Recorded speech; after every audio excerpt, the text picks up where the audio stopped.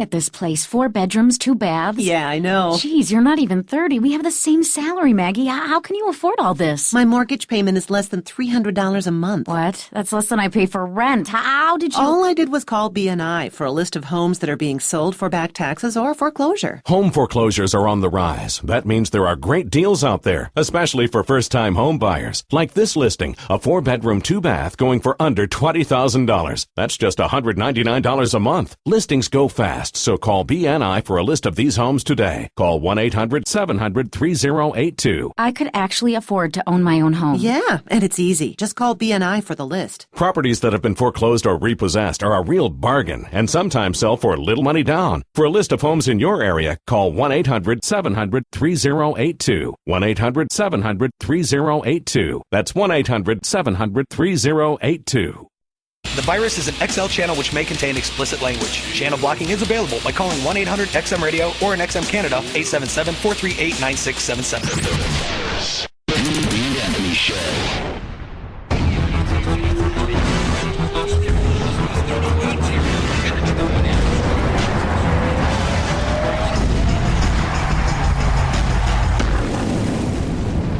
Who you trying to get crazy with, Whitey?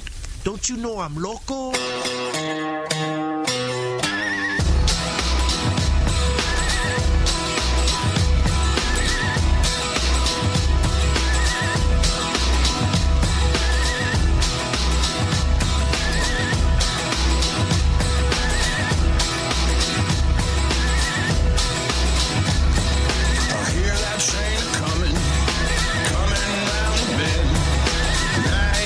Sunshine since I don't know when. Now I'm stuck in Folsom Prison. Time keeps dragging on. And that train just keeps rolling on down to San Antone. When I was just a baby, my mama told me, son, always be a good boy. Never play with guns, but I shot a man in Reno just to watch him die. When I hear that whistle blowing, I hang my head and cry. How y'all feel out there?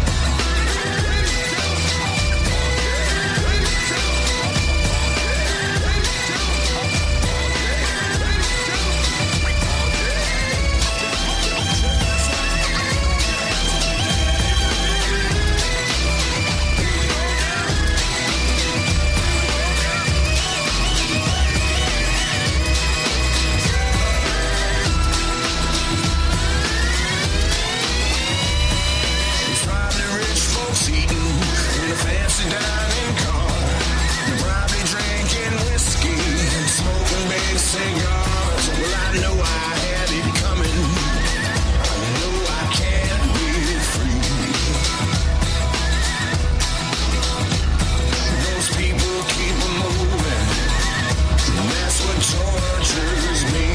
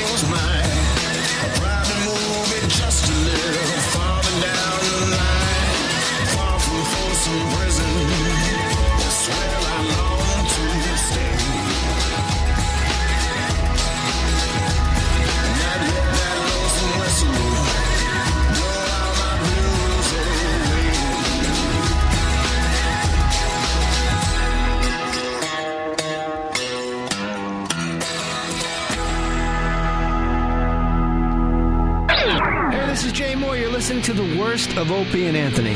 Isn't all of it the worst? Hosted by Primetime Sam Roberts and E-Rock.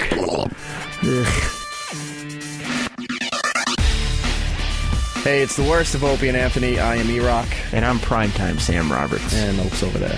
Hey. Well, how come you're not introducing him properly? Talking like a regular guy now. That's only because he told you to. Why don't you do what's in your soul? Nah, I'm a changed man. Be a jock. Nah, just gonna go with whatever we have. We're performing. We're putting on a show here for the people. E-Rock, why am I not on your hero list anymore? Not hero. I've been wanting to know the answer to that for a long time. That MySpace has been nuked. There's nothing on it. Yeah, but you took him off the hero list before you nuked it. Oh, yeah. And why? Why? Behind-the-scenes politics. Really? Yeah. Is it because you didn't want Ant to get jealous because he's not on your hero list? Oh, no. 4 years later, he's over it by now. Good thing he doesn't listen to Worst of. All right. And this is the worst of Opie. Let's talk about some wines from Dr. Steve and Steve from Bayshore. Okay. So, what about it? No, you didn't introduce that. All right, I'm kind of confused. Why are you guys turning the best of Opie and Anthony, or the worst of Opie and Anthony, into the Sam and E-Rock show? We want to do radio. Is anybody on to this yet? We just figured we found some open mics. Let's grab them. We saw an opportunity. We seized it. Yeah, it's not about you guys. It's not? No. Who's it about? It's vacation. I've heard these worst of shows. There's less and less of Opie and Anthony, more of Sam and E-Rock. Well, it's not our fault the company said, look, do what you can to squeeze as much of them out of the worst of shows and come up with new content. So what you're saying is SiriusXM is incompetent and they don't know what they're doing with this No. Opie and Anthony show. I think what E-Rock was saying is SiriusXM said, we heard the first test tapes. Yeah. We did test tapes. Yeah. And they said, what we need is more Sam and E-Rock stuff. Really? Yes, that's what's going on. All right, what are we talking about here? Dr. Steve's wine. Yeah, Ope likes the finer things in life. Ope enjoys some good wine. Mm-hmm. And some of our friends feel the need to provide some of their own wines to Opie. Yeah. Dr. Steve is one of them. He makes his own. Let me make a blanket statement here. Homemade wine sucks a dick. And that's going on the record. You could put that in your signature on Wagbag. Yeah. You could put it up on your Twitters. You could put it anywhere. Post it on drsteve.com. Yes. I know people mean well, but homemade wine sucks a dick unless your last name is Mondavi. Yes. If your name is Mondavi and you want to make some wine, I'll give it a shot. Or Yellowtail. Yellowtail sucks a dick. Yellowtail is an awful wine. It really is. What about Gato Negro? I don't know what that is. It's Black Cat. It's a $7 bottle of Merlot. Oh, okay. That's why I don't know what it is. Didn't Stumpbrain make his own wine or something? Oh, yeah. No. Yes. I think so. I think he does. He's that type of guy. And he had that wine in his office that came in coffins that he'd special order. I don't know, but Ope's afraid of coffins. Scorch told me, so he wouldn't like any of that wine. Actually, I'm afraid of this chemistry. It's just amazing. I'm going to just sit back and watch the chemistry ensue. You told me I should try new partners. This is it. Oh, wow. Number 4. When everyone else said no? Look, we're trying new things. We're young in the business. Yes. Look, I'm going to give you a little something. I'm a wine snob. Absolutely. I don't know how that happened being a poor white kid from Long Island, but I like a good bottle of wine. And if you're going to bring wine by, I will check it on wine.com. That is a true thing that happens. And the homemade wine gets poured down the drain before you even turn your back. Because I like to see the pain in your face as I do it to you. Or in Dr. Steve's case, you smash it into a garbage can on national radio. Oh, did I do that? Yeah. Yes. Oh. So hear for yourself how it feels to have somebody smash your gift to bits on the worst of the Opie and Anthony show. This sucks camel dicks! You're listening to the worst of Opie and Anthony. You're failures! Well, we got our first Christmas gift of the season, so we're going to open it up live on our show. We're very picky when it comes to our Christmas gifts. Goodies. Meaning that we don't get many Christmas gifts. No. Because people are scared to try to send in something that we might like. Go ahead, try to please us. I dare you. Yeah. We suck. Yeah, try sending a really expensive bottle of Cabernet. I dare you. Hope you look it up online and Yes, see I will. how much it costs. What a fuck. That's great. Just look it up and go, cheap shit. Apparently, Steve from Bayshore went to piss.com to get the wine he left at Ope's Brothers Restaurant. Steve gave me a talking to. He goes, dude, you do realize that the wine was very good. And Yeah. I did look it up for real and went, fuck. No, it wasn't. It was not good. Some newscaster fell out of the fucking thing while she was making it.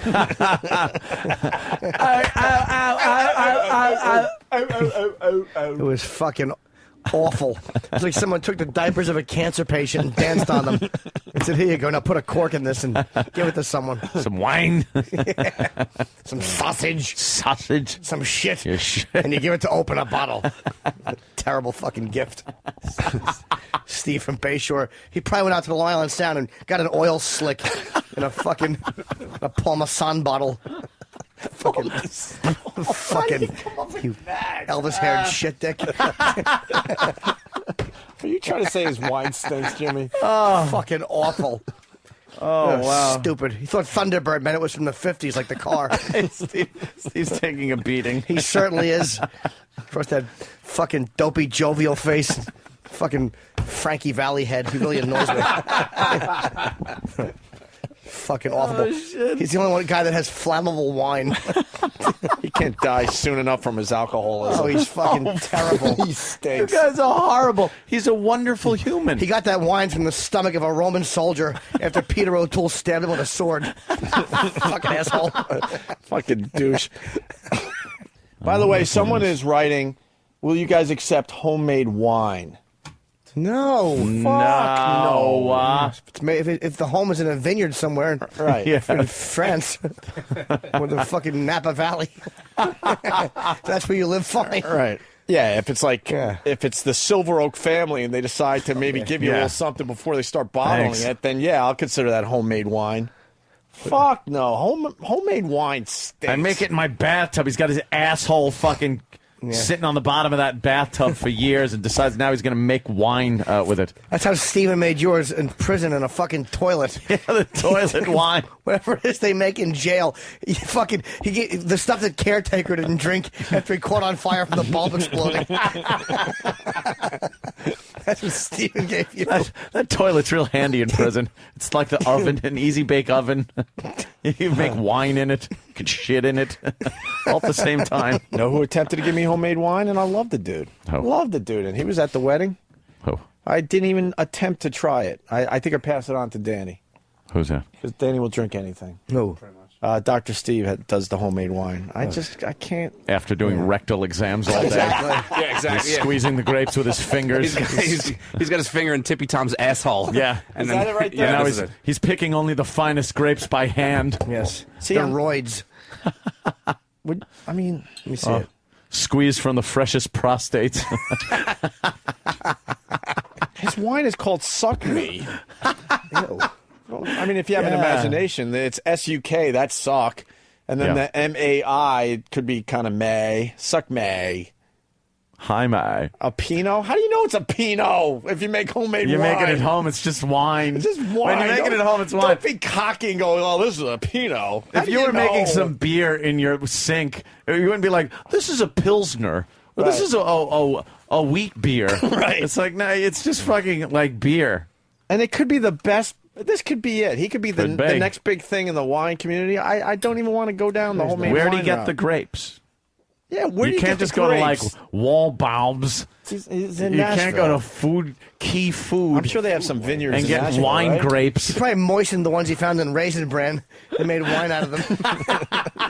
Fucking zilch. Dr. Mengele, here's some wine.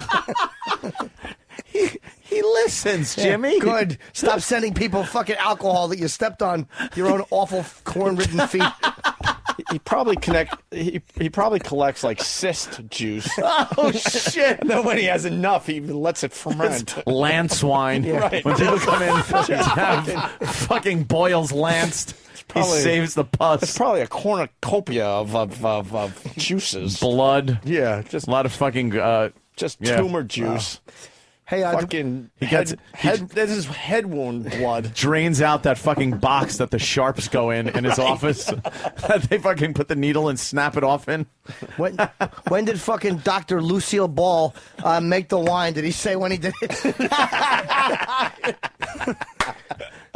What year is it? Oh, Ricky. This is an 08. So It's an 08. Is it an Wow. Yeah, you got to let it sit for a little It's while. aged for It's an yeah. a week. Oh, In 08 is not the year. It means August. Oh, the Fucking Vinters. swill. Dr. Steve. It's awful. And it says M-I-S-E. He's trying to get French here. M-I-S-E new word, E-N, new word, B-O-U-T-I-L-L-E-S. And it says use only as directed. Yeah. That means from my balls in French. You should at least make Cialis wine or something. Fucking melt Drink down it down some and get of a hard on. something, right? Fucker. It's a, Fucking horrendous. Fuck you and your homemade wine. it's a wine/salve. Right. Stinks. Who wants to try this? I'll try it. Who wants to give it a whirl? All right, open this fucking thing up. Immediately. Doesn't even have a cork in it, does it? Does it screw? Is it a screw top? It has some nice, like, corking. It is like corking. What has he got? Like He's shit got at a home to seal do on that? it. He Yeah, probably took the cork out of a real wine, stuck it in his. What is the cork? Is it Nah, real or that's- is it that's one of those way in there, synthetic man. corks? Wow. That's way in there. Actually, I know how he makes it. I shouldn't give it away. No. But he walks into the garage and he fucking tips the lawnmower and he puts that in the lawnmower gas tank and he fucking puts a fancy label on it. Just drinking fuel. He dumped a little Welch's grape soda in there to give it that authentic wine flavoring. Grape and soda. and fizz. Not even grape juice. Dr. Steve is a cunt. He just is the worst. I'd rather drink wine from Dr. Kevorkian. Right. Fuck you and all your pills you send us. Go screw. Holy shit. Hammering him. Him and Steve the doctor and Steve from Bayshore should get together like Thelma and Louise and drive off a fucking cliff. Holy shit. Tie some grapes to the bumper of the car, and when it hits the bottom, it'll fucking squish and make a good wine. We We don't have a want to. corkscrew here, huh? We don't want to drink your cancer juice. You fuck. Shit. It's terrible. We hate it. All All right. right, we'll open it up. Here it goes. It's funny. It's awful. Oh, you know this is gonna suck. I know. Watch the whole bottle just fucking explode. You know what? I'm a wine. Let me look at the bottom of the cork. Well, Not let me much see. color there, I'm but a wine it's connoisseur. a Pinot. So I'm going to be really honest, and Okay. and Ant knows his wine too. yeah, Yeah. a little bit. I've smelled worse. Yes. That's the That's best a- I can do right now. Oof. Yeah. It smells like wine that they Oh, leave I could- you know something? It I'm smells a smelling little something vinegary. in this that's vinegary. Yeah, a little too much. I was going to say that too. You know why? You know it's a great wine when the first word in the name is Molotov. I just stuff a rag down there and throw it at some Palestinian. That's fucking great. Drinking know out what? of a paper cup is pretty good too, I guess. It's not bad. I wouldn't drink it though. No, It tastes like what you like bar wine, like when you ask for a glass. Oh, of house wine, yeah. house wine, I should say. it's like a little house wine. Yeah, I didn't. Let me see. That's It's not that bad. I would love to really kill him, but I have expensive wine taste. it's got legs like Christopher Reeve. What do you think? It's really not that Very bad. thin. I mean, it needs to sit for a while, but it's very thin. What do you think? yeah. I think if that sat for a while. Yeah, it wouldn't be too bad if it's. I think if it sat for a while, the colonies on Venus would enjoy it. If it sat where in a vat of real wine. I should fucking sit on the business end of a shotgun, have a drink. He probably really fucked this up, and it's probably a really nice French wine, and he just like poured it into this poured it stupid in there, homemade bottle. and we're laughing at it. Yes. It's like a real expensive wine. Right. Yes. How would you know in the end? I'm not stupid. Yes, What do I know shit. about wine? It's a fancy French wine, Le Dog Merde.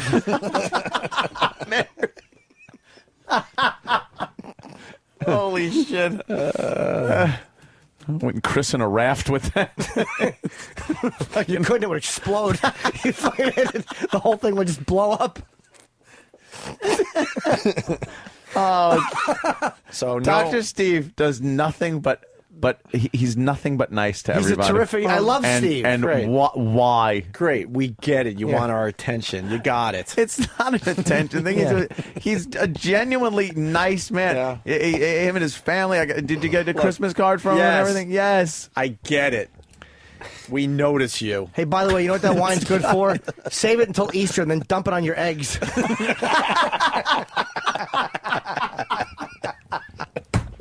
Ugh.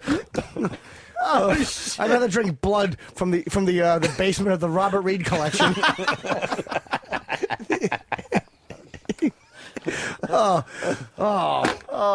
Poor Dr. Steve. Yes, here's a little from 78, the Macmillan years.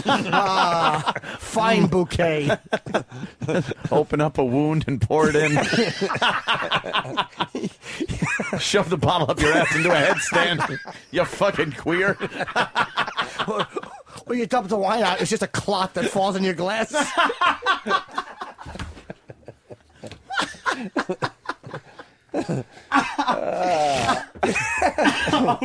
Two of them and their fucking shitty wine. Stop trying to be sophisticated, you I know. zeros. Wine is not supposed to have an Exxon label on it. Fucking, both of you should be fucking shot with a shit gun. Right in the fucking mouth. Are you kidding? You're both white trash. Stop trying to be part of society. Oh, the nervous Steve from Bayshore.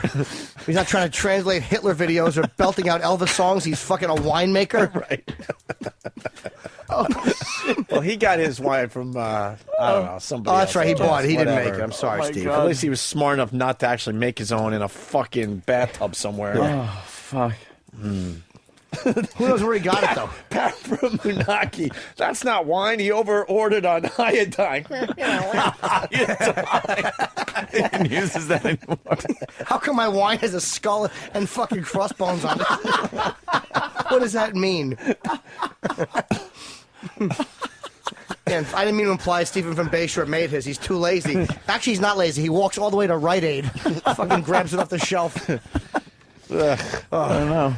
It's got to be good. It's named after a woman, Miscarriage. Yes. You know it's not a good wine? It's called Port-au-Prince. It's got sewage in it. Fucking monkey toenails.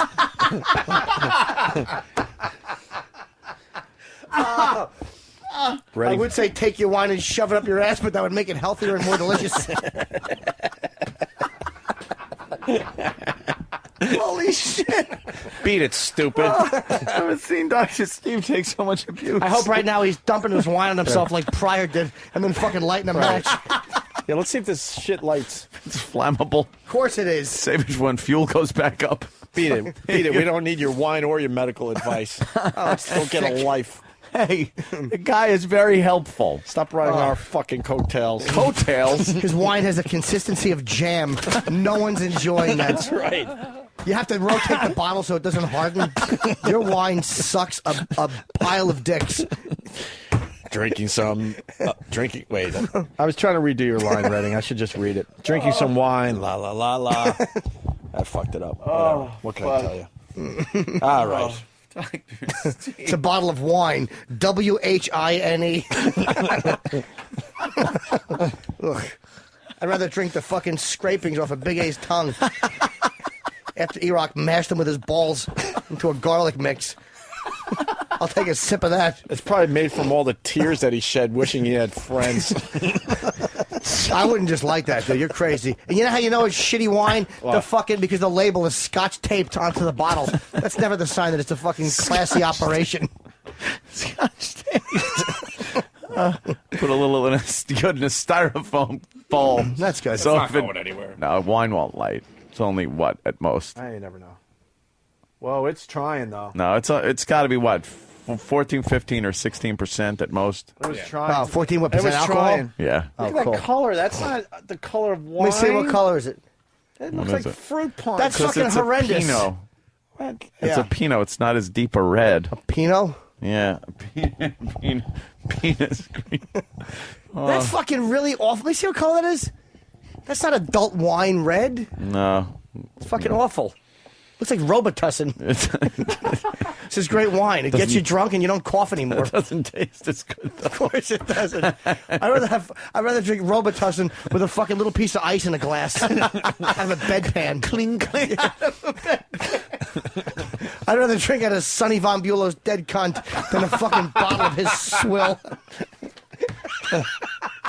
Stick to the doctoring. You zilch. Oh, it's What a douche. fucking horrendous. Now make it up to us and send us some real wine from a real vineyard. You know, Bonnie Blakely ordered a bottle of this, and that's why fucking Robert shot her. You gotta put some doctor sayings on there, like open and say, ugh. Oh, no, more accurately, spit. Someone out there is confused Eric S. from Fishkill. I think I'm drunk off a sip of this shit. What do you make it with? He goes, that's Protein. Crushed Valium. You know what it is? It's fucking 3 grapes and grain alcohol with fucking red food coloring. It smells like that.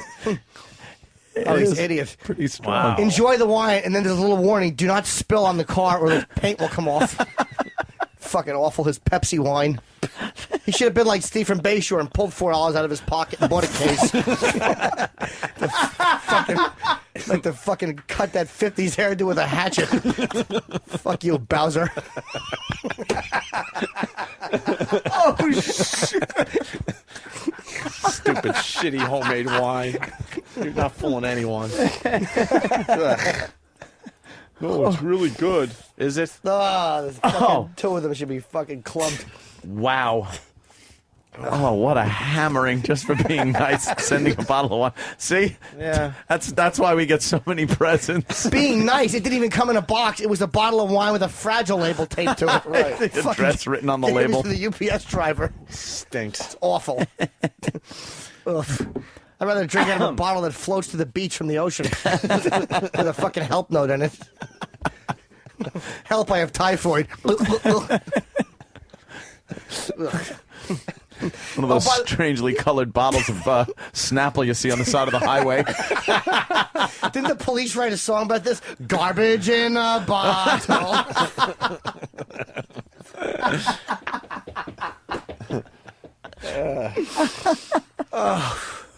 Oh, my fucking head hurts. I feel bad because I hurt Dr. Steve's feelings pretty bad. Oh, what did it do? Well, we were talking about Opie's wedding, and we were talking about the seating, and I was like, yeah, it got stuck in a table with fucking Dr. Steve, and he got, like, I was only joking, and he knows I was joking, but he took, like, all offense to it. Dr. Steve bought me like a couple of glasses of wine that night when we were all hanging out down in the lobby of the hotel. Of course you did.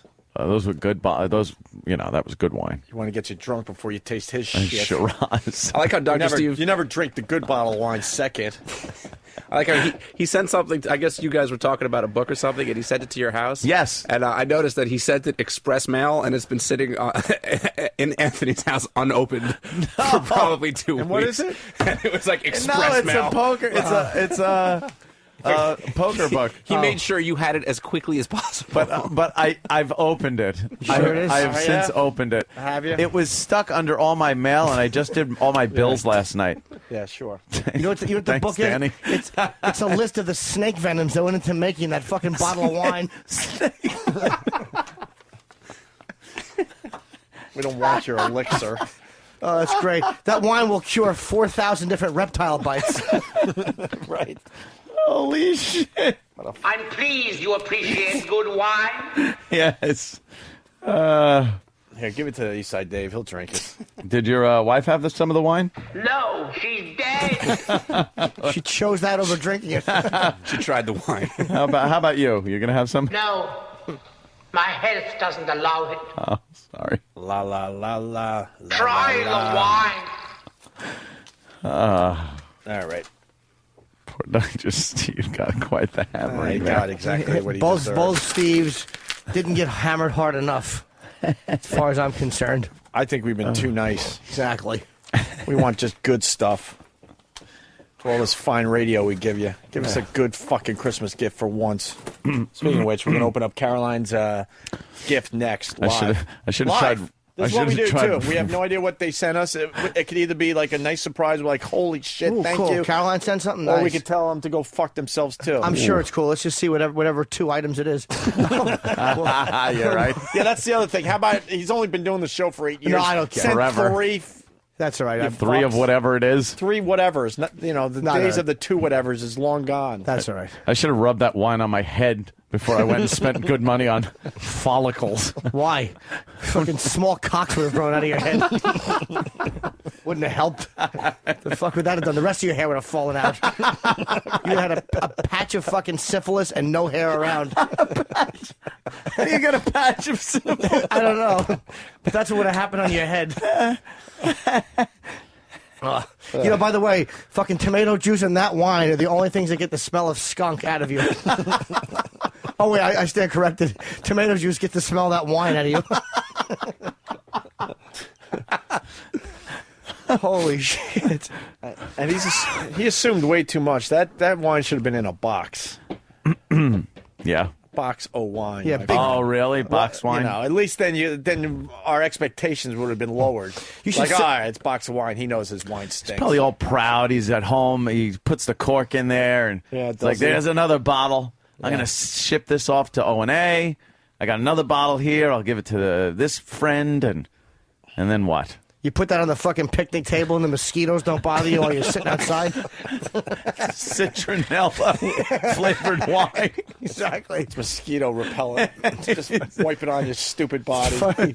Steve's wine actually sent Tippy Tom into Alcoholics Anonymous. Right. I ain't drinking that stuff. Guys drink anything. Fucking sterno bum. He's not touching that. Yeah.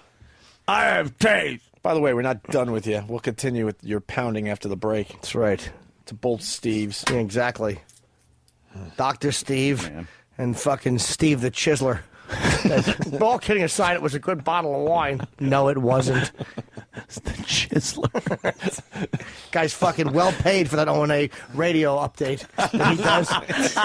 All the money he's making on that, and he's just fucking punching it around. He's pissing it away. Of course he is. Into Steve's bottle, and he's calling it homemade wine.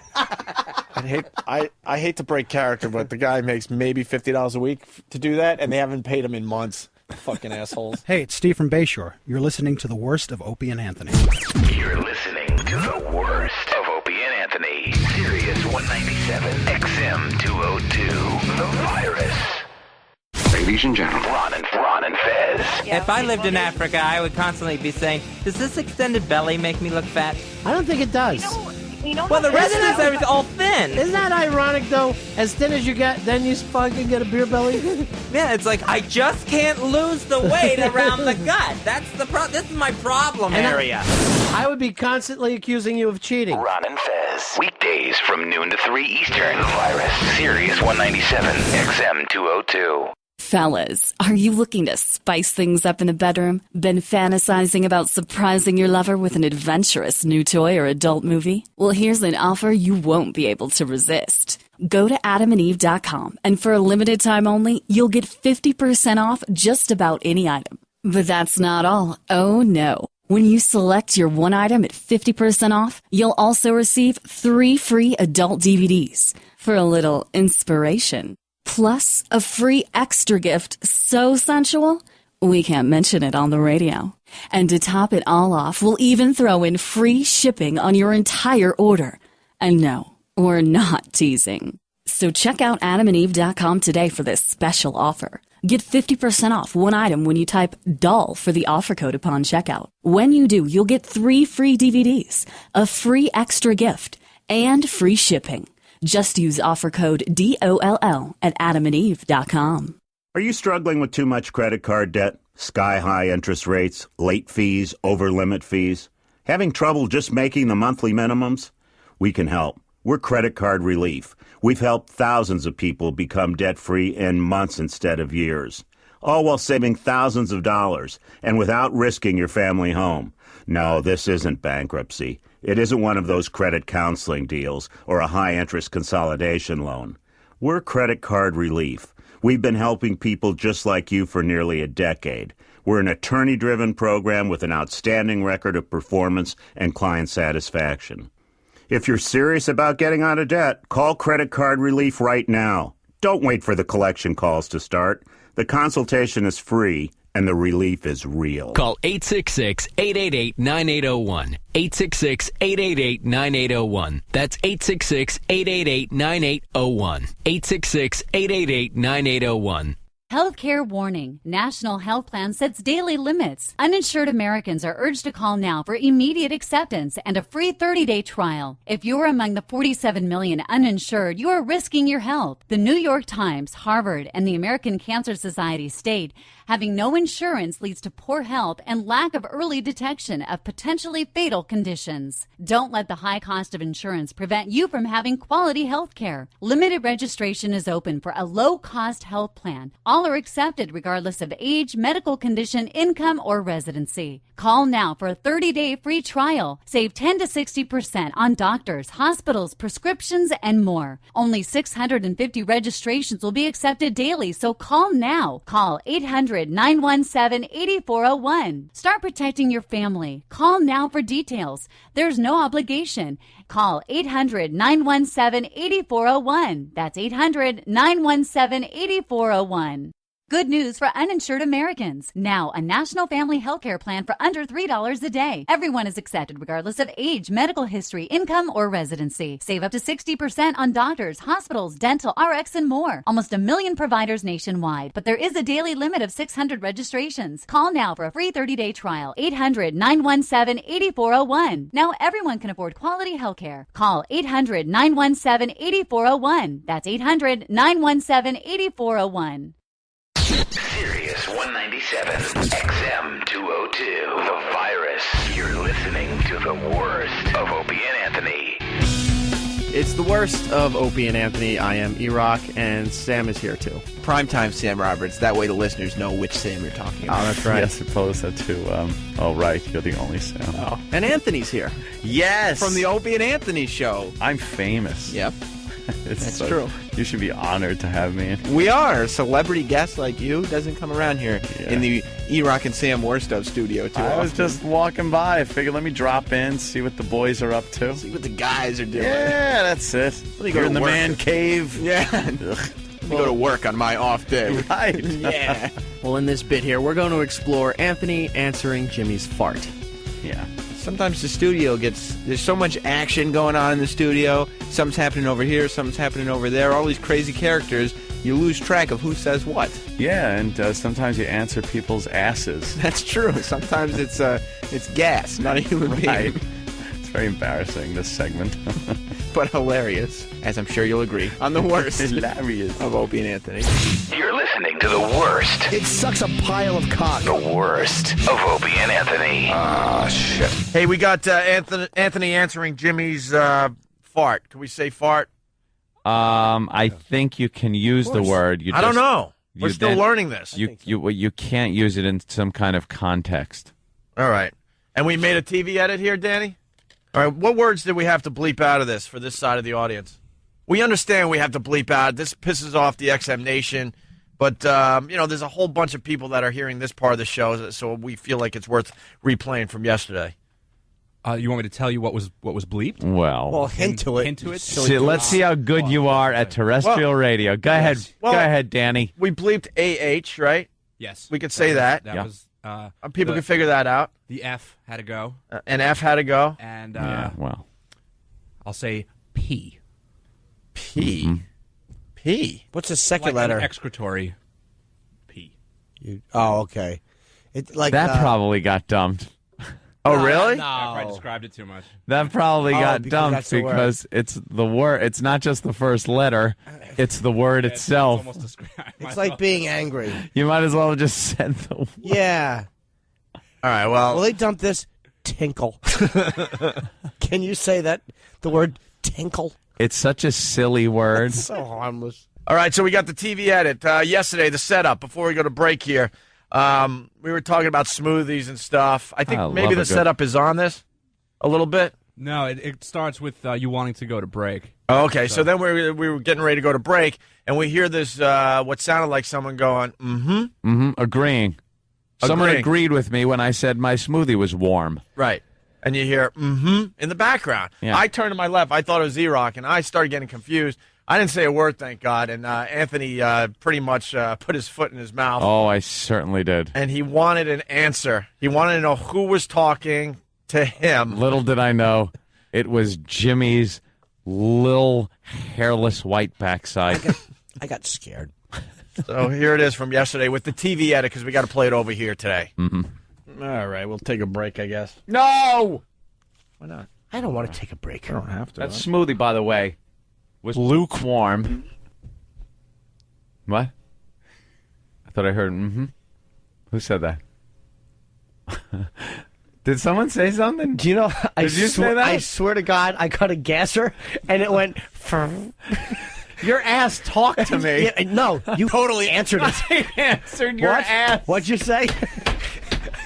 I answered Jimmy's tiny. It went. That's the TV edit. But we love TV edits. TV edit where you add the word in. Right. Is that horrid? You sound so paranoid. Like, am I hearing voices? Who said that? Who said that? Talk to me. Answer me. Yeah, because it went.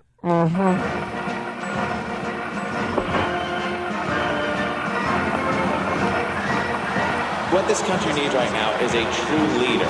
A true leader. We need a strong fist. The fist! The parties will be dissolved. You will be the voice of the nation that is saving the globe right now. And if anyone, God forbid, tries any shenanigans with this country, you will see a use of force as you have never seen. I'm talking devastation. It will be utter chaos.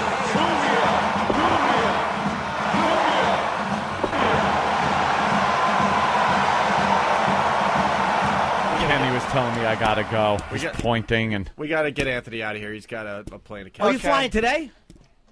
yes, I am. Have a safe I'll be trip. in sunny Miami. Have a safe trip. It's great to see you. Say hi to my ex-in-laws. I will. Absolutely. You look great, man. Stay down there. Thanks. So do you. No, I mean you got a nice cock. That's what I meant. Yeah. I'm sorry. Anthony is all Definitely cock. right. Is that true? It really is disgusting. All cock, no talk. It's a all big the cock. Italian mess. We've told It is. We've told the cock story Yeah. one time. Dinty Moorcan. He's got something going I'm on. still working on the smell of onions. I can't get over that. Jimmy's oniony bag. Anthony doesn't shave his pubes either. It's fucking. Just picture a blood sausage in a shrub.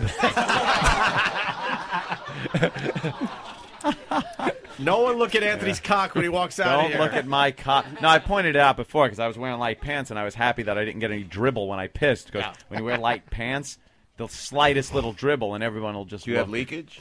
Well, no, but if you're in a hurry, you're doing a radio show. You got to make sure you get back before you're on the air. You got to pull your dick in and oh fuck, and then it's just like out there.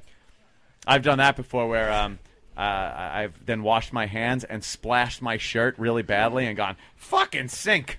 Yeah. In there. Ah, God. I was in a hurry so bad one time I pissed all over my hands. I was washing my hands in my own piss. Yes, and then I that's soaked another my thing, cock in the sink and my hands were covered in piss. I was like opposite day. It's stupid. It's like when you use Preparation H instead of toothpaste and your mouth hemi shrivels up. And then Crest just burns your asshole. Crest burns too. your asshole, but your asshole smells great. Yeah. For You people talk when with they your shove ass their the rest teeth of the in day. your asshole.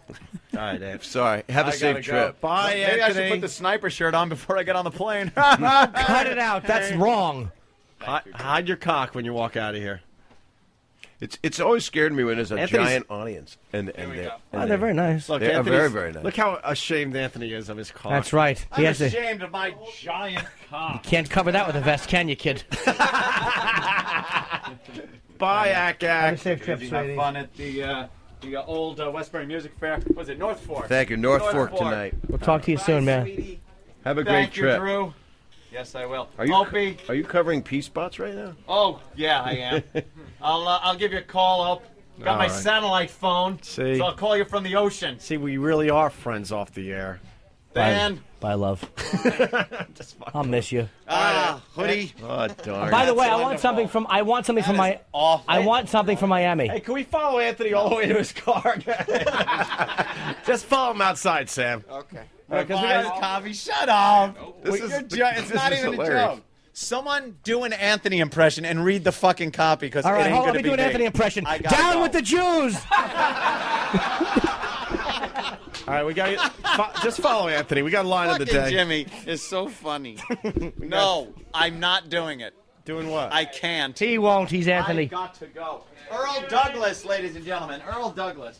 Boo. That was more than Earl deserved. And here I am, walking out. I'm leaving the show before it's over. You're insane.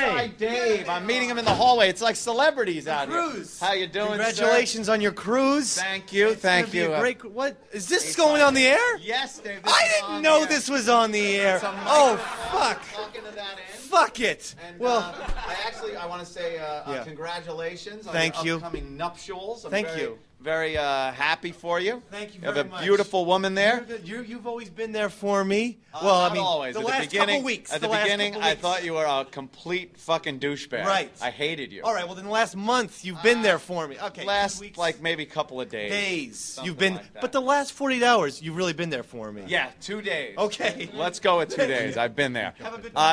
Kenny's yelling at you. Now, if I'm late, it's your fault. The elevator. See if the wireless Sam? mic actually works. In there. Hey, Sam? Hi, Jim. Yeah. Oh, it's a crowded elevator. We got Sam. We're gonna have today. Sam on the phone too. Anthony leaving the show. Going down, everybody. Line of the day is brought to you by BowDogFight.com. By the way. Yeah. Oh, fourth floor. Good. It's going to stop on every floor. Oh, yes, sir. Get out.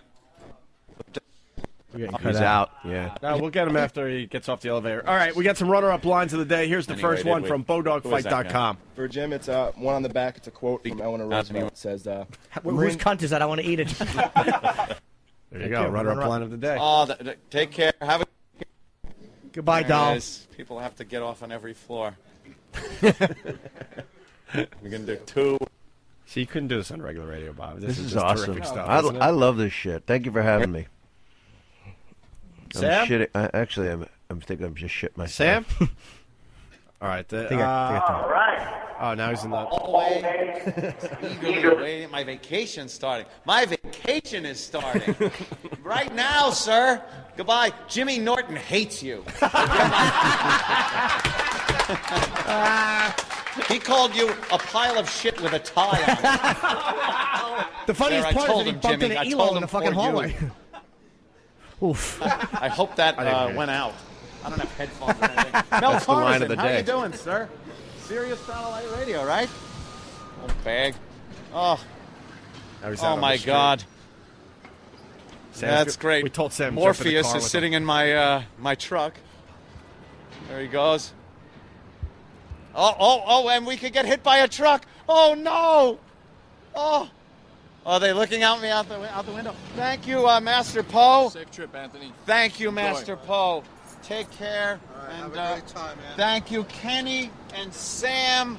You want me to take the mic and drive and see how far the fucking range is, you asshole? Sam's getting in the car with you. Now, hold on. Can he hear us? Yeah. Oh, good. Thank you, Master Paul. Now I'm going to annoy you like a caller. Thank you, Kenny. Hello? Hello? Am I on the... Hello? Am I on the air? Sam's getting in the car.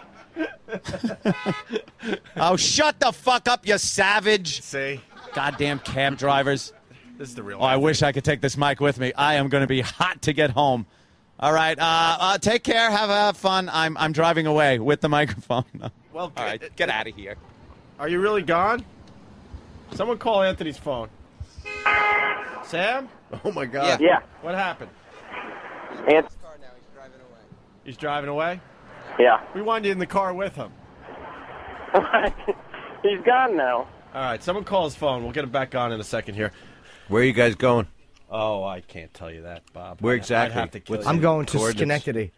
Really? Yeah. You're going to spend the whole time there like a resort there of some kind? No, I'm taking a trip to, it's called to Girlfriend's Pussy Town. And I'm going to fuck Right. her for the next 2 weeks brutally. You ever make a snuff film with her? I would love to. A couple of trucks, different Excuse me, directions. Anthony's on the phone. Oh, hi, Ant. I best not get pulled over because I'm using a cell phone illegally. Oh. How's your vacation going? That's the least of our... Great. I'm relaxing on a beach. I have a banana daiquiri. That's the least of our problems, by the way. Didn't you read the New York Times today? All right. Hello? But I lost you. Sorry. I hope you lost me. Jimmy, This was just like that fucking cell phone commercial, I hope. Jimmy, did you hear that I told the guy downstairs? Yeah, I was rolling. Okay, good. And Good. I wasn't sure. I was rolling. I was going out. And then I Good. tried. Now he knows. And then I tried to improv after, and it got less than a 0.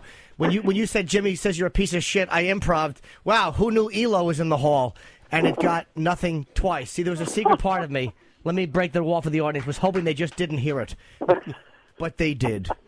And hold on. Okay, I had to soak in that for a second. How's the traffic there, buddy? I'm making my way across town. Not bad right now, but over by Park it gets a little silly, and I have to really get offensive. I practice offensive driving because when you're in a city with cab drivers that are all just real, well, you know. Hey, yeah, can we keep the channel on with you just driving home? Maybe you could crank up the radio and sing along as you're driving. Oh, and see what I do on my normal drive home? Just it doesn't even matter if it's good. We'll just all right, let me see if I could. All right, figure out what you want to listen to on the way home, and we'll just have the channel on. It'll be Anthony driving home. People will listen just for the hell of it. All right, figure it out. We're gonna do line of the. They're nice to me. Yeah, little foreigner. I'm psyched. I'm on vacation. By the way, the new 2007 virus, O&A Traveling Virus T-shirts are on sale at myradiostore.com. Very cool. Nice.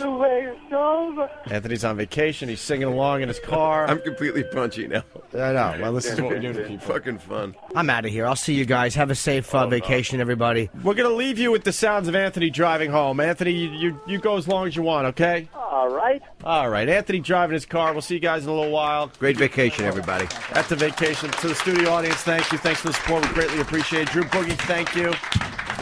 We'll just keep Anthony on in his car, and Ron and Fez are up at noon. Thanks, guys. Oh. That's good. God, get out of the way. Ben. Look at this idiot. All right. Little Peter Gabriel. Ooh. Just about to 2nd Avenue. My favorite part is getting on the Queensboro Bridge. Because no one understands you can't go straight here. If I get pulled over, it'll be really interesting, having to explain to the police officer why I'm using a cell phone. All right. I'm bored with that song. There's some awful music on XM. Oh, am I on the air? Fuck. What is that?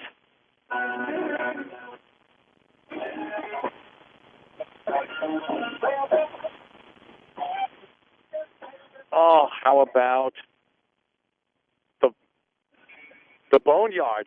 Oh, Metallica. One. Psst.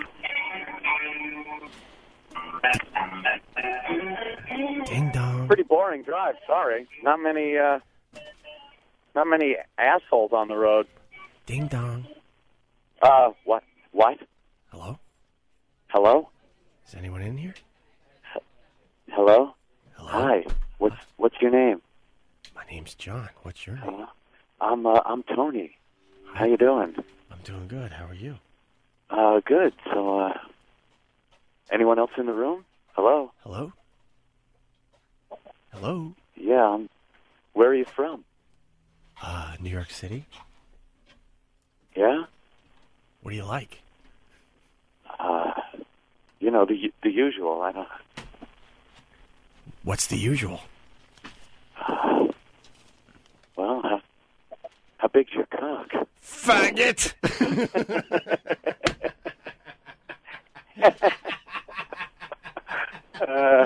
Sorry, I thought I was calling the gay hotline. I got mixed up. I realized I was... No, you ass. I wanted to talk about hockey. You on the air. Oh. Come on. There we go. People don't... Oh, shit, my tire's just squealing. I keep forgetting I'm in a big vehicle. I try to drive this like a race car. Where are you going on vacation? I can't say. You can't say? No, it's top secret. Is it somewhere warm? Actually, I'll be in Miami, too. Will you? Oh, you want Not to hook up?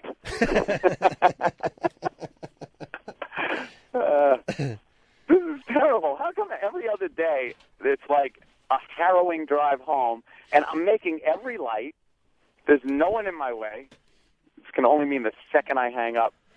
Well, that's why pandemonium. That's why I thought this would be a good idea, because of the old days when we used to drive in together. Yeah, I'm not gonna, fake it. I would. Well, that was a little annoying. What was that? Somebody just jammed on the brakes in front of me for no fucking reason. I love that one. And now I'm entering this area in Queens where people don't understand that these lights stay green on this side for like 2 seconds, and you got to really move quickly. Mm-hmm. But now there's a cop vehicle in front of me, so I can't really beep at him. I'll just beep. What's the protocol with the cop trucks that haul around like the roadblocks and shit? There's no one in there that can like get you in trouble. Nah, You're just driving a fucking truck. I think those guys are the plebes, man. They're fine. Beep at them. They're not real. They're not real cops. They just look. Yeah, they don't have any radios or anything. I don't see an antenna, so fuck them. Please drive on the sidewalk in front of everybody. Oh, shit. I don't think I could get up through there. No, not through that. Well, if the road was blocked, because this is also the area where big rigs back into these warehouses and block the road for like fucking 10 minutes. Yeah. And then that's when I make my sidewalk moves. But if this guy decides he's going to do it, I could do it. But the cop vehicle, that would be really funny. They would just look at me like I'm a real asshole. All right. Oh, there he goes. Okay. Yeah. So okay, we're done. I got nothing going on here. It's the easy drive home. What do you mean? There's like no traffic really. There's no assholes in my way. And then what happened? Come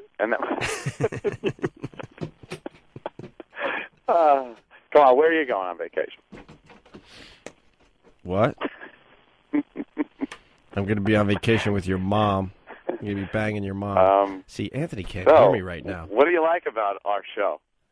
I like the fact that I do all the heavy lifting and do all the hard work for the show and take all the meetings and think up all the bits for the entire show.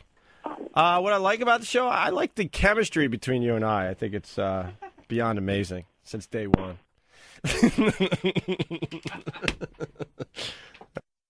We're out of here. I was going to say have a good vacation. I guess we're on vacation. So, guys, you guys have a good vacation, too.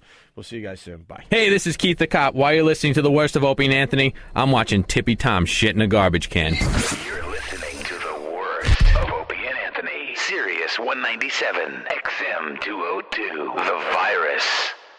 What's up, guys? This is the world champion Judah Friedlander from 30 Rock, and I have my own show on Raw Dog Comedy Uncensored, World Champion Radio. I'm going to be giving you behind-the-scenes look at 30 Rock, interviewing cast members like Alec Baldwin, actors from movies I've been in like The Wrestler. I'll be talking about how I'm the greatest athlete in the world, how I bowled a 300 using a golf ball. World Champion Radio, Wednesdays, 5 East, 2 West. Raw Dog Comedy Uncensored, XM 150. So you want to stop smoking? Well, you could try the nicotine patch or gums at a cost of $200 to $400 to find out they have a success rate of 7% and no refunds when it doesn't work 93% of the time. Here's a better option. It's called All Natural Smoke Free, and it's a complete stop smoking program with no caffeine or nicotine, and it not only works on your physical addiction, but your mental addiction as well. And here's the best part. You can try it free. That's right, free. Grab a pen and take this number down, 1-800-218-0291. When you call today, you get a 30-day supply of the smoke-free capsules, a guide to living smoke-free book, a CD and DVD support program, weight loss capsules, and a capsule holder. Over $130 worth of product free. You just cover a small shipping and handling fee. If the program works for you, then of course we expect to be paid. If it doesn't work for you, pay nothing more than the small shipping handling fee. There is no stop smoking program on the market today that offers this type of guarantee. Call 1-800-218-0291 to get your free order of All Natural Smoke Free. 1-800-218-0291. Is your credit card debt out of control? Can you no longer pay the outrageous payments and fees? There is relief. Debt Help Experts. A 10-minute call right now can cut your debt and let you save for your financial future. In 2008, consumers with $10,000 or more in credit card debt legally have the consumer right to reduce their debt and satisfy their debt obligation. For your free consultation, call Debt Help Experts. Be one of the millions of Americans who are finally being told the truth about their debt options. Call Debt Help Experts within the next 30 minutes to legally reduce your credit card debt and save thousands. Exercise your consumer rights and let a debt specialist relieve that credit card stress once and for all. Call Debt Help Experts now at 1-800-979-1648. That's 1-800-979-1648. Call right now, 1-800-979-1648. Debt Help Experts is a marketing service that matches consumers in need of financial assistance with companies that may be able to help. Recession, inflation, market volatility. What do you do to protect your money? No, not cash in the mattress. I'm talking about gold, the only asset that's not someone else's liability. Call Swiss America for a free education on gold investing. Learn how gold offers you safety, liquidity, and excellent profit potential. How gold coins protect your wealth from inflation, deflation, and recession. And how rare gold coins offer owners 100% privacy of ownership. Call now for your free copy of Gold 101, Gold IRA, and Gold the Next Stage. You'll learn before you invest and earn. In a world where investors are looking for long-term wealth preservation, Swiss America is inspiring America to rediscover gold. The DVD, booklet, and newsletter are free. The knowledge you'll gain is invaluable. Call Swiss America now while gold is still a great value. Call Swiss America now, 1-800-917-8102, 1-800-917-8102. The call is free. Call now, 1-800-917-8102. When it's time to go to the track, Sirius NASCAR Radio has got you covered.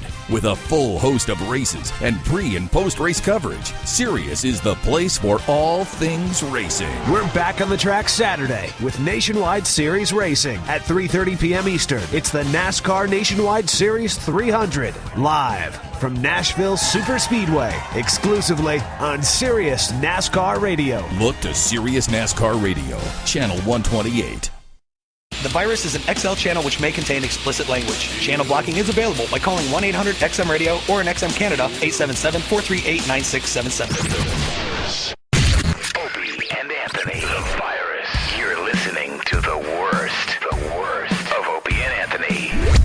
Hey, it's, of course, the worst of Opie and Anthony. I am E-Rock. Sam is checking his voicemail. Just checked it. It was Eastside Dave. Okay, so while it's okay, I'll take over for Sam. So while he's doing that, we'll talk to Big Kev, host of Big Kev's Geek Stuff. Yes, you can find it over at BigKevsGeekStuff.com each and every week. We're going to go a little old school here. One of the more recognizable bits that involved Kevin. Actually, we refer to those as the fat years. I just got off my phone. I did want to correct you. I think it's Greek stuff, so we may have to fix that. Okay. When does that joke get old with you? Well, ever? I'll tell you this. It's on fire right now, and the listeners are loving it, so I hope it burns up.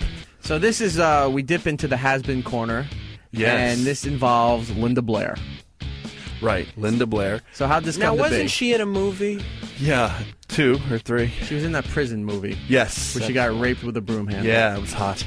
Rock. And then she dated, what's his name? Well, this isn't the E! Entertainment True Hollywood Story. We're here to talk about Big Kev. No, look, the prison scene's my wallpaper on the phone. Oh my gosh. Nice. Right? That's disgusting. Back in those days, I didn't actually do the interviews per se. What I would do is set up the interview. Pretty much, I would set the person to be interviewed up to call the studio, and then the boys would, of course, take over and take care of the interview. And at that point, usually, I would not be present, or I would be present on another phone listening for a natural break point to cue the quote celebrity that the interview to wrap up and so on. You were at the cons, like saying can you talk live? Yes. Like you'd call in, right. like you'd do it at the Friday. Because we were in afternoon drive. Right. That block of time, I was able to get those interviews live from the convention floor, and some of them were very funny, obviously. But in the case of Linda Blair would not. Would only accept the phone number from me. She didn't want me to be there because she was preparing she had to whatever get that means, into I guess. And she publicity didn't want me there, and I was fine with that because, quite frankly, at that point, I didn't need to do anything. Mm-hmm. So I gave her the phone number. I coordinated with the show's producer at the time. I can't remember what his name is.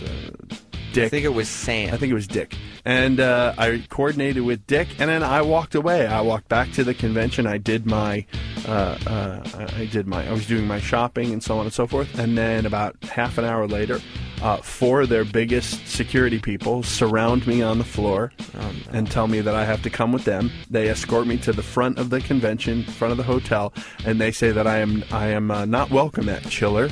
And because of what occurred with Linda Blair. Well, we don't have any time to play the bit now for that, so that was the Linda Blair Has Been Corner with Big Kev here on the worst of Opie and Anthony. Who the fuck is listening? To the worst. Who's fucking listening? To the worst of Opie and Anthony. Big Kev helping us out with celebrities today, Anthony. Yeah. Who'd we talk to so far today? Ruth Buzzy. Ruth Buzzy. Nice. Yeah. And right now on the phone, it's Linda Blair. Linda Blair.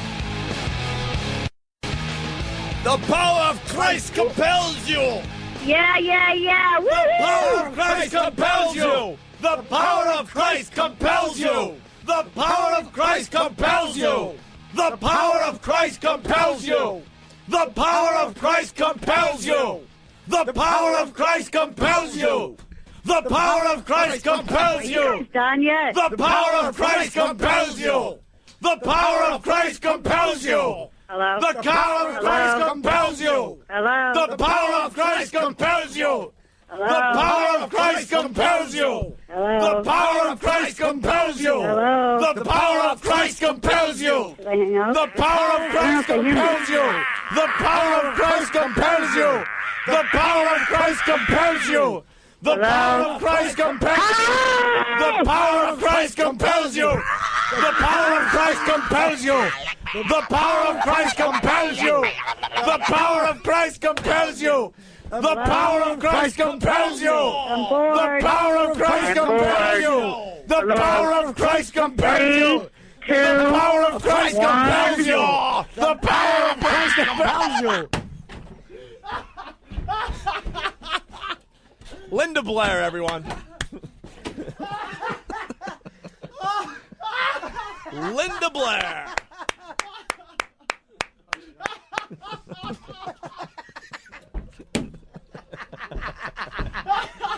Oh, my ribs. That could be one of the best interviews we've ever had. Oh, man. I didn't know half that stuff. Dying over there.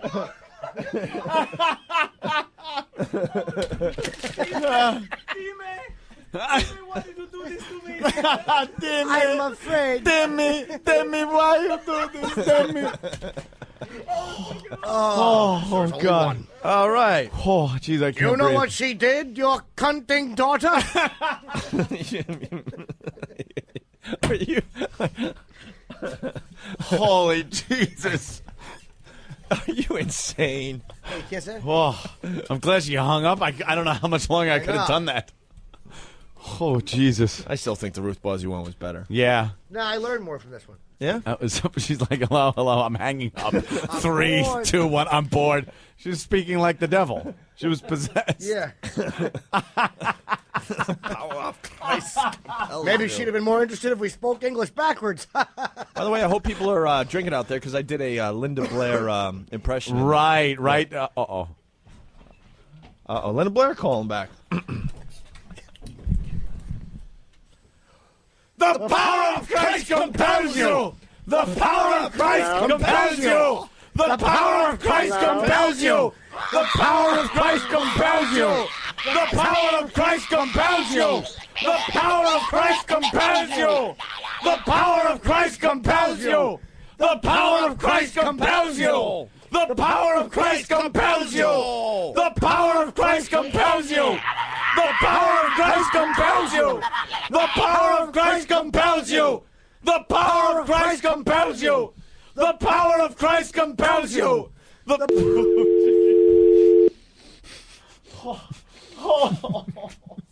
She ain't getting no more. Yeah. I don't know why she calls back. All right. She definitely got too many plugs. Bang, ba, bang, bang, bang. It's Friday.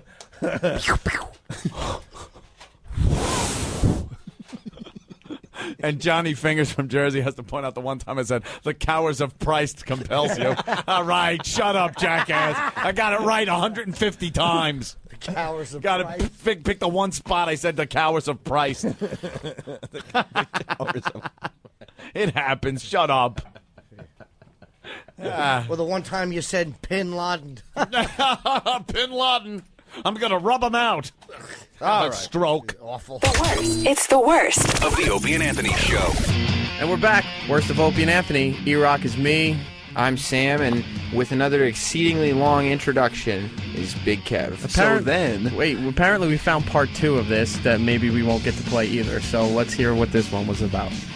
So after they had done this to Linda Blair, as I said, their security people escorted me out and kicked me out into the rain and said I was no longer welcome at Chiller Theater Convention because of what had happened. And I had no idea, so I called in, and this is what happened. How much tape do we have? That's it. I'm done. I just segged it right in for you because we have a limited amount. And I said, here it is, and I segged it right in. You could go right into the bit, and you had to chime in. It's a limited with amount your of time. Terrible Sam. hair and your Sam. awful jokes. We don't have the bit. We don't have it. Oh, I'll keep them going. So Big Kev's Greek stuff. If you want anything Greek, whether it be food or like a dessert. Or the movie My Big Fat Greek Wedding. Yep. You can find it all at bigkevsgreekstuff.net. Yes. And enjoy this. You own that, don't you? No, but I will by the time this airs. Enjoy, and it will redirect to some site. You find out by going to the website now and enjoy this bit here on the worst of Opie and Anthony. It was awful. Worthless. They're the worst. Just screaming every racial epithet you can think of. An abomination. It's the worst of the Opie and Anthony Show. She's like royalty at this thing, and I was bodily removed. Stop it. That must have taken a lot of bodies. From the Chiller Theater Convention in Secaucus. What happened? How did it go down? I was shopping, preparing for my interview with Adam West. Yes. And 4 or 5 security persons approached me and said, Big Kev, you have to come with us. They called you Big Kev? Yes. The jig they was led up. me outside of the hotel, Yeah. and they said that my presence was no longer appreciated at the Chiller Theater Convention this year. Oh, my God. This year. Oh, Big Kev. They got a lot of free mentions, though. I know. I don't understand. I don't know what you guys did to Linda Blair because I wasn't with her during the call. Why weren't you? It was some people saying it was our best interview ever. Yeah. I don't know. I don't know what you did, but they are pissed. Oh, you don't know what we did? No. You weren't standing next to her? No, I actually, she was getting ready, and so I just phoned it in, and she did it all on her own. I wasn't there. Oh. I have no idea, and they won't tell me. And when they escorted me out, I asked them what happened, and they said, we don't want to talk about it. But it was plenty horrible is what it was. It wasn't all that bad. I think whatever you did must not have been her brand of humor. I think she got a little impatient with us, and perhaps it was a little monotonous. Yeah. But a little repetitive. What did you do? Just tell me what you did. Well, just, okay. Picture you're Linda Blair. Wow, that's really a tough one. Okay. Let's just imagine you're hearing what Linda Blair was hearing. Okay? Okay. We pick up the phone. There you are, Linda Blair. The power of Christ compels you! The power of Christ compels you! The power of Christ compels you! The power of Christ compels. And Kev, it didn't stop. No matter what she said. Until she hung up, right? Twice, yes. Yes, yeah. Unbelievable. Yes, it was. Some people saying our best celebrity interview to date.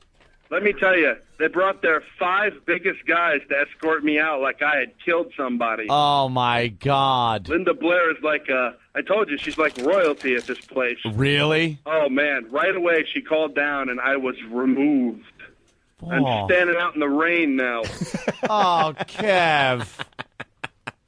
I love that visual. Well, I'm really upset because, you guys are now going to miss the opportunity to talk to Adam West. You were setting up an Adam West interview? Superstar Adam West was prepared to talk on the Opie and Anthony show today. Wow.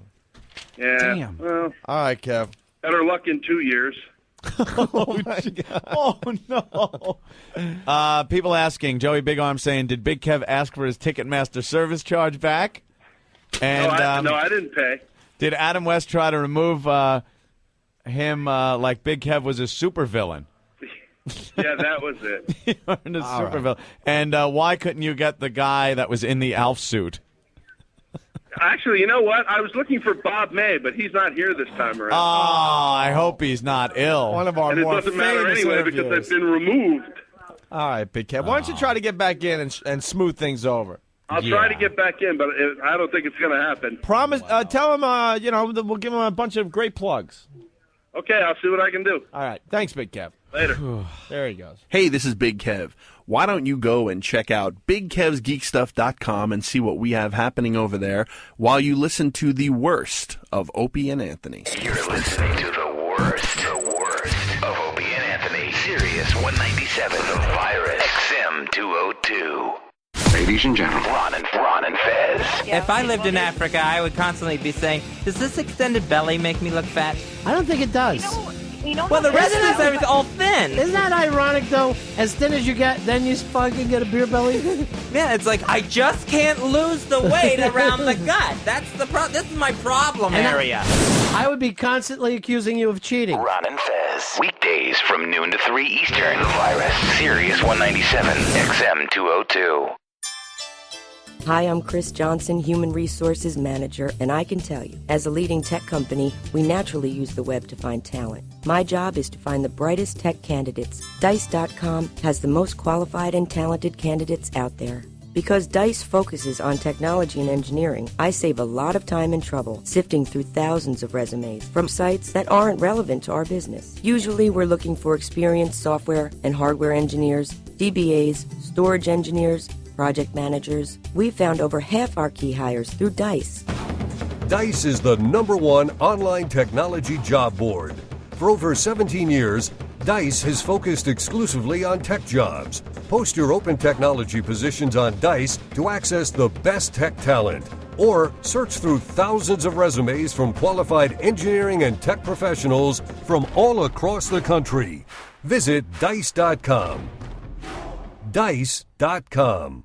When was the last time someone offered you a second chance to save thousands of dollars? If you owe the IRS or state at least $15,000, American Tax Relief is offering you a second chance to eliminate up to 85% of your delinquent taxes. Thousands of honest, hardworking Americans have turned to American Tax Relief for the help they need. Look, your tax problem isn't going to go away. In fact, it's only going to get worse unless you get help. Call 1-800-622-5651. Now you have qualified help in dealing with the IRS. This is the second chance you never had before to save up to 85% on the taxes you owe. Get the second chance you deserve and save up to 85% on your delinquent taxes. Call American Tax Relief for a free consultation to see how much money they can save you. Call 1-800-622-5651. Call right now for your second chance. 1-800-622-5651. That's 1-800-622-5651. End the IRS nightmare now. Call the experts at the Tax Debt Relief Center for your free consultation. Find out how the Tax Debt Relief Center can help you settle back taxes, help you with penalties and interest, help release liens, stop levies and seizure, and end embarrassing wage garnishments. If you have $15,000 or more in tax debt, call us now. Call 800-719-8132 for your free consultation. That's 800-719-8132. Call now. 800-719-8132. So you want to stop smoking? Well, you could try the nicotine patch or gums to find out they have a success rate of 7% and no refunds when it doesn't work 93% of the time. Here's a better option. It's called All Natural Smoke Free, and it's a complete stop smoking program with no caffeine or nicotine. And here's the best part. You can try it free. Grab a pen and take this number down. 1-800-218-0291 to get your free order of All Natural Smoke Free. Call 1-800-218-0291. 1-800-218-0291. Recession? Inflation? Market volatility? What do you do to protect your money? Call Swiss America to send you a free education on gold investing. Gold offers you safety, liquidity, and excellent profit potential. Gold is the only asset that's not someone else's liability. The DVD, booklet, and newsletter are free. The knowledge you'll gain is invaluable. Call Swiss America now, 1-800-917-8102. 1-800-917-8102. The call is free. Call now, 1-800-917-8102. Sirius 197, XM 202, The Virus. You're listening to the worst of Opie and Anthony. Trees are shit dicks. Petrified forest, a bunch of fucking scared trees. Fucking knock it over already. Boo. Faggots. What the fuck do we need trees for? Just make air. Photosynthesis. Really? Photosynthesis. Spies photosynthesis. Remember I said this. Trees are for queers. I don't value fucking plant life at all. It's shit. You're eating it. Yeah, fuck it. I'm not eating plant life. I'm eating some tuna. And no, the celery was there. The celery's just sitting there. No one thinks about plant life as life. You fucking step on it all the time.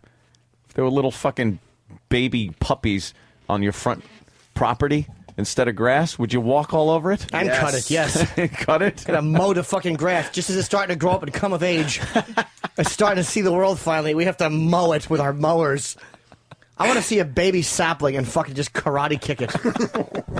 I've always wanted to be big just so I could fucking bend trees with my foot. Baby sapling. Like a little one, just like a little sap comes out. The first apple is hanging off it, and I just come over and break it. But it's so happy that it's finally growing fruit. It's a little sapling. I know. You can't do that to the little fella. You should see the look on a tree's face when I fucking hook a handcuff up to my fucking trailer hitch, and I drive away with it. Just rip it out by the roots and giggle. What do you think of that, stupid? Fucking hate trees.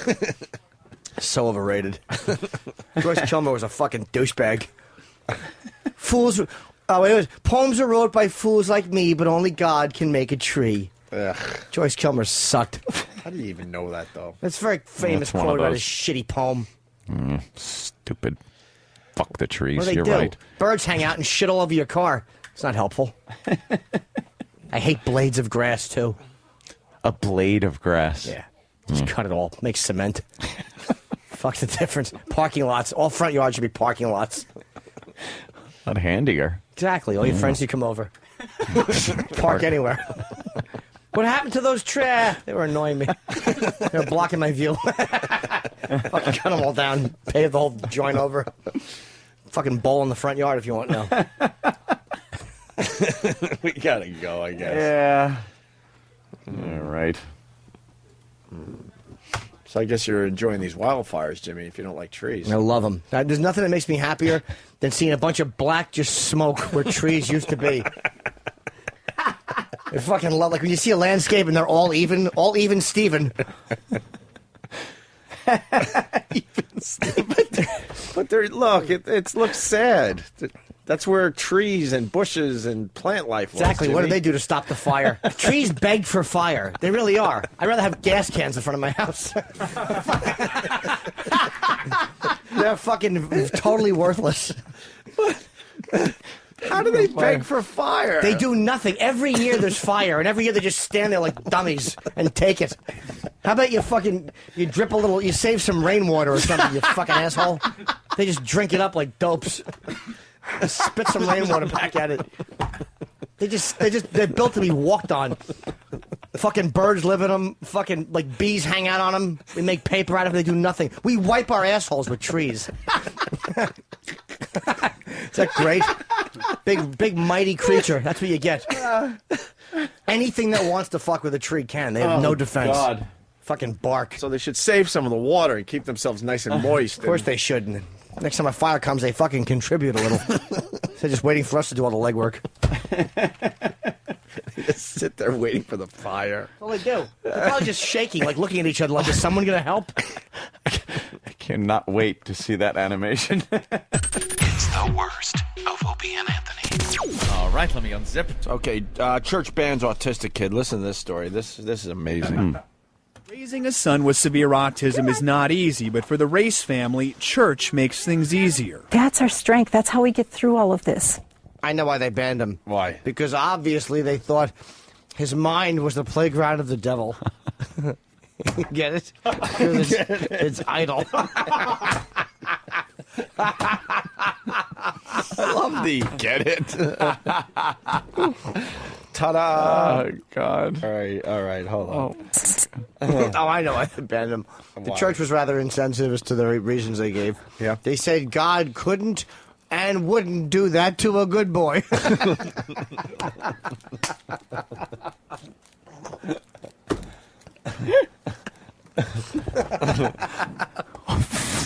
They said your kid gives everyone the creeps. They feel like he's a walking decoupage. See, that's right back in. Bing. Right back to the decoupage.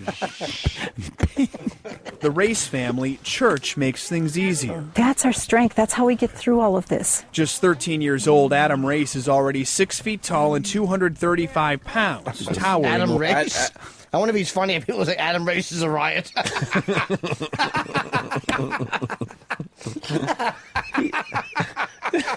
This kid's a monster.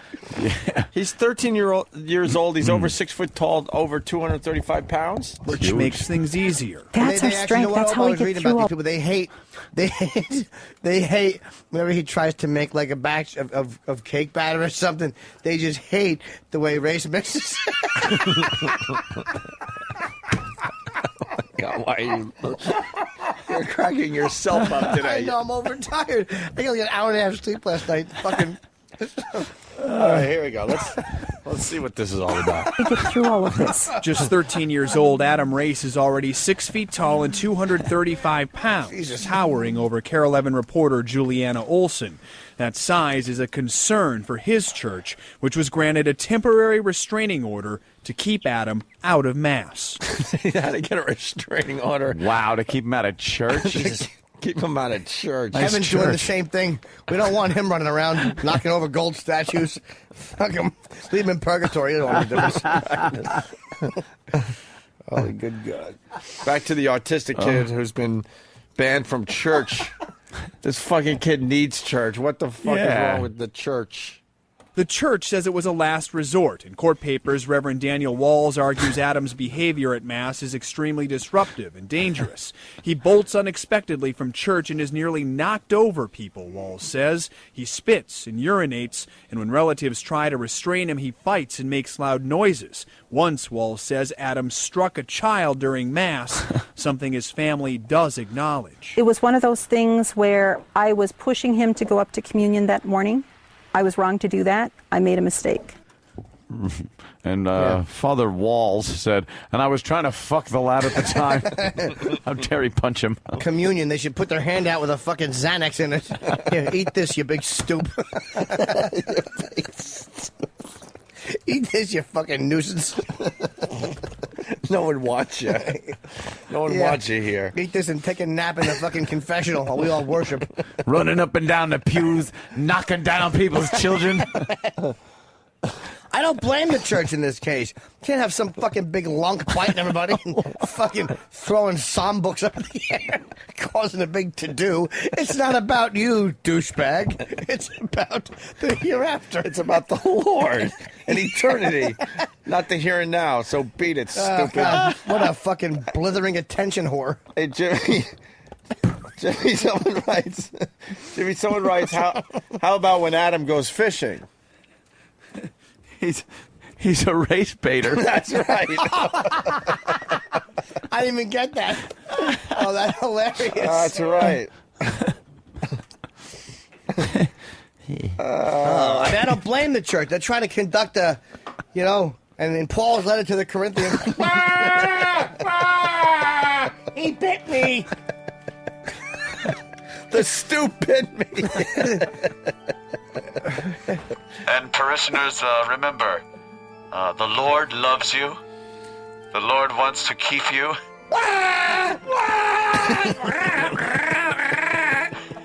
Could someone throw that retard out? That lunk. Tyler from Columbus writes, the problem is that the priest didn't want to touch someone who could fight back. 13, he's built like fucking LaMotta. All right, do you want These are the jewels from the belt. You want to hear more about the autistic kid that's banned from church or what? This kid? Of course. All right. Jesus. But they say Adam does not spit and the urination is incontinence. Above all, they feel his behavior is improving. They don't understand what's going in through Adam's mind when he behaves Exactly. the way he does. I'll tell you what, a dust bunny is going through his mind. A fucking tumbleweed. Cares what's going through his mind. What's coming out of his mouth and his dick that nobody gives a shit about. And his shit up. Yeah. I don't care how dry his thoughts are. The front of his pants are wet. How about this? How about this if he thinks about piss but doesn't do it? Let me just reverse the opposite. Okay, what's going through his mind? I don't know, being in a pool, a constant rainfall, running water of some sort. Well, Chester's liver. After he was tossed out of church, he became addicted to heroin, and now he's covered in anyone shit. Racetracks. Oh, how did I not? Well, racetrack. Okay. All right, here we go. More about the autistic boy. Improving. They don't understand what's going in through Adam's mind when he behaves the way he does. All they see are the externals. Carol was planning to defy the over order his head. this morning and take Adam. Eating bird. Right. They're flying around his head along with stars and little planets. Dolt. Oh, that's hilarious. They don't see beyond the hat with the propeller on it.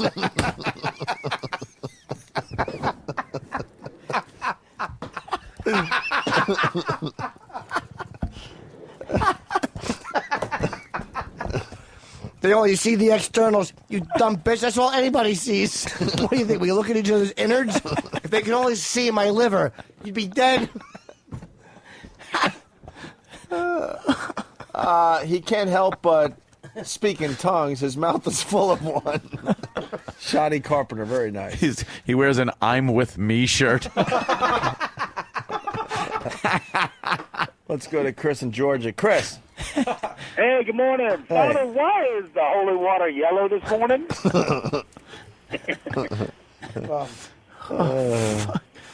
Very good. All right, let's go back here. Carol was planning to defy the order this morning and take Adam back to St. Joseph's. Uh-oh. But as she left her home, Todd County Sheriff warned her she would be arrested. So today she took her kids to another church, but plans to keep fighting. God created us. He created us in his own image and likeness. Yeah. He also created Regardless of fucking whatever our Tasmanian devils. abilities or You don't want to disabilities. bring one into the church. He also created fucking bee swarms and AIDS and shit. You don't want to fucking throw them around the pews, do you? Well, God created Wolverine, so I figured I'd throw one into the middle of the ceremony. Fucking assholes, shut up.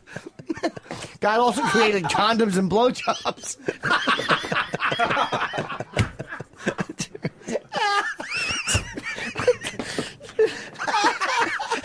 He also created fucking rubber rooms and fucking medication and coat hangers. Holy shit. Jimmy's crying himself up more I'm than out of my anybody. fucking mind here. He's killing me. Holy shit. It makes perfect sense. God, just because God created the little fucker. Exactly. God also created fucking television. Why don't you watch the ceremony at home?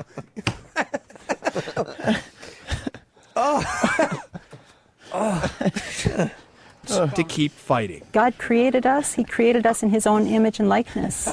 Yeah, I'm sure that's Regardless what of whatever the grand savior is like.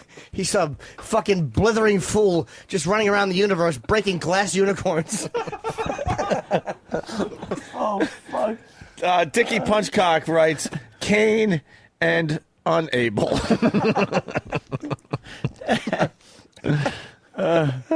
Plans to keep fighting. God created us. He created us in his own image and likeness. Oh, wow. Regardless of whatever our If he was in the abilities or Bible, it would be Mo haircut parted the Red Sea.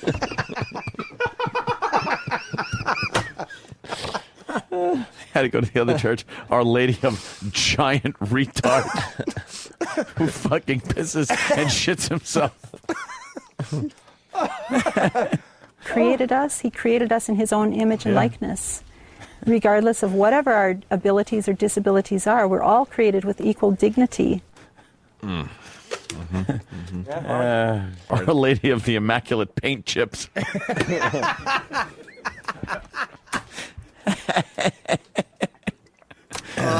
It's too fucking much. You know, by the way, Opie handed me this book of all these great celebrity musical auction they're having at Hard Rock Cafe, I think. Yeah, Hard Rock Johnny gave us that. They got some Beatles stuff, which is pretty interesting. Right here, I want to get the. I wonder how much they want for the. Oh my God. For the George.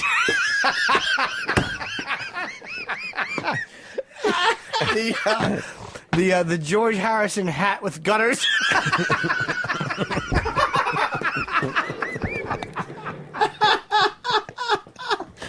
Your face is beet red. What the fuck is wrong with you?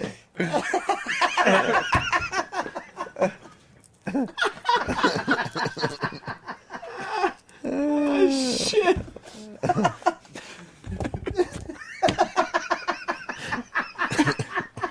Oh, God. Oh, this is great. Okay,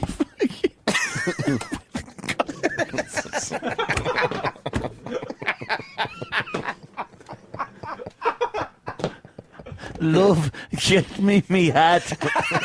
Me shoulders are getting wet.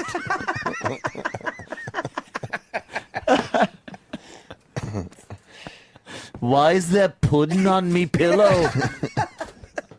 Oh, he would always accuse her of fucking Bill Cosby. She goes, you don't seem to understand what's happening to you. Oh, fuck. Oh, my chest hurts. I'm laughing too hard here. I can't I'm crying. Oh, going back to the autistic kid, Shay in Connecticut writes that he was the unwanted conception.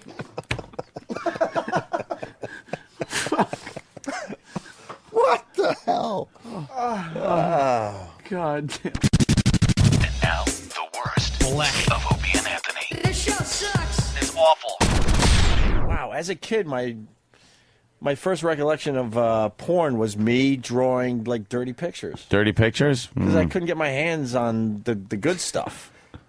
So I would draw like primitive boobies and stuff, and then I would jerk off to my drawings. Oh, God. You jerked off to your own drawings? I'm good.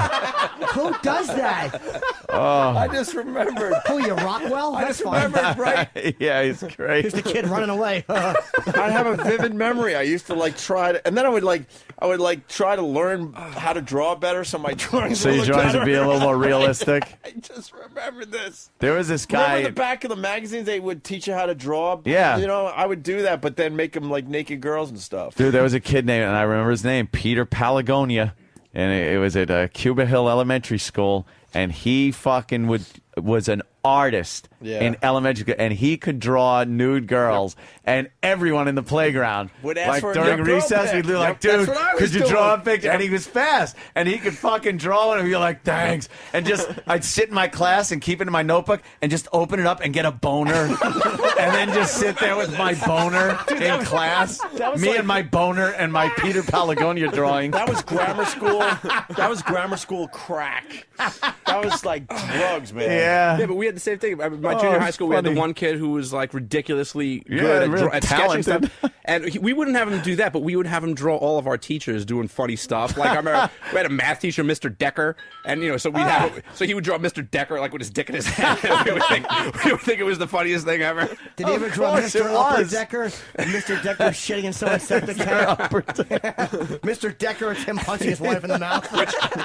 Which I found out once I left that school that back he was at that school forever, and he actually changed his name from Mr. Dicker for obvious reasons. Oh, was it Dicker? Yeah. No kidding. Shit. Mr. Decker's a shit dick. You can't be a fucking teacher with the name Mr. Dicker. Oh, God, that's so funny. Like, you just look for anything for fucking How did you get a rod to your friend's drawings? I was looking at Dude, this kid drew really well, really well, and like the proportion of the ass and the tits, and he drew a little bush in there and the nipples and that. So, and he had like you could see ribs and abs. He was really good at shading. I get it, and I'd open it up. Dude, it's elementary school. Even at that age, I had seen like nude pictures for real. Well, fucking lucky you! I had to look at Peter Palagonia's drawings and get a boner. How could you get a little boner? The guy who draws the whales on the side of the walls couldn't draw pictures. I got a boner from my own drawings, man. Oh yeah, fucking. And then you would find somebody that drew better, and you would make sure they drew you naked women pictures. I forgot all about this until today. I'd go to the pajama section of the catalogs too. When we get the big catalogs, they would come in Sears catalogs. Go to the pajama section and just look at girls and fucking boner. I got you beat. Get my boner. I would go to the bosom cream ads. Bosom cream in Sears catalog? No, they made the girls' bosoms bigger. There was some kind of What cream. fucking magazine did you have, though? I don't remember. Exactly. What kind of cream is that? I think it was in the back of my my sister's magazine. Yeah, like woman magazines. My sister was like women's magazines. My sister was like 5 years older than me, so she got those magazines and just reading some of the stuff in there. As like a 12-year-old, and was some like, pictures wow. were pretty cool. Yeah, they didn't have to be naked. It was just enough to see girls pictures, in like bras.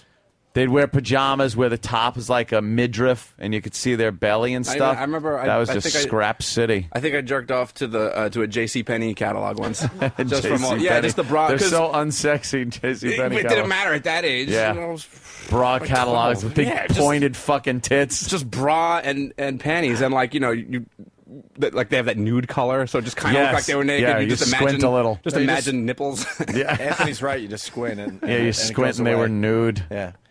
Creepy story on line 4. We say hi to Rob. Rob. Hey, what's up, guys? How you doing? Good. Okay. This is a little creepy. When I was a kid, when I would take a shower, if I found like let's say a long hair from my mom or sister or whatever, I would put it on like the wall of the shower and it would stick, and I would sort of shape the hair like an outline of a boob or two boobs, even like pinch the hair to make nipples, and I would scrap to that. Holy shit, that's primitive. Yeah, that is primitive. You ever jerk off to a fucking a picture of a guy with a spear on a wall in a cave somewhere? Jesus Christ, your mom's hair? What would you do if you saw a little teeny short one, make it into a circle and try to shoot your load in it? Get it? It's a pube joke. I'm sorry to the nice couple out there. I've done a lot of vag references. I apologize. All right, look, man. Dude, what the fuck did we get ourselves into? Earmuffs, MILF. Earmuffs. Earmuffs. I don't want you hearing this next one. Yeah, you gotta give the lady some earmuffs. Motherfucking earmuffs. Foreskin, what's up? Hey, man, I used to scrap to the instructions on a box of tampons. Oh, right. It would show the girl with outline of everything. It would show the girl with her leg up on a toilet, right? Really? Yeah. And it was like a cross section of a vag, though. So it was like a girl cut in half, which is even hotter. When I was caddying at the Huntington Crescent Club, caddying, another memory that I have forgotten until today. You fucked one of the holes? Yeah, that someone put a flag in your hiney and you drew it. I found a tampon in one of the golf bags of the ladies I was caddying for. Oh. And I ran home with that and studied it and then buried it in the woods. You buried it in the... What the fuck are you? With my other masturbation... paraphernalia. Thank you. How did you masturbate to that? Well, I didn't. It was just I didn't actually masturbate to the tampon, but it was just so taboo and dirty for like a 12-year-old.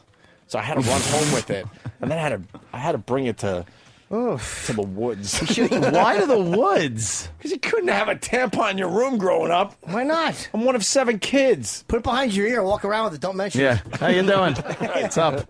Yeah. Unwrapped, so the string is just hanging down. They're like, what's wrong with you? You're like, yeah, in case I got to plug a cunt. Hello, this is Cloris Leachman. You're listening to The Worst of Opie and Anthony. You're listening to the worst of Opie and Anthony. Sirius 197, The Virus, XM 202. The start of the 2009 baseball season is underway. And we're talking baseball 24/7 on MLB Home Plate with insight from expert hosts like Cal and Billy Ripken, Rob Dibble, Buck Martinez, Jim Duquette, and Kevin Kennedy. It's the best MLB talk on radio. MLB Home Plate, XM Channel 175, the most comprehensive year-round Major League Baseball coverage on radio. Attention men, you know that when it comes to that special moment, timing is everything. Do you know, however, Viagra can take 60 to 90 minutes or more to work? That's why RapidTabs.com has developed a faster, easier way of taking the Viagra medication. This is not an herbal substitute. This is the genuine Pfizer Viagra. Our U.S. licensed pharmacist specially compounds the Viagra pill into a pleasant-tasting Rapid Tab that you simply just dissolve under your tongue. You get results in just 15 to 20 minutes. Rapid Tabs are available online through our U.S. licensed physician by answering a few short medical questions. Once you're approved, our doctors will ship your medicine overnight discreetly to your door. You can also choose our Cialis Rapid Tabs or even order the Viagra, Cialis, or Levitra medications in their original forms. Call now or go online to get your prescription. Visit RapidTabs.com or call 1-800-640-9134. That's RapidTabs.com. 1-800-640-9134. Timing is everything. Now is the time to call Rapid Tabs. 1-800-640-9134. 1-800-640-9134.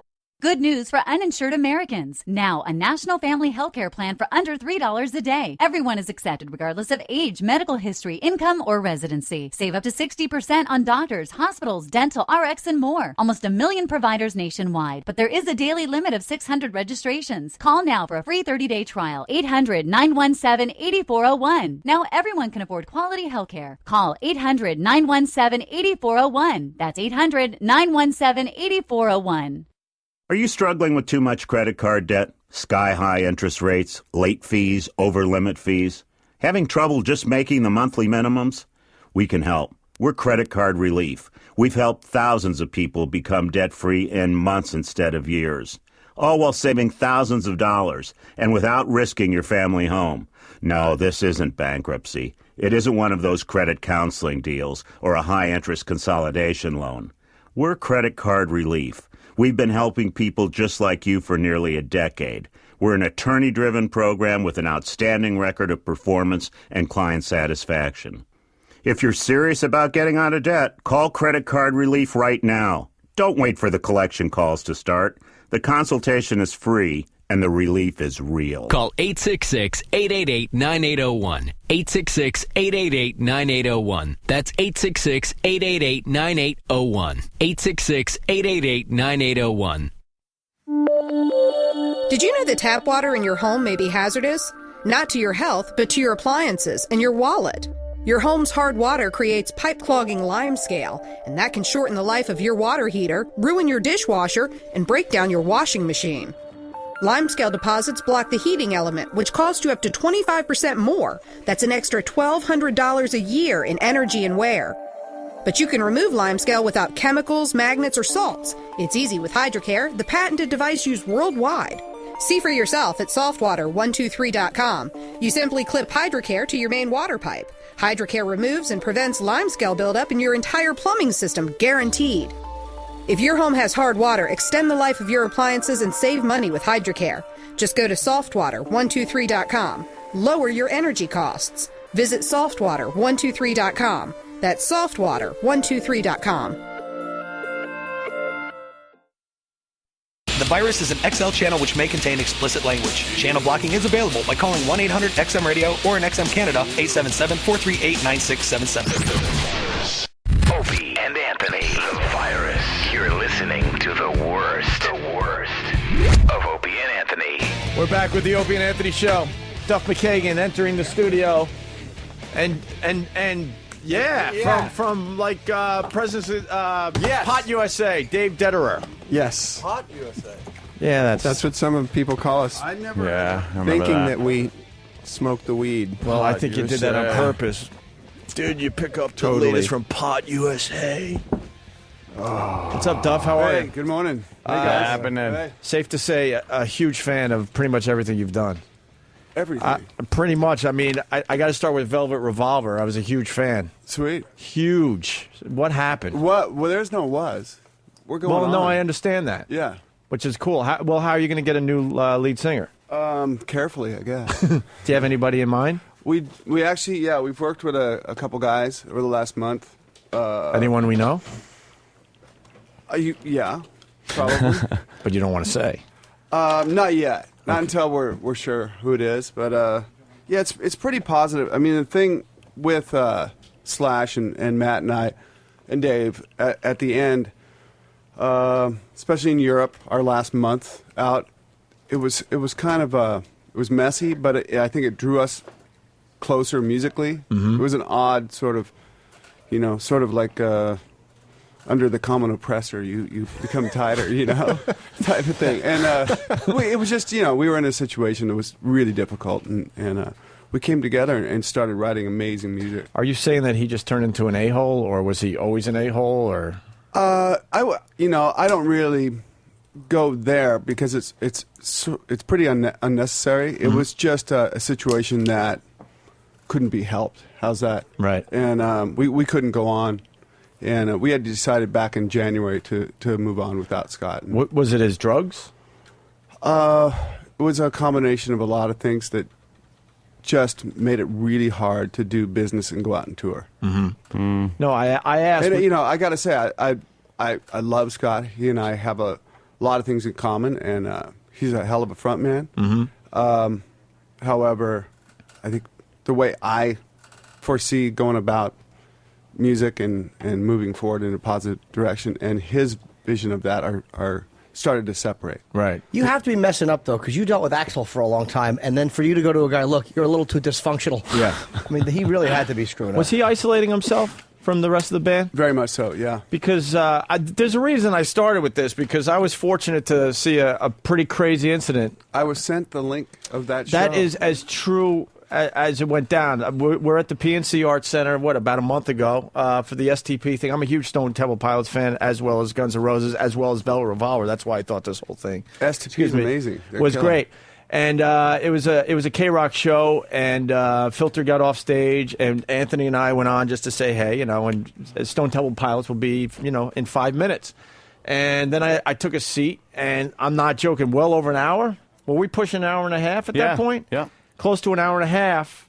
At this point, an hour, no band. So I go to Kenny, one of our guys. I go, Kenny, something's going on. So I run backstage, and I got to see one of the DeLeo brothers yelling and screaming at Scott Weiland's bus. He was in there by himself. And this DeLeo brother was losing his fucking mind because Jersey is his hometown. Yeah. And he's like, you're not going to do this to me in my fucking hometown. And then he just starts screaming, come on out, Axl, come on out.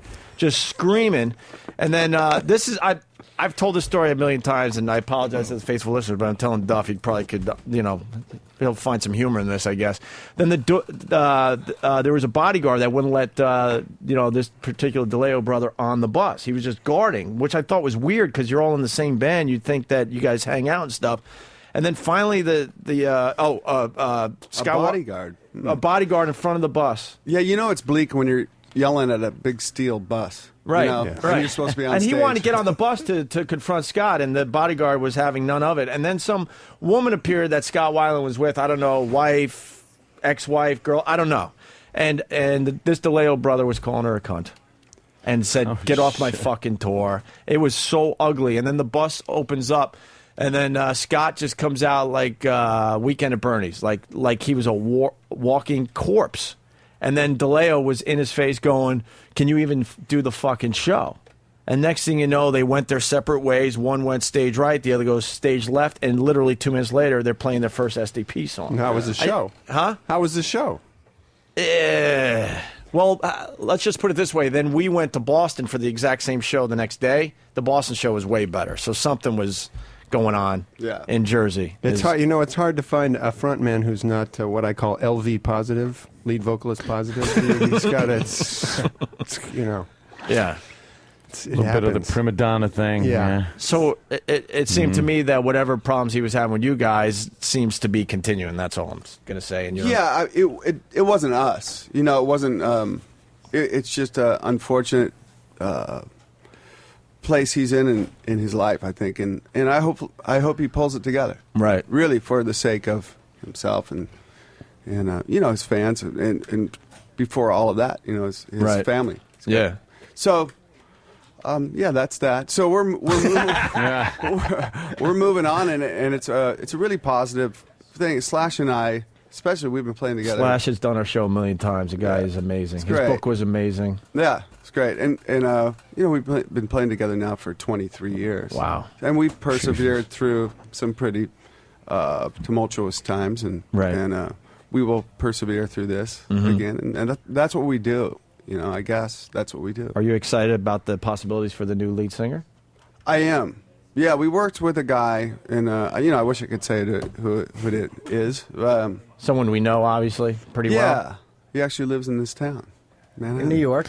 Yeah. How's that? Okay. It's a hint. Boy, that's not many music people live here. But he's great. He's great. He's great. Lou Reed.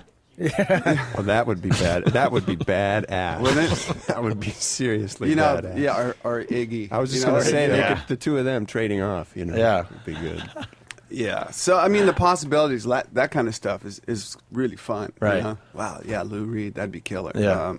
But, music is a thing that I suppose I was put here to do, and I will go on. Right on. I'm not going to let a situation where a guy was having a tough time with life and my career or put a dent in my career. Right, cool. And then we'll move on, but it has to be asked, Guns N' Roses ever getting the original? I have that to. question. And the last time I asked Slash, is like, enough about Axl, but, I mean, people want to know out there. Yeah, there's nothing in the cards. I think a lot's been said, and I don't know where it amazes me. I see things like, they were in talks to do nothing even close to that. Yeah, with the internet, rumors they run rampant. And it's funny, where these topics will come from. I was, when Velvet Revolver started, we had this fan site, and I'd read I got caught up in it, reading the forum. And Oh, no. Well, I didn't, it was kind of my first time, like, wow, it's kind of cool. They're all talking about this and that. and somebody posted a topic, and they were asking the ages of the people. And they were 14, 13. And these are things people are taking seriously. It's just some kid going, wouldn't that be cool? And then it it's reported on the news. It is, yeah, and it's some kid in his bedroom, and which is great. Sure, it's a hobby for them, but these blogs get printed or whatever, and so then it becomes sort of almost a common topic. Becomes truth too. It's like it's so easy for just rumor and speculation to become true because somebody will read it on a blog and then tell people, "Hey, here's what I read." And no one assumes or wants to think of the source. It's just, hey, I read this. Yeah. Yeah. Oh, so it must be true. It must be true. Yeah. So, Guns N' Roses, perhaps one day we're all alive, which is something, kind of amazing. Right. That's the first hurdle. Right? Weren't you the closest to Axl? He and I also have a lot in common, and you got to look at this. We went through this amazing period in our lives together, run. and it was a really unique view of the world from the particular floor we were on and the ride that we were on, and nobody else. I can't even relate what we went through to even somebody like Dave who went through it too, because we were in this really unique band, and it got. People around the world believed in what we were portraying musically, and that around the world, not just in Los Angeles or New York, and I'm talking every place, and it was pretty stellar time in my life, and so we have this thing in common. And do you feel like it ended too soon? Because you guys really had, it seemed like you had more really good music in you. Did you guys feel like Guns N' Roses kind of could have kept going a little bit longer or put out a couple more albums and it was just frustrating? At the time, no.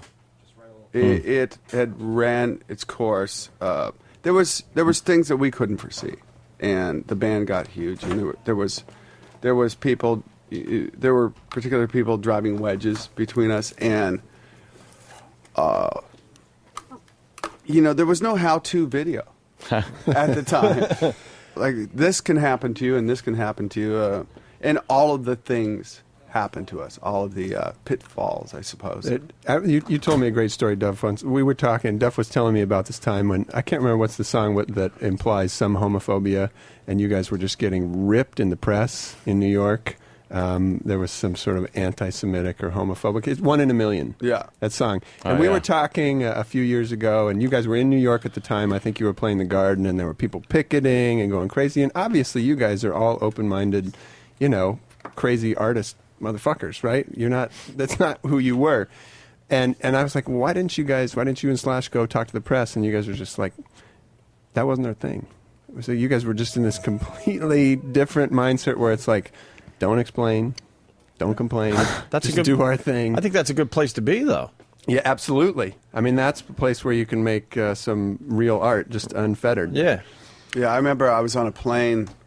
I was flying back home to Seattle, and this flight attendant, she was African-American lady, and she said, "Hey, are you Guns N' Roses?" It's like 1990. I went, yeah. She goes, "Are you really a racist?" Oh, and God. I all of a sudden became like 2 inches tall. And I looked at her and I said, "No, what am I supposed to say?" I said, "Of course I'm not a racist." Right.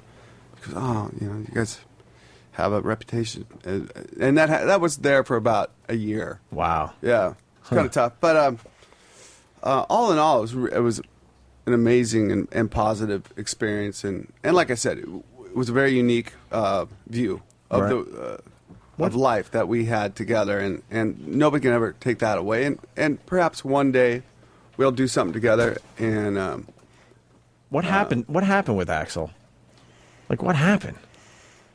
The same like, thing not much is known about him since I think you guys broke up in what, 98, somewhere around there, 97. Yeah. So in the last 10 years, you really don't know much about the guy except for the Chinese democracy thing. But I don't know about the last 10 years. I mean, I think certain things happen to all of us, not just to Axl, and it's nobody's fault. It just happened. The wedges were put in there. Different people had different motives outside of the band. The band, got huge beyond control, and maybe perhaps if we could have had a crystal ball and seen what was going to happen, we could have maybe done some things differently, like pulled it back and went and played theaters, or whatever. There's a million different options. You insert your own. Did you know you guys had something that was really original and special, especially at the time, because it was pretty much just generic hair bands out at that time, and for you guys to come out and just bring rock back again, you must have known, like, hey, this is kind of taken off and very original. And we were in our own bubble. Yeah, we had our own beliefs. We weren't really looking around and going, "Oh, there's hair bands and there's this, there's that." We were just doing our thing, and we didn't give a shit about anything else at all.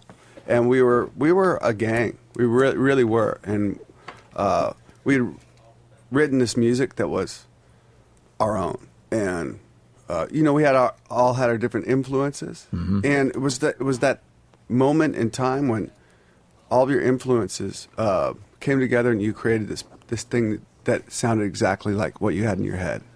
And you went out every night and you played it, and you played it like it sounded. The Appetite record was just us playing. I mean, that's what we sounded like.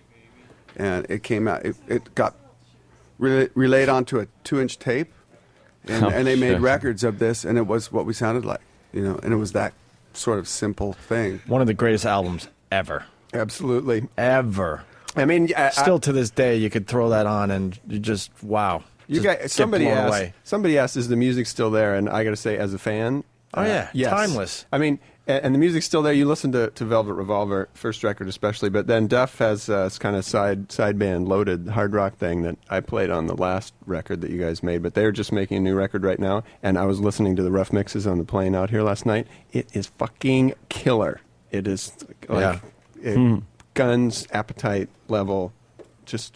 I'm having a great time. We're going to hold you to that, Dave. It's you got to hear it. Yeah. I'm having a really fun time right now. playing music.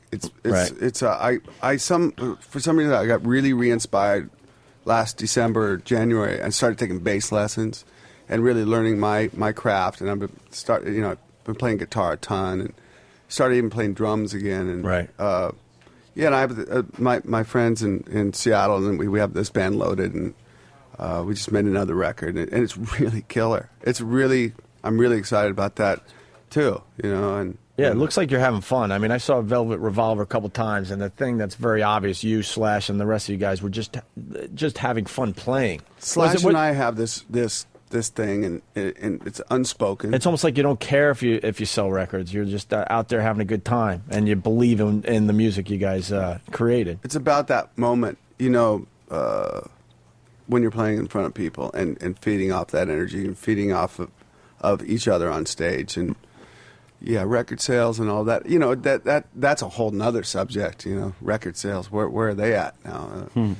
So you can't really be bothered with all of that stuff if you're really creating music for the right reason, which is to portray what.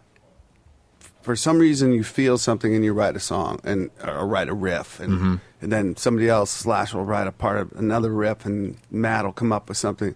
And it's this thing you created, and you're not thinking at the time, will this be a hit single? Right. It's just something you believe in, and I don't know. That's what we do. Very cool. I have a question I wanted to ask you, too, before I forget. I just want to reset. Okay. We're talking to Duff McKagan, obviously, on the Opie and Anthony show. Go ahead, Gina. What is the longest another band member made you wait to go on stage while an audience was in? You got to go back there, don't you? No, it doesn't have to be anybody I'm talking in particular. about art and music. But it ties in a way because bands have always interested me because I perform alone, and when I have bands, it's like you're relying on other people. I perform alone too sometimes. Oh, yeah, like that, of course. I'll just do my part, whatever happens on the stage. I know I'm having a good show. I can't imagine having to wait for somebody else, like the frustration that must build up. Like, what's the longest you've ever had to wait for anybody? You don't have to name who it is. Yeah. Hours for these guys. What was the 4 hours? 4 or 5 hours. Oh, shit. So could you imagine you paid a ticket, the band before Guns N' Roses goes off stage, 4 hours later? I waited 2.5 hours at the Kingdom to see the Guns N' Roses band. Yeah. But 2.5 hours after the opener was gone? After the second opener, after Motorhead, and then I waited for an hour to see Metallica, and then 2.5 hours after Metallica? Yeah. And I gotta say, it was worth it. Yeah, it was. Yeah. It was awesome. I mean, to hear, when the crowd starts chanting, bullshit, that's really tough. You're sitting underneath the bleachers or whatever, wherever you're at. And you're ready to go. Yeah, and it really, I've had there were some pretty dark times in there for me. Yeah, I drank a lot, and I drank more and more, as a result of I was already predestined to be an alcoholic. So I'm not blaming that, but yeah.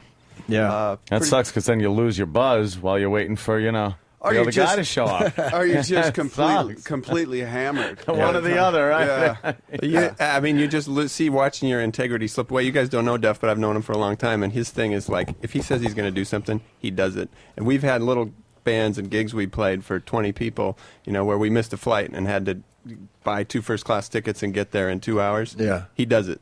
Period. I'm going to be there. I'm going to do it. So I can imagine it was excruciating to sit back there while somebody else. Hey, going back to the drinking, one of the most amazing things ever in rock and roll history happened to Duff McKagan.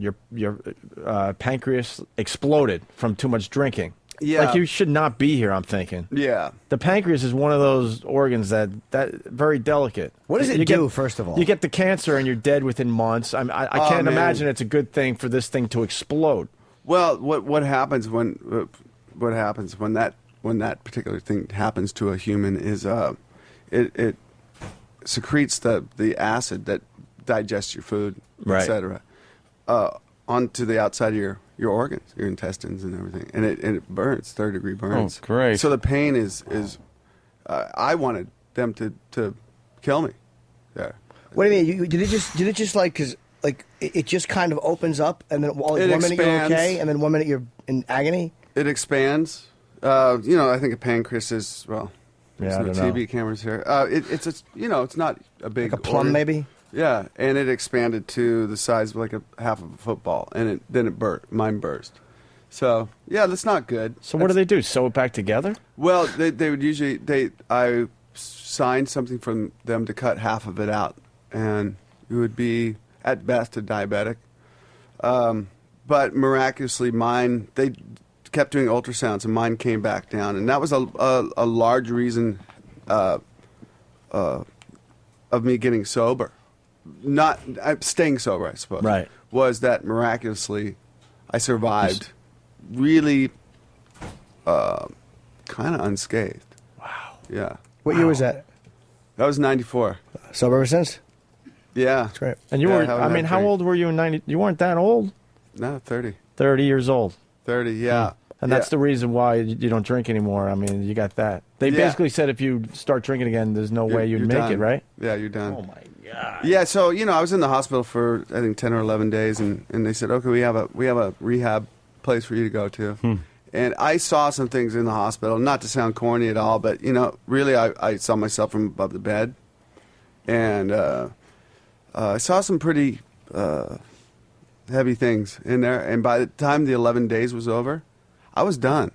They had weaned me off of, they had Librium in one arm, which is for the DTs, and they had morphine in the other arm. So it was kind of a gentle come down through the DTs and everything. And so by the time the 11 days was up, I was good. And I said, I'm done. They said, well, if you have a drink today, and you could die in an hour, or today or this week, or, but you'll be dead. And I said, okay, point well taken. Wow. That's some incentive. Yeah, so cool. But hey, I'm here because.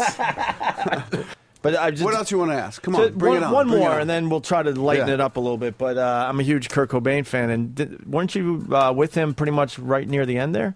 I was on a plane flight. I'm from Seattle. I bought a home back there in '92, and I was going from LA back up to Seattle, and I was still drinking, so it was pre-90. It was pre.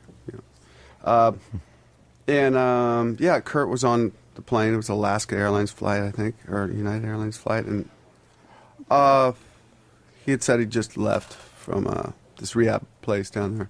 He escaped. And I understood. We were in the same boat, you know, a couple kindred, dudes, and I think I even lost a shoe on that flight. Somehow I came home with one shoe. But I don't mean to laugh. Yeah. Sorry. But it's funny.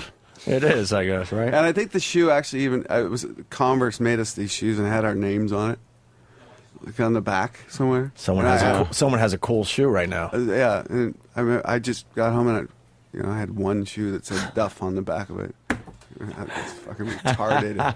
You lose your shoe. But that's not realizing until you get home. Where'd it go? But we got to Seattle, and he was just going to go to home by himself. A friend of mine, good buddy of mine, was picking me up at the airport, and we were all down at baggage claim.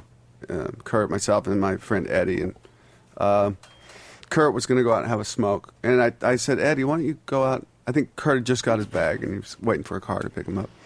I said, why don't you have him come over to our house, my house, and we'll hang out. He seems pretty down. He just left, rehabbing. I mean, obviously, I didn't have any foresight what was going to happen the next day. But you knew he was in a bad place. Bad place. And Eddie came back in and said, oh, man, the car just picked him up. And then I think it was the next day that I got a phone call, or 2 days later. So, yeah, that was kind of heavy, But I got to say, there was a lot of guys that were in our boat then. There was a lot of drug use, and a lot of us did not survive. We just did this tour with Alice in Chains back in September and fall, or summer and fall, sorry. And it was amazing playing. Those are my brothers, and Jerry and I used to, go pretty hard together, and Slash and I and Sean. Mm-hmm. And we were the survivors, and we had AA meetings at these gigs, the four of us. And we're looking at each other like, wow, we're the guys who are still alive. Wow. Yeah. Yeah, Lane Staley had an amazing voice. Oh my God, I never got to see Alice in Chains live. And he was a funny fucker. Was he? Oh my God, yeah. They were amazing. Great guy. I saw him one of the first Pearl Jam gigs, Mookie Blaylock gig. It was them with Alice in Chains. Alice had already had a major label record out. Alice in Chains just blew. I mean, they just wiped everybody else off. One of my favorites, stage. Alice in Chains. He died very alone. He shut out everybody, family, friends. I mean, everyone. No one saw him at the end of his life. Lane Staley's. Yeah. And not to be morbid, but he was dead for a while before they, because he shut out people that much. Yeah. That's sort of a sensitive subject with No me. worries. Yeah.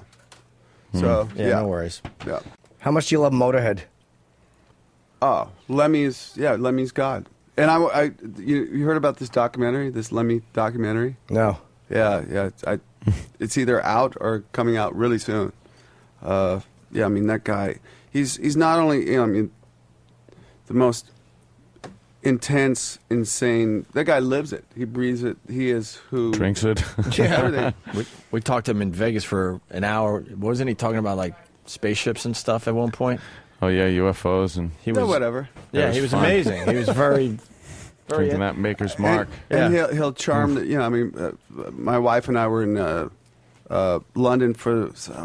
some awards show, and the award shows there are way cooler. They're not televised. They're just like a room full of, wow, there's Jimmy Page and Brian May and Lemmy and, Jeff Beck. Cool. And, Lemmy was there, and he was talking. Some reason he really likes me. Every time he's like, how you doing, Governor? And I'm like, wow, Lemmy knows, like, my name. Governor. Yeah, You're Governor. Duff McKagan from But Guns N' whatever, Roses. it's fucking Lemmy, All right. You know what I mean?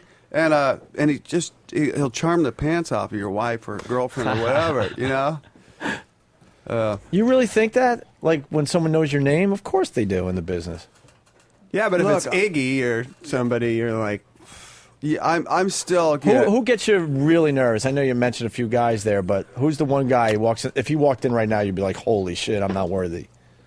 Iggy. Yeah. There's a few guys, like Lemmy. Yeah. Lou Reed. He'd scare me. Have you guys interviewed him? No. I hear he's a tough interview. Yeah, I could only imagine. Yeah.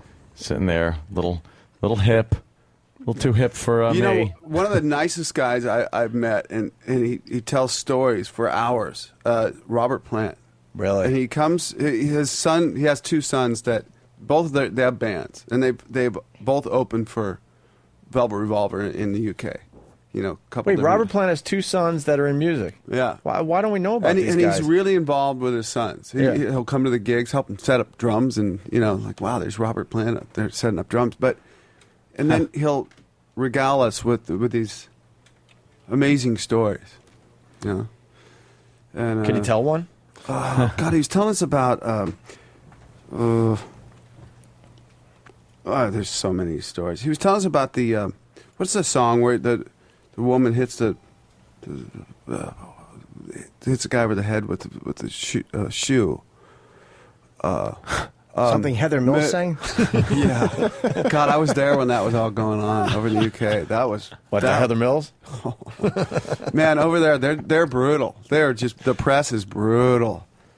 Now, Robert Plant just had a million great stories. How old are his sons? Early 20s. Early 20s. I When didn't even know. When he's talking, though, can you even concentrate? Or, like, every time his mouth moves, all you think is, that's Robert Plant. That's Robert Plant. That's Robert Plant. But he pulls you into these stories, and yeah, that's definitely in the back of your head the whole time. But these stories are so great and amazing. You're just kind of caught up in what he's talking about. Really great. There was a night in the UK in March, our last tour there, and we didn't know if we were going to have a singer one night, and Robert Plant was like, let me know. Let's play blues for 2 hours. Get the fuck out. You were hoping that you didn't have a lead singer that night. Right. Locked Weiland's door and threw away the key. Yeah. Hey, is Eastside Dave here?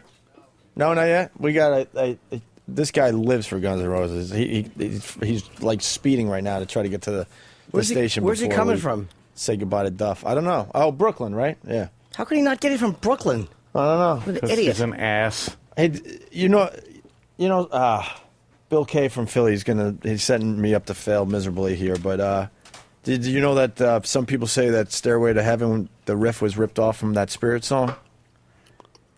I've never heard this. I've never heard that Oh my either. God! You got it? Let's hear the Spirit song. All right. Well, just the beginning of it. Now, it was said back in the day before "Stairway to Heaven" was written that Led Zeppelin was touring with Spirit. Okay. And Spirit had a song called Taurus that none of us know from 1968. Shouldn't we get in a little of the Zeppelin first? Did you just happen to have? Did you just happen to have? That Well, this there? is something that we've been having fun with, like just okay. We call it rip-offs or coincidences in music. All right, and the big one was the Spirit song Taurus, and All some right. people think Stairway to Heaven, kind of ripped off this riff. Everyone in Spirit. Everyone in Spirit certainly thinks that. So this is Taurus from 1968. Just a quick clip. Cool.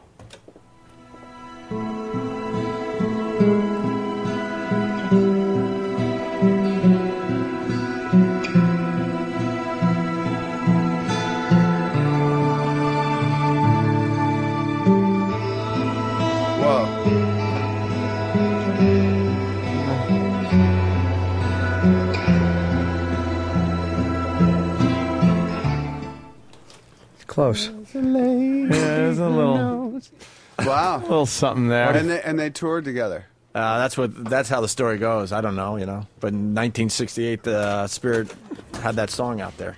Yeah, they definitely stole that.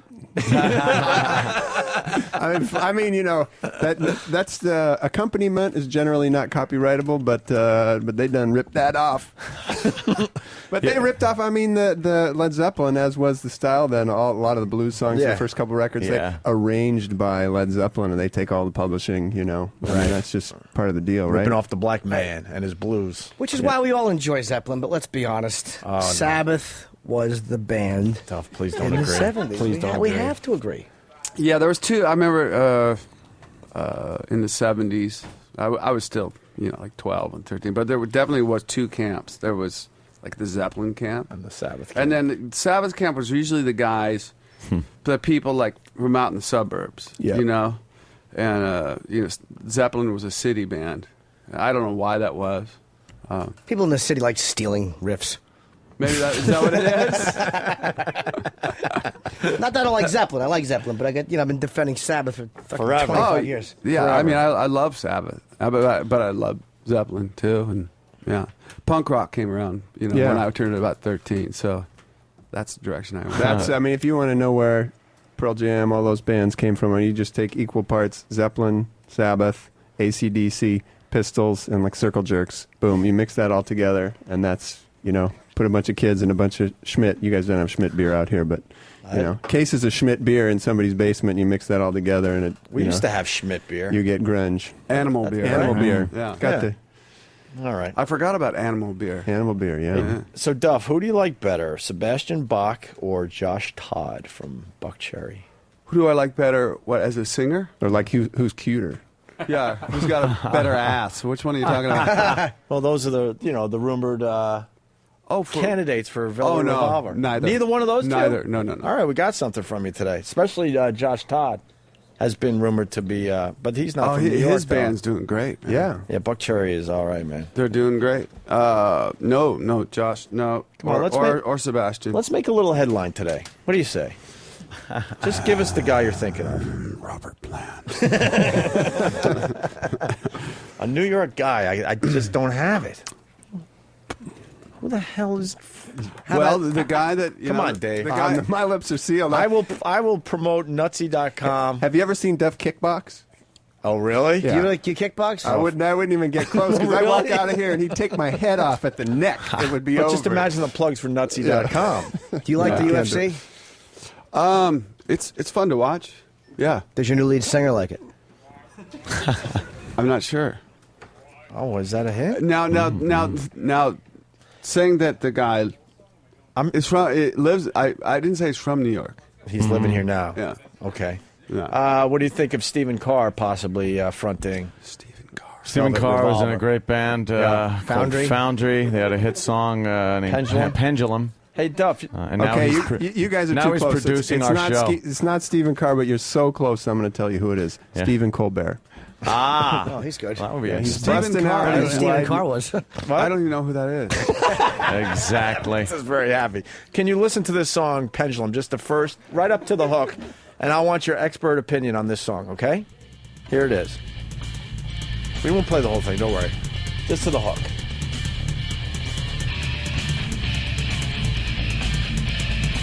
Yeah. And Dave, I want you guys to be honest.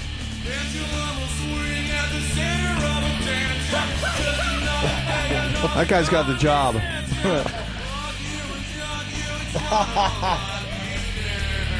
Look at Steve. The hook's coming.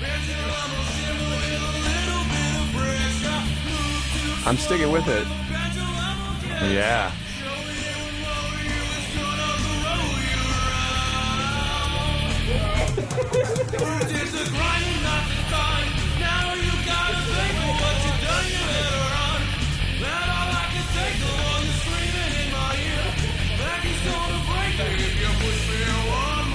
There he comes. Here's finally the hook.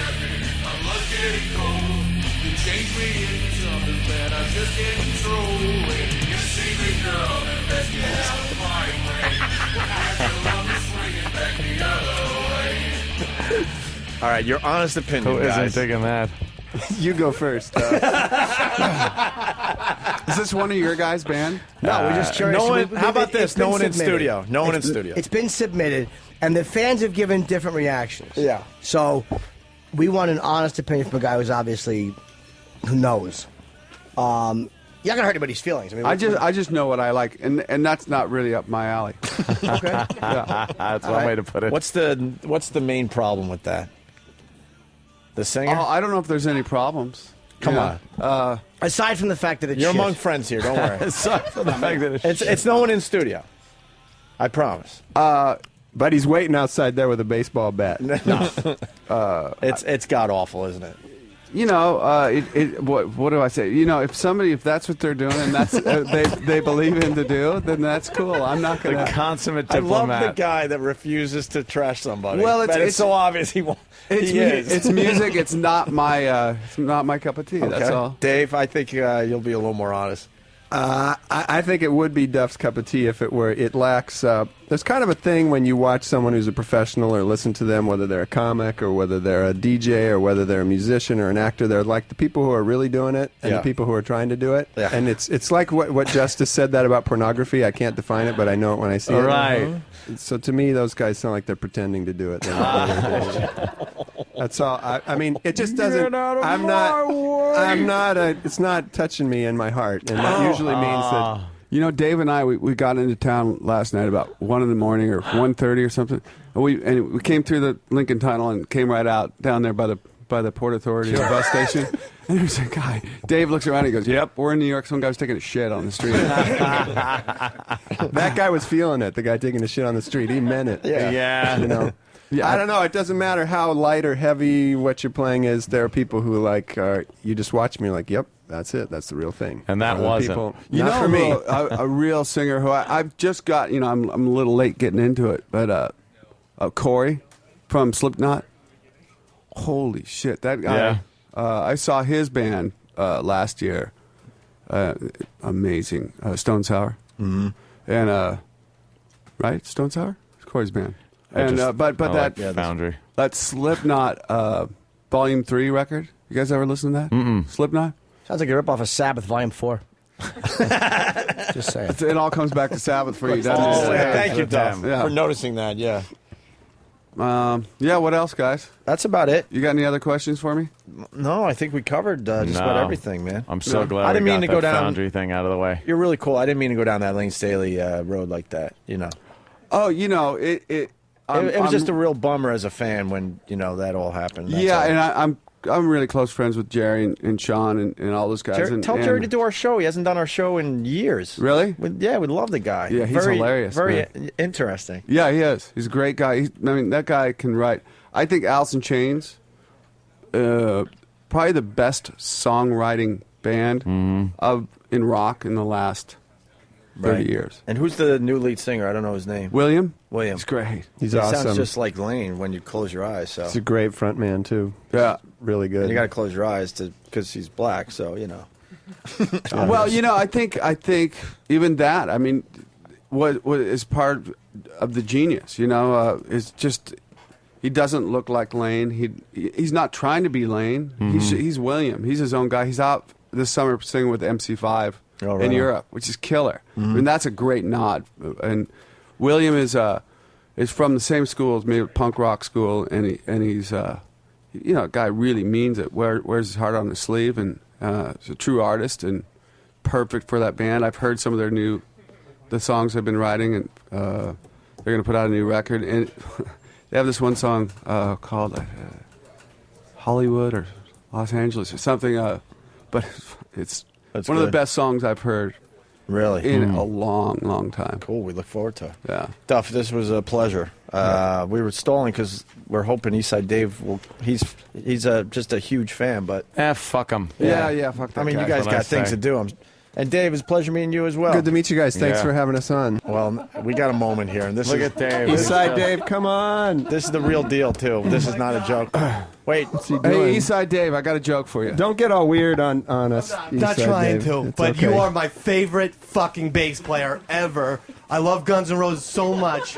I love your fucking. got a guitar, You have my hero favorite guitar. song ever written. What is that? Axl Rose renamed it "Get in the Ring," but Duff here wrote it. Why do you look at me when you hate me? I love that song so fucking much. Oh my god! And I'm like your biggest. You are the best bass player of all time. If you could just possibly, I should say this off the air. What? Sorry. Wow, you're coming off very smooth and professional. Sorry about that. I don't even realize what I'm doing. Hey, right now. I got a joke for all you guys. Yeah. Real, it's a quick one. Yeah. This Chinese lady goes to from China, goes to Canada for vacation.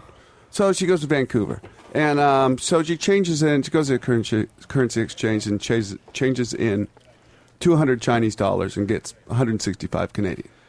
And she goes off on her vacation, and she spends that cash. And about 5 days later, she comes back to the currency exchange, exchanges another 200 Chinese. This time, instead of 165 Canadian, she got 157 Canadian. And she goes, "Hey, I come here 1 week ago. You give me 165 Canadian for 200 Chinese dollars. Now you give me 157. Why? Why?" And the lady goes, "Oh." She goes, you know, fluctuations. Hey, fuck you, white people too. That is an awesome joke. Hold on, That is so fucking cool.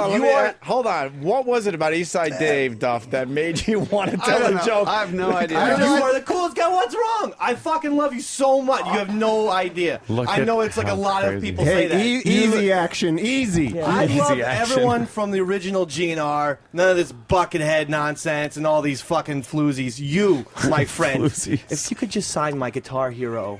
Wow. You don't have a real guitar, man? I played, but I swear to God, and Duff, I swear to fucking Jesus, I play the drums and I'm nearly as good as Matt Sorum. I swear to God. So, like, if you want to jam, is what I'm saying. I'm not shitting around. I know, time out. I know a lot of people probably tell you this all the time, you know, but I swear to God, I live in Brooklyn, and you're from Seattle as well. So, you know. That's just right next door. Brooklyn and Seattle, yeah, it's like I neighbors. read up all about you and everything like that. I mean, my wife is a bass player, and sometimes she'll put on a blonde Duff looks wig. like he's going to defend himself. You're I'm not gonna do scaring him, anything. and he's I a swear to God. kickboxer. He's going Move into back a fight little. position. He really did. You squared off like, I'm ready for anything. here. I know that you're a kung fu expert too. I know everything about you. I fucking love you. If you want me to come over sometime, like, I swear to God, we can have dinner. Let's go out tonight. Let's just go out tonight, please. Just tonight. Me and you. I swear to God, I will not touch you. I won't hurt you. No, wait. I won't hurt you. Yeah, I know this sounds bad. Duff. It's coming off really bad. Duff, I won't one hurt you. I spin kick swear to the head, God. please. One spin kick to the head. That's all we I ask. won't. Don't touch Please. I won't hurt you. I swear. What I want to know now is which one of you guys will admit that he's your friend. Oh, friend? No, I work Ron Fest noon to 3. Oh, okay. The following show. It's the show after us. He's on the show after us, and he missed Slash when he came in. Ron Fest noon to 3, O&A 6 to noon. Duff McKagan, infinity to infinity, baby. That's your plug. That's your fucking plug. You got that time zone, bitch. I like that. Get off dinner with me. Wait, Eastside Dave, could you sing a little Guns N' Roses for Duff? You want your song? The song you wrote? Just a little bit. Why do you look at me when you hate me? Why do you look at me when you get me? Hate me too. I get your fist on this, I'll be shot in the air. I don't even understand why the fuck you even care. And I don't need no sympathy.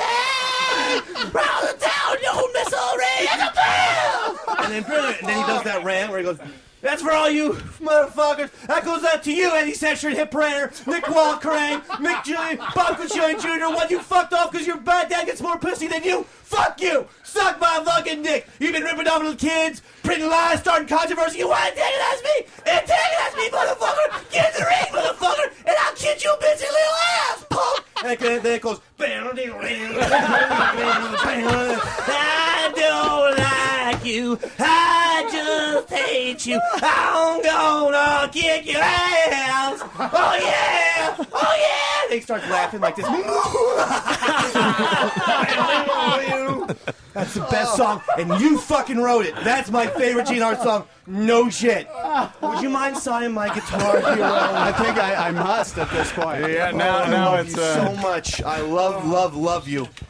I don't know why I told that joke. I have no idea. No, it was a good joke, but the timing was weird. I think you were trying to get away from that. No. From Eastside Don't Dave. get away from me. How long are you in New York for? I think I'm leaving.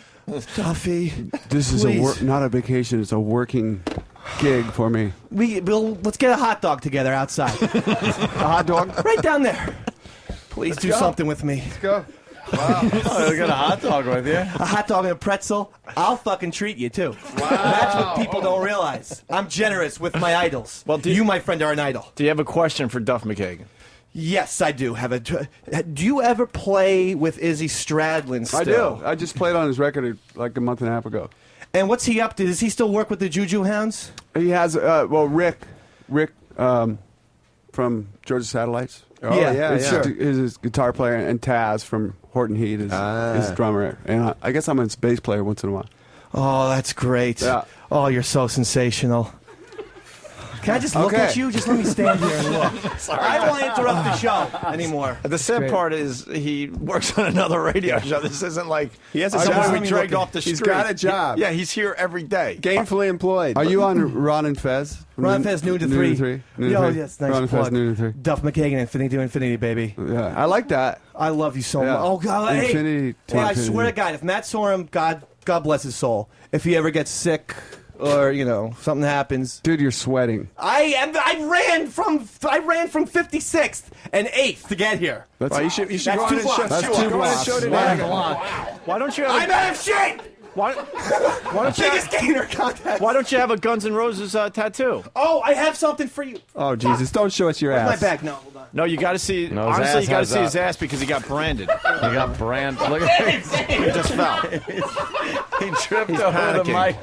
Well, you should go on his show today because Duff's got at least 2 other good jokes. Hey, I got that for your kid. I know you did. It's a Guns N' Roses As soon as onesie. I heard, and I was not even prepped for this, I'm listening to the delightful O&A 6 to noon show, and all of a sudden my favorite bass player of all time is rattling off in the microphone, speaking the motherfucking truth. Hope it's a bootleg and he sues you. Yeah, Duff just said it's cute, like, all right, I'm going to get to the bottom of this. Yeah. I just had a child, and if you could sign my baby's onesie. Yeah, why is Guns N' Roses on that one? It says, that's what Duff wants to know. It says, I listen to Guns N' Roses with my daddy. Yeah. That would be me. That's cute as a button right there. That is. Can you imagine that he's a father? Can you even fathom that? How's the branding going? If he shows half the affection for his child that he's giving Duff right now, it's going to turn out okay. I love him so much. You are my favorite bass player. It goes you, then Les Claypool. Oh, yeah. At least you don't care for him? You don't like the slap method? It's kind of bullshit, isn't it? I always thought I was a little gay for liking that shit, too. But he hits so many fucking strings. What do you want me to do? So, it's going to come out now that I don't like Les Claypool. Yeah, wow. And I haven't said a word. No. Let it be known, Duff did not say anything about Les Claypool. It's just Dave that's been carrying on like a little girl, like a schoolgirl. You don't understand. I love him so much. I watch sometimes the GNR live in Tokyo all the time, and I do your moves, and I loved how the amps... Do one of his moves. Yeah, what's his moves? It goes like this. Well, get the guitar again. You get the guitar. Don't mess up the autograph, though. You're going to mess up the autograph. Be careful. I'm lefty, so I have to do it with like you. But you go like this, and then you go like that. You jump up, you do a little pogo, and then you go, yeah! And then you go like this on Slash's back. Oh, God, when you and Slash could sort of lean on each other. The like best pogo friends. thing you just did looked more like a Chris Novoselic Chris thing. Novoselic. I did that. Yeah, Kind of a well, Chris I always thing, thought he yeah. ripped you Well, off. maybe it's a left-handed thing. Wait, he's going to tell you about Chris I always Novoselic. thought Chris Novoselic ripped you off. Overly tall, bass player, Seattle. Face Novoselic. I never thought Fuck that. you. I didn't either. There's one guy in that band, his name was Kurt Cobain. Think about that, Dave Grohl. Duff McKagan just shot you fucking down, bitch. Face. Is there any fucking bands that you like now? Because I noticed as well. Weren't you? No, you weren't in the video. Sorry, but Slash and Matt Sorum were in the Strokes video someday. No, Duff was in it. I was actually in it. You were. Yeah. He was in the video. Yeah, He's in the he back. was. I thought you were, but then I got confused. Yeah, that I'm could happen very, easily. very What on are you gonna adrenaline right now. What are you going to do to make up for that? That was a that's mistake kinda on rude, your... man. Yeah, what are you going to do for him? I gotta punch myself in the cock. He's got to punch himself in the I'll punch myself in the cock if you want me to. Go for it. Okay, but I didn't mean to do that. Well, I sort of suspected. You got to punish yourself now. The man just punched himself in the cock. Yeah, I mean, the impressive part is he pulled his pants down, and Well, we got you to know. see his whole package, which I really was not on my list of things to do in Midtown. Yeah, he's having a tough time breathing right now. The second one hurt. You heard the slap sound. Yeah. Well, now you're never going to shake his hand. Well, at least you got a baby before you did all that. That was with my left hand. No, that's all right. He's not going to shake your hand now. Look at that. Could I ask you to sign my Guitar Hero? I already signed it. He did. I told you. You're gonna I didn't know. I thought you were joking. You with me. are out of your fucking It's the real mind. deal, Duff. Yeah. Thank you so much. Duff, how many of these have you had to deal with in your life? I like the passion, you know? Yeah. I can relate. I can totally relate. It's all good. Yeah. You want to do one more Guns N' Roses for him? Yeah, I'd love to. I'm sure this is what he wants to hear. I'd but- love to. But you've never heard it like this. I want to is what hear. I'm thinking, I want to Duff. hear the best song on "Use Your Illusion," which is so fine. The one Duff sing. My favorite song on Yeah, those you two forgot records. Fine. No, okay. You How forgot could you this. look so good. You forgot. You know. How could you be so Duff has. fine? Duff has writing credentials. I know everything about you. What's the most obscure thing you know about Duff? The most obscure thing I know about Duff is that he was in a punk band in Seattle. The name of it is the Special 45 or something like that. Wrong. You got to punch yourself. You don't want to start. You don't want to start messing with Dave, himself in I'm the sorry, cock. but he's got to. You know. He No, Doc, it's not okay. Okay, avert your eyes. fucked up. Avert your eyes. well- I was in Special 45. Fine. Punch himself in the penis again. All right. I've been bad, Duffy. All right. You don't want to start. Lots of others come before you, woman, said you been the first. But you been the first. So goodbye, everybody. So long, farewell. I can't hear you crying. Your jobbing's been hell. So look for me walking down your street at night. I'll be in with the devil. Deep down inside. And that goes boom, boom. And then it goes deep down inside. You know, there's an opening. I heard that Scott Weiland left the band. Boom. Diddy Mac right here. You love your redheads. W. Axel, Scotty Weiland, Diddy Mac, Dave McDonald, Ron Fez, noon to 3. Help me. Help me live a dream. Help me fucking live a dream. We're going to have dinner Wednesday night. We're going to get fucking popcorn, whatever the fuck you want. We'll fucking talk shit about Dave Grohl if that's what you want. I know you fucking hate the Foo Fighters, so do I. Face. So fuck that face. Face, right? I actually love the Foo Fighters. Yeah, Duff McKagan didn't say anything about the Foo Fighters He either. didn't? No, No. he I didn't. thought no. I could have sworn. You're making all this up. I'm I made that sorry. up. There's a lot of bloggers out there. They're listening very closely. We got to make sure Dave that Grohl wasn't is said. All the right. least hateable man in rock. My Chemical Romance, they fucking suck, don't they? Be honest. All those fucking pretty boy bands, they weren't like GNR, were they? Down and dirty, baby. Take a page from Duff McKagan. Take a page from this guy. Pull your pants off. Sorry. Just say that. I need a belt. Biggest gainer contest ruined my fucking life, baby. Not that you have any idea what I'm talking about. Nope. He got his ass branded too for the Ron and Fez show. Did you? It says Ichiban. You like Japanese art? So do I. Just turn around if you're going to pull your do I. shorts down again. There's bandages on it. Dave, Look at that you really hard gotta say Irish this. ass you have. Look what that was branded on his butt cheeks. This guy, he's, you guys have seen Spinal Tap 1,000 times, right? Oh, yeah. Clever, stupid, Can you pull your fine pants up, line. please? that whole Fine line. thing. Yeah, fine line. It's a fine line. It's a fine line. Yeah. Dave, can I see your guitar? I don't know what I did wrong. No, please. That's actually pretty disturbing. Yeah. No, there's things happen with pinball Now, machines and Duff. cakes. Yeah. When we heard he was getting his ass branded, it happened on Ron and Fez. We're thinking stamp, like quick. That was like actually like a hot poker that He took a blowtorch to Listen a to piece this. of metal and branded me for fucking 50 minutes because it's a design rather than just an easy brand. So he had to He was work basically on it for 50 writing minutes. with heated up metal. And he would hit the blowtorch every 3. It was being tortured.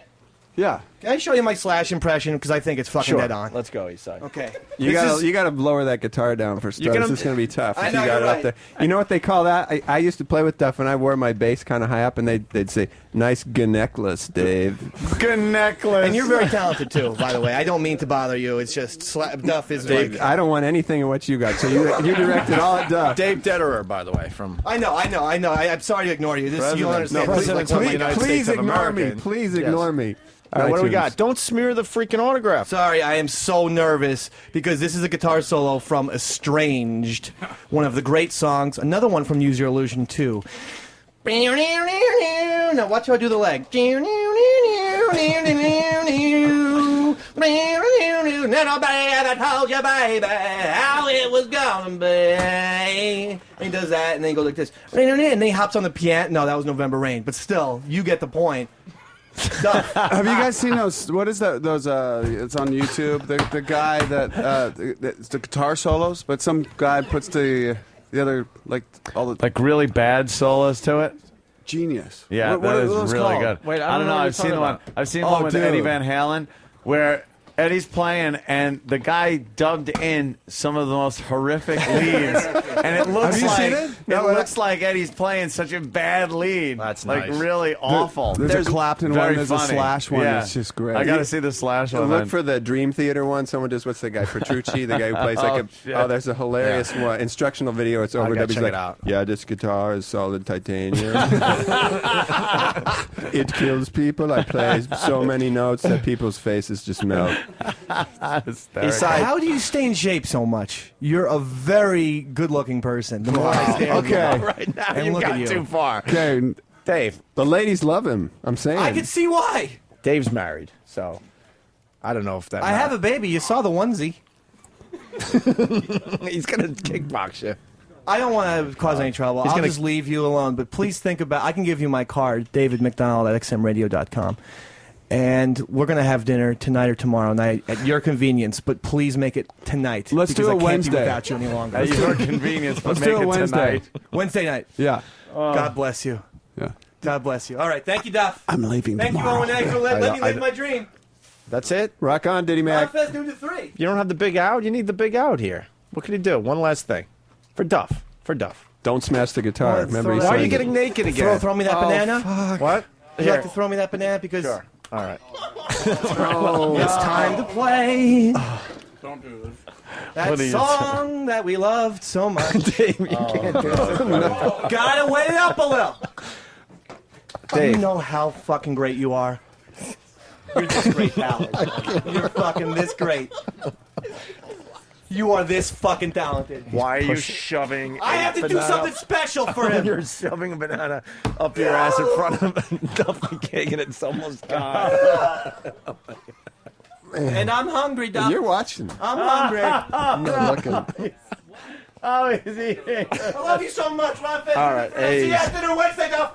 There he goes, Eastside Dave. Oh my! Been waiting for this day forever. He so is the worst. thanks for humoring him, Duff. You know, I wouldn't even want to watch a good-looking woman do that. No shit. No shit. Yeah.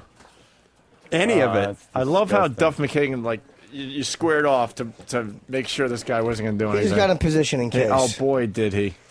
We would love to see a spin kick to the head. That was disturbing. Yeah, the whole thing. That's nothing I've seen before. Stuff. You're not going to forget the interview, though. Let's be honest with each other. Probably never. You're right about that. You've done a million of these. Yeah, but this one's gonna... you see some stuff in the rock and roll business, but this is right up there. Dave, you all right? Nutsy.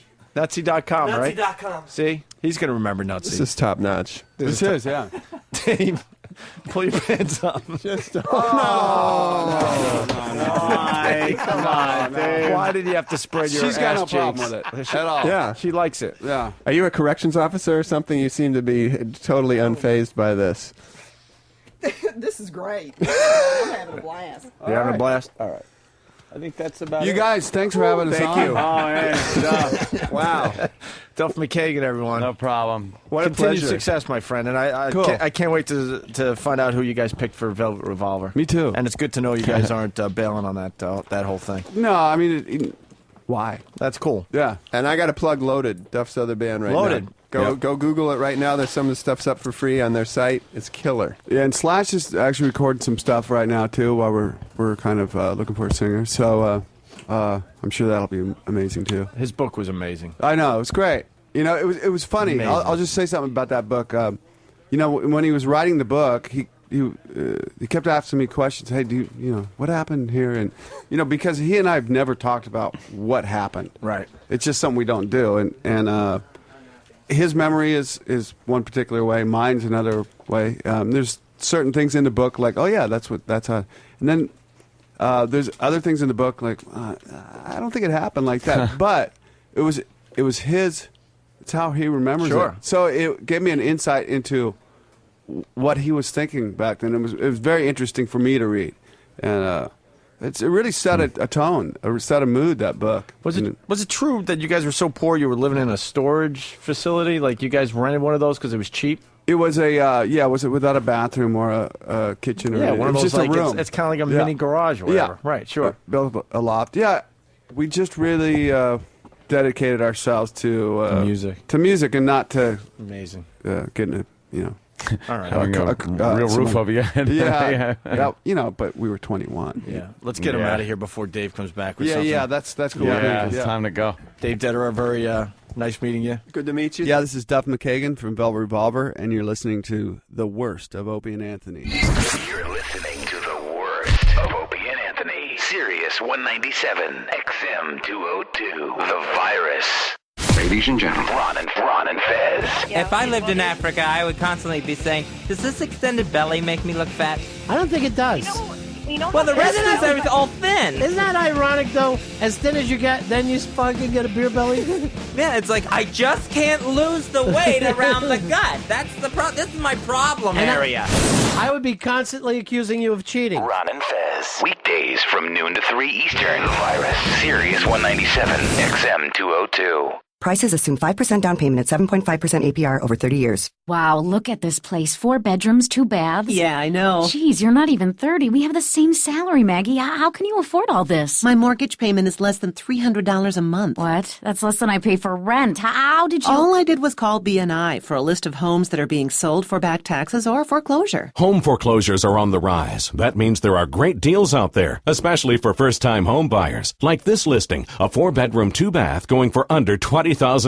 That's just $199 a month. Listings go fast, so call BNI for a list of these homes today. Call 1-800-700-3082. I could actually afford to own my own home. Yeah, and it's easy. Just call BNI for the list. Properties that have been foreclosed or repossessed are a real bargain and sometimes sell for little money down. For a list of homes in your area, call 1-800-700-3082. 1-800-700-3082. That's 1-800-700-3082.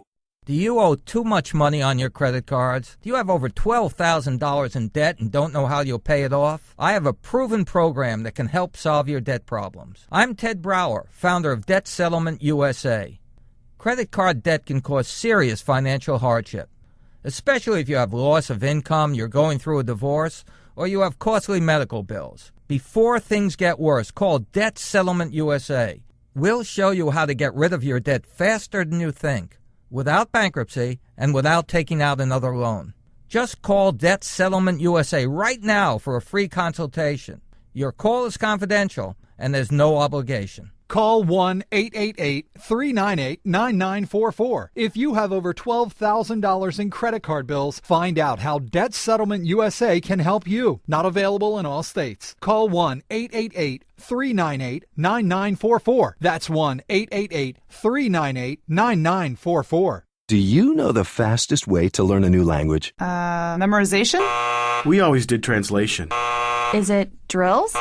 The world's fastest, easiest way to learn a new language is Rosetta Stone software. It doesn't waste your time with tedious translation, useless memorization, or boring drills. Instead, it teaches you a new language the same way you learned your first language. And right now, you can experience it for yourself because Rosetta Stone is offering a free demo CD-ROM. Check out the easiest, fastest way to learn the language of your choice. For the free CD-ROM, call 1-800-596-5837. Discover what U.S. diplomats, NASA, and over 10,000 schools already know, that this is the world's fastest, easiest way to learn a language, guaranteed. Choose from 31 languages and request your free CD-ROM today. You'll be amazed at what you learn. Just call 1-800-596-5837. Request your free CD-ROM from Rosetta Stone by calling 1-800-596-5837. That's 1-800-596-5837.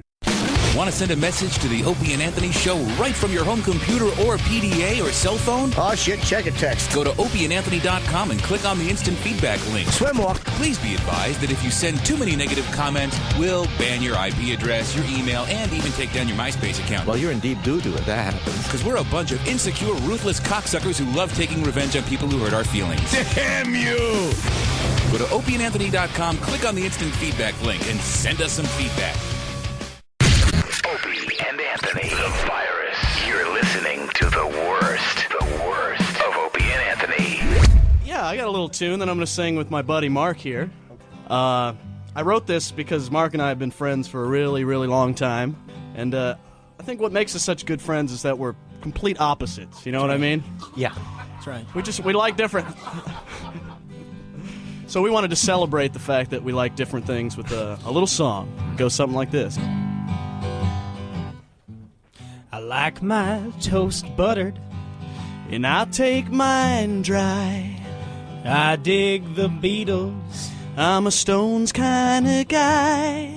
I have fine taste, and I like things cheap. I want to stay up all night, I just want to sleep with your sister. What did you just say?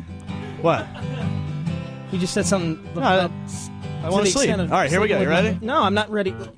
I love the sunshine. And I want to nail your sister. No, so you just said it again. I like Julia Roberts movies. I just want to F the S out of your sister. Hey, Mark, you would rule. No, hey, if you'd say it's cool, I'd go pick her up at her junior high school. Yeah, your sister. Aunt sister? Yeah. I thought you were talking about my I older want to sister. F your sister. Want to F her in the A. I don't know what you're and saying. just C all over her chin. Stop well, using I'd letters. stick my fist Stop in her that. V, I am and I'm serious. moving around, then I'm moving to her A. It'd be so effing great. I'd nail her. Yeah, I want to F your sister. Stop it. What? I want to make one thing clear. I do not like Julia Roberts movies. You're listening to the worst of Opie and Anthony. Sirius 197, XM 202, The Virus. What's up, guys? This is the world champion Judah Friedlander from 30 Rock, and I have my own show on Raw Dog Comedy Uncensored, World Champion Radio. I'm going to be giving you behind-the-scenes look at 30 Rock, interviewing cast members like Alec Baldwin, actors from movies I've been in like The Wrestler. I'll be talking about how I'm the greatest athlete in the world, how I bowled a 300 using a golf ball. World Champion Radio, Wednesdays, 5 East, 2 West. Raw Dog Comedy Uncensored, XM 150. So you want to stop smoking? Well, you could try the nicotine patch or gums at a cost of $200 to $400 to find out they have a success rate of 7% and no refunds when it doesn't work 93% of the time. Here's a better option. It's called All Natural Smoke Free, and it's a complete stop smoking program with no caffeine or nicotine, and it not only works on your physical addiction, but your mental addiction as well. And here's the best part. You can try it free. That's right, free. Grab a pen and take this number down, 1-800-218-0291. When you call today, you get a 30-day supply of the smoke-free capsules, a guide to living smoke-free book, a CD and DVD support program, weight loss capsules, and a capsule holder. Over $130 worth of product, free. You just cover a small shipping and handling fee. If the program works for you, then of course we expect to be paid. If it doesn't work for you, pay nothing more than the small shipping handling fee. There is no stop smoking program on the market today that offers this type of guarantee. Call 1-800-218-0291 to get your free order of All Natural Smoke Free. 1-800-218-0291. Does your furnace need replacing? Your house need cleaning? Or maybe you're ready to update your kitchen? Big or small, whatever your home improvement need, now it's easy to find the right home pro for your project. Log on to now.servicemagic.com. Now.servicemagic.com. ServiceMagic is a free online resource with instant access to pre-screened remodelers, maids, handymen, roofers, and many other home contractors. Just go to now.servicemagic.com. ServiceMagic has a network of licensed and insured contractors in hundreds of home improvement categories. If you need a painter, electrician, plumber, or any other home service, visit now.servicemagic.com. Now.servicemagic.com. It's easy and it's free. And it's the source to find neighbor-recommended contractors in your area. Now you can hire a pre-screened home pro with confidence. Go to now.servicemagic.com. It's quick, it's free, and there's no obligation. Go to now.servicemagic.com. Now.servicemagic.com. That's now.servicemagic.com. End the IRS nightmare now. Call the experts at the Tax Debt Relief Center for your free consultation. Find out how the Tax Debt Relief Center can help you settle back taxes, help you with penalties and interest, help release liens, stop levies and seizure, and end embarrassing wage garnishments. If you have $15,000 or more in tax debt, call us now. Call 800-719-8132 for your free consultation. That's 800-719-8132. Call now. 800-719-8132. Think you know what it's like to feel the IndyCar Series launch into your living room? I'll tell you what it's like. Okay, flight controllers, give me a go, no-go for launch. Guidance. For go flight. Control. Go. It's like riding shotgun off the pad with the likes of Scott Dixon, Dario Franchitti, Marco Andretti, and Danica. Propulsion. Go flight. Booster. We are go. Launch control, this is the pit box. We are go for launch. Don't miss the Toyota Grand Prix of Long Beach. Liftoff next Sunday, April 19th at 3:30 Eastern on Versus. Because the IndyCar Series blasting through the streets of Long Beach is one giant leap for sensory overload. The countdown to April 19th is on at 3:30 Eastern on Versus, IndyCar.com, and SiriusXM Radio. Don't blink. The virus is an XL channel which may contain explicit language. Channel blocking is available by calling 1-800-XM-RADIO or in XM Canada, 877-438-9677. Sirius 197, XM 202. The virus. You're listening to the worst of Opie and Anthony. Yeah. Opie and Anthony, we Bikini continue. Island. Are we on? Let me set the stage we just here. start We got show in mid-conversation is what happens. That's how we do our shows. We got Jim Jefferies. Hello. And for the first time, I believe, Joe DeRosa. Yes, we've been first trying to time. make this happen for years. And I would see Joe in clubs like, no, we're going to get Johnson. And then another year would go by. I'm just an awful person. No, I'm happy to finally be here. Thanks for having me. I appreciate it. It's a little more tame in here than I expected. I thought there was going to be like hookers blowing people and interns taking shits on each other. And that's only on the Saturday night shows. Yeah. I like it, though. We're in the calling it in stage of our career. So Call it in. Well, last time I was here, someone ate shit, didn't they? Wow, that was Eastside Dave. Eastside Dave, yeah. He defended himself by putting his hand up his ass. And he got in trouble for that. No. See, that's the problem. That wasn't the time? Dave did that, and there was no problems whatsoever. He does it again about 6 months later, and then gets in trouble. There's trouble. Yeah. What did you get, Jimmy? What is it? Is that the chocolates finally? Cumsies? No, I wish. I would be all gone already. Thank you very much. She sent me this. I think her name is Rosalie. Sent me chocolates. You guys are welcome to them. I'm only going to eat like one. Who's Rosaline? Why is she one so box?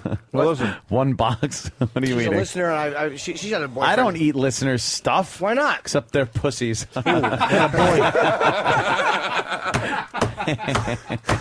They're good chocolates. I'll say they are. They're fucking brilliant. Now listen, These are very good. before it passes, these guys were arguing Indiana Jones. Yeah, big Joe Indiana DeRosa Jones loved fans. it. Got the DVD. I Right? saw it 6 times. I think in it the right theater. my childhood. Wow, the last one you I saw, saw six it times? 6 times in the theater. Right. I mean, it just That's made a mental me problem. feel like a kid again, and people. Why was someone touching you in the theater? Exactly. Hey, reach for the popcorn. I cut a hole in the bottom. People shit on the movie. I was talking to Roland about it. Roland hated it. Jim Jefferies hated it. Yeah. You didn't like it, Ant. I thought Roland it was played good. the big Rolling Stone in the first one. I thought it was good. It just made me feel like a kid again. I felt like I was 8 years old. And then I will admit, when you hear that music and shit, I love the and music. it's something new, and you're like, "Wow, I haven't seen this." When you hear this, it's like I've been watching these movies for years, over and over again, and it's like, okay, it's new. So and you really expect a lot of these fucking movies. should have been good. It should have been fucking good. They had all the time in the world to make the thing. Yeah, well, they certainly right, did. You know, Steven Spielberg, Harrison Ford, 20 fucking years. I want something good. It was good, though. It was rubbish. He swung around on his fucking whip. No, when? People He didn't shot even machine swing on guns the at whip. him. He There was animals and shit that he was fighting in the fucking. What else do you want? And the man? Russians, they weren't that bad. They're not as bad as Nazis. They're not Nazis. Yeah, you they're not can't Nazis. beat the Nazis when it comes to bad guys in movies.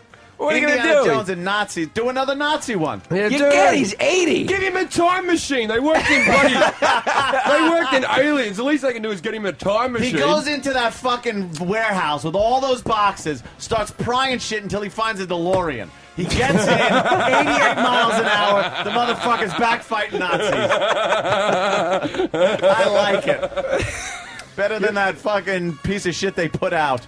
And you said you didn't like the CGI, right? There was too much. There's too much CGI in it. This is what I was saying before. Is when he used to be chased by the boulder, or when he was jumping off something or swinging from something before, there was actual fear that Harrison Ford could get injured. Like these were proper stunts. And now it's like he's running upstairs and there's 2 big, massive CGI cogs crushing the stairs. And that stupid Marion woman who hasn't had a job in 20 years just grinning through the whole film. Just like, I'm working! The doctor said I never would, but look at me now! This is my point. This is my point that I was trying to make earlier, Jim. You have a different suspension of disbelief now that you're 33 versus when you were 31 versus when you were 8 years old. And, when I was 8, a lot of things entertained me more easily. I used to turn my fucking penis inside out in a bathtub for 20 or 30 minutes straight when I was 8 years old. And now do you use CGI for that, or what happens there? It's still the same trick as an adult. I'm just saying, it's, you drift away a little easier when you're a kid. You got a point that I remember watching the extras on the DVD of the old ones. And not even extras. I think like a TV show would be a special on the behind the scenes. Before the and DVD. they show the guy in the little trench under the truck pulling himself with the whip. Right. And it's supposed to be indie, but it's a stunt man and shit. But they really did the stunt. And then Harrison Ford is there with the glass in front of him and the Cobra. And shit, the the real Cobra, and he Cobra. spat the poison onto the glass. They had to start again because they were shit. You were going, how awesome were the ants? They weren't ants. and then you were using the argument, you're going, but how can you control the ants? How can you control fucking cobras? But because the cobras were in a room, the ants were in a jungle. How do you control ants in a goddamn jungle scene? You're going to direct ants? You collect ants up, like in boxes and whatnot. They got all I want to hear how you do They got this. all the bugs from this. You've never been to Australia. There's fucking there's ant farms where you can go get ants. You can buy them. People have that. People have them in that little glass thing where they're all walking along and all I that. will say this, in defense of your guys' argument against me, I liked the Star Wars prequels. So that might diffuse everything we're arguing about right now. Oh my God. Well, you might as well. Wow, say they're it. telling us you gotta go. Your first appearance on the show, and you've come on to tell us about the Phantom Menace. That was a great 5 minutes. Wow. Wow, really? I liked them. I thought Indiana Jones was worse than the new Star Wars. I thought new Star Wars was better than the new Indiana Jones. You just said you liked them. I'm just sticking up for you. You thought that it was worse than the Star Wars I thought the prequels? Indiana Jones was worse than the Star Wars prequels. I thought it was that bad. Hated first Star Wars prequel. Right. Didn't mind the other ones didn't fucking like completely want to just rip Lucas's head off. Yeah, after Revenge the of other the two. Sith was all right. Like, yeah, that was all right. The first one was a kids' fucking show. It was a Right. fucking kids' movie. Right. Oh, look, I'm flying a fucking... George children. Lucas stinks. Yeah, George Children. Lucas. Terrible. The fucking little Ewoks and... And I'll tell you one thing. We're How at many a point. dwarfs do you reckon Oh, look, George the Lucas Mercury knows? Dukes. Oh my God, he's the biggest He's dwarf gotta know- employer ever. He's Faggot, got to know shut up. hundreds, doesn't he? He's got to know hundreds As of long dwarfs. as George Lucas is on this planet, dwarves will never go hungry. Oh, they'll CGI the shit out of him now, though. R2-D2 was a fucking CGI R2-D2 for a while. And how the fuck did R2-D2 go from, because all the prequels were pre, he went from fucking this cool-ass flying motherfucking thing with all kinds of gadgetry to this piece of shit roly-poly falls over. He can't even go over I've got an rocks. answer for that. I've got an answer for that. All right. Have you ever had a really nice car you kept for 20 years? Oh, it's a piece of shit. And then by the end, it's a piece of shit. You know, the heater doesn't work anymore. Like they didn't keep up on his flying his thing. his maintenance was rubbish. Okay. All right, that I can accept. That kind of makes sense. Eh? And I got to say that got you there. the ships that they use, fucking models in most cases, Right. look better than CGI these days. Models are always better because you can touch a model, you can see a model. Yoda was better as a puppet. The model I didn't think looked good was the fucking, like, the Death Star model at the end of the first Star Wars with the fucking, where they're just throwing M80s onto the surface of some shitty thing with the camera there. That didn't look that good. But other shit looked really good. And Alien. The ship in Alien looked good because it was all dark and everything when they showed that, but that was all models. CGI ships are kind of I don't know, but not it's into it. I'm a little more forgiving with CGI because if you look at model, you know, the way model effects worked in the 50s and the 60s, it looked tremendously more shitty than it did in the 80s. Hell so yeah. CGI now looks pretty good compared to it when it did in 95 or whatever. Definitely. So it's No, it never will did better get than to Jurassic Park. That was the best CGI ever. Jurassic Park was really that fucking was the good best CGI, and everything since then, and Gollum, and everything else is fucked. Yeah, what the fuck happened? Yeah. Like, Jurassic Park was like 20 years ago. Maybe it doesn't look as good if we saw Jurassic Park today, though. No, I've watched it No, recently. those Velociraptors No. look fucking really Hey, cool. Crisco from Whackbag writes, I T-Rex bet and shit. I bet DeRosa's favorite Back to the Future movie is the third one. Is that true? I hate the third one All right, so fine. much. Third one. So much. All right. Third one's just... And I do agree that Phantom Menace is the worst Star Wars film. Yeah. But it is, you know what made me kind of be forgiving with that? My 8-year-old nephew was like, I love Phantom Menace, I love it. And I was like, all right, it's a kid's movie. It's This got, kid likes it's got it. the best movie. fight Whatever. scene by a mile. That Darth Maul fight scene, hands down, is the Oh, best, yeah, the yeah. best fight scene Yeah. in all the films. Can we talk about how much Back to the Future 3 sucks It's ass so really fucking quick? bad. Like, what? Have we just become nerds? I hated really the fucking. fact... Yes, we did. I hated the fact that at the end of 2, they showed you scenes from 3, and like... It's When the old hell West. did this happen? When the hell did this happen? Yeah. And it's like, what the fuck? Oh, now we're going to get a Western. It's like, how many times are you going to do that scene where he wakes up in the dark? Yeah. He's like, Oh. I had a terrible nightmare. Oh, And we're then- right here on the good old 27th floor or Yeah. whatever the fuck. It's like, You no. gotta watch out for old Tex Tannen. Mom? Old Tex, Mad Dog Tannen. Oh, God, it sucked. It was like a made-for-TV... That movie was like when they did Facts of Life Go to Europe. And you're like, oh, let it go. Yeah, enough already. It was bad enough, the over-the-top Griff Tannen. Fly! I thought I told you never to stop it! Yeah. It's like, all right, we get it. He's way over the top. Hoverboards don't work on water, McFly! Unless you have power!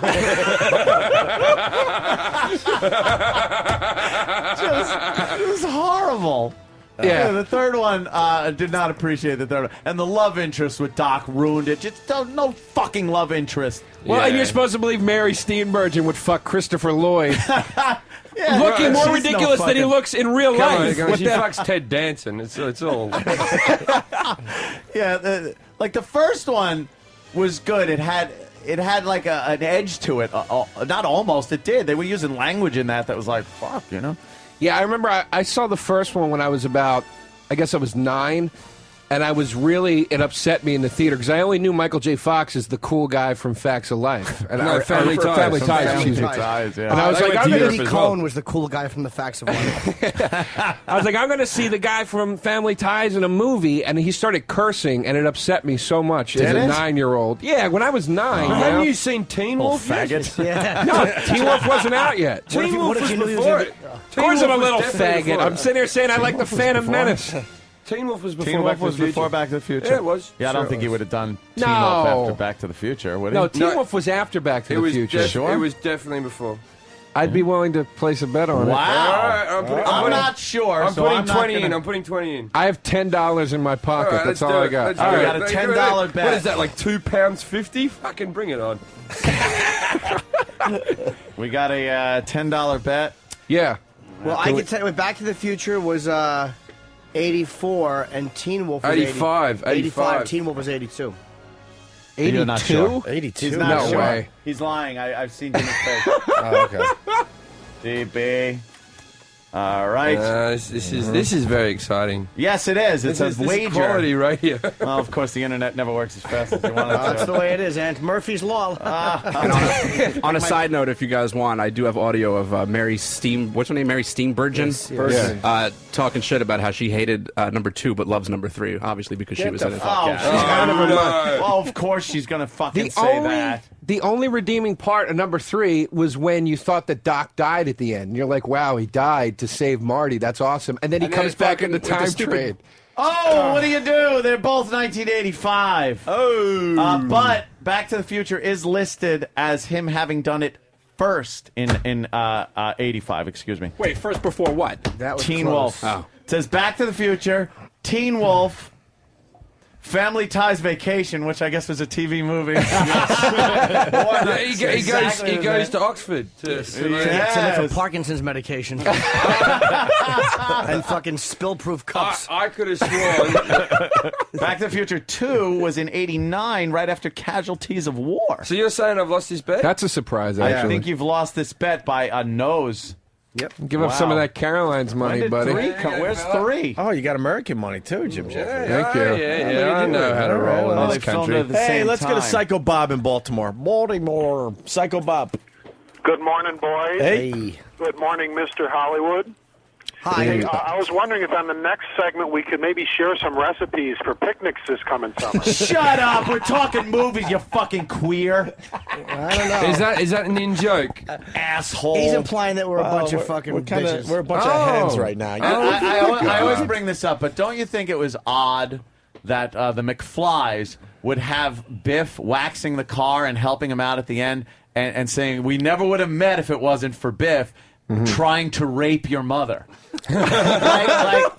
Like that would be someone you wouldn't invite over to wax your fucking car or do anything. You'd punch him every time you see him. It's like, stay away from that guy. He tried to rape your mother. Yeah, they keep him around. And it's like, okay, I'll put another coat of wax on. And George really just got lucky with that punch too. Like if I was Biff, I just would have fucked him up the next day. Oh, I know. Yeah.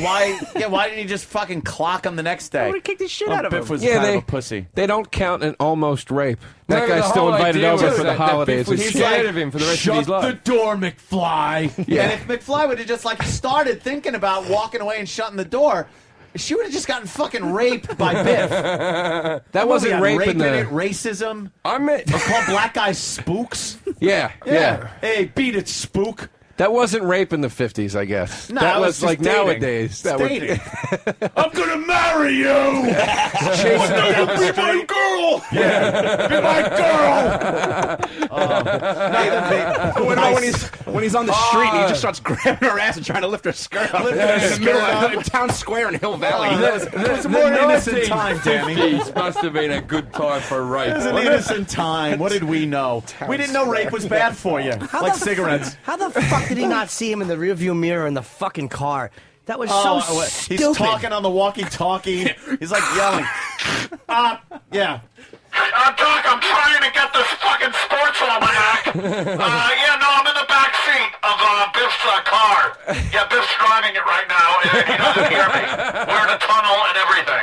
Yeah, oh wait, holy shit, I have this just a premonition that he's going to turn around and look. Let me duck. Yeah. And he just looked. Okay, I'm back up. Yeah, Doc, holy shit, I'm trying to get this fucking fucking thing. It's like, come on already.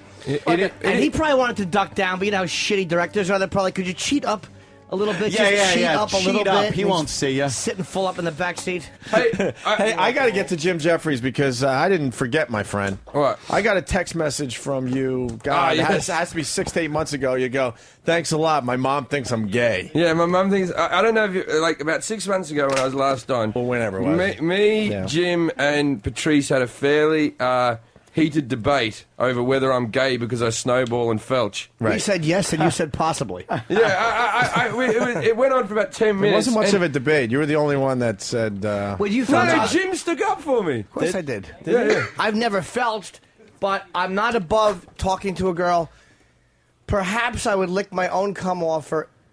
It does nothing for me, but the idea of it might turn me on if it was dirty enough for her. We can't start this again. This will go off forever. No, I'm telling you. Have you licked your own cum up? I've never done that. The reason why I can't say this is because what happened was someone puts a 10-minute clip of a picture of me in my underwear on YouTube. And it's called "Is Jim Jefferies Gay?" on YouTube, right?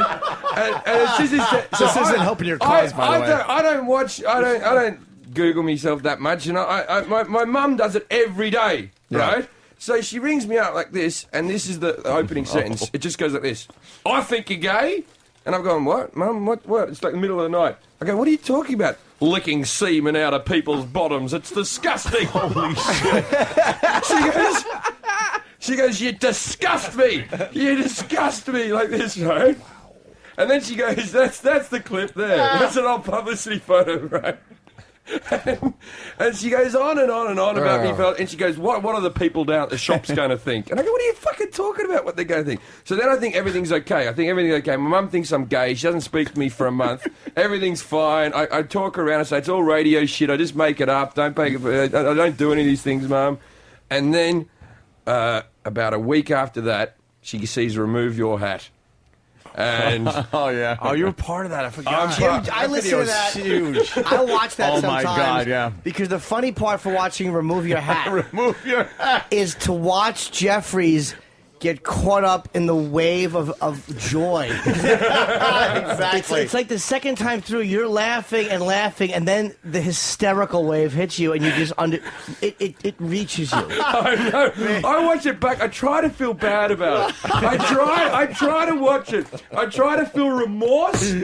I do everything I can, and as soon as that wheel's spinning in the bottom of the That's what got it. I'm over. And I've done bad Her things. hair like being blasted aside. I've gotten drunk at parties and gone to people, do you want to see the funniest thing ever? And then showed it to them, and people just look at me like I'm sick. I think, Joe, you'd be outraged. What is Remove Your Hat? I don't know what it is. It's a 101-year-old Why woman. do we put it on? Let me explain, though. There's 3 or 4 different versions of that on YouTube, but the funniest one is... Do we have the one with Jeffries? Because what happens is there's a very rude woman. I don't say anything funny in the whole thing. How old is I'm she? just laughing for 10 minutes. Wait, but hold on. But how does that turn into your mom still thinking you're gay? My mum watched it. She's decided to Google some more stuff, and she just gets more and more disappointed with everything that I say on this show. Right. To the extent where she doesn't want to talk to me anymore. Yeah. She goes, what? She goes, what if that was me being beaten up? And I went, well, Mum, you're like 67. You'd put up more of a fight. And then I was like, hang on, you've punched me more than that black guy punched that 101-year-old woman. Yeah. He wasn't punching her. She was rude. He was assist. That's called a lesson in manners that she won't soon forget. That's called tough medicine. She was wearing a hat. His fist was a spoonful of sugar. It's every time you say she's late on her hat payments, I'm fucking pissed myself. That's the funniest thing that anyone's ever said. Late on her hat payments. So, Joe doesn't know the video. Do we have Danny's it? pulling it up. Okay. So I can watch this thing. Do you want us to Google bomb Jim Jeffries is gay? If you want to listen to it, it's... All right, here. Well, can we put it up on the big screen or no? Nah, they're fixing it. But someone pieced this together. Is there volume? Someone went through all the footage to know where we were talking. Oh, there's the... You're not country over the last... Frank, see what I'm going to get. Oh! Look at the walker wheels. Look at the wheels. That'll teach her. Fucking Frank Vincent wig. Look at that.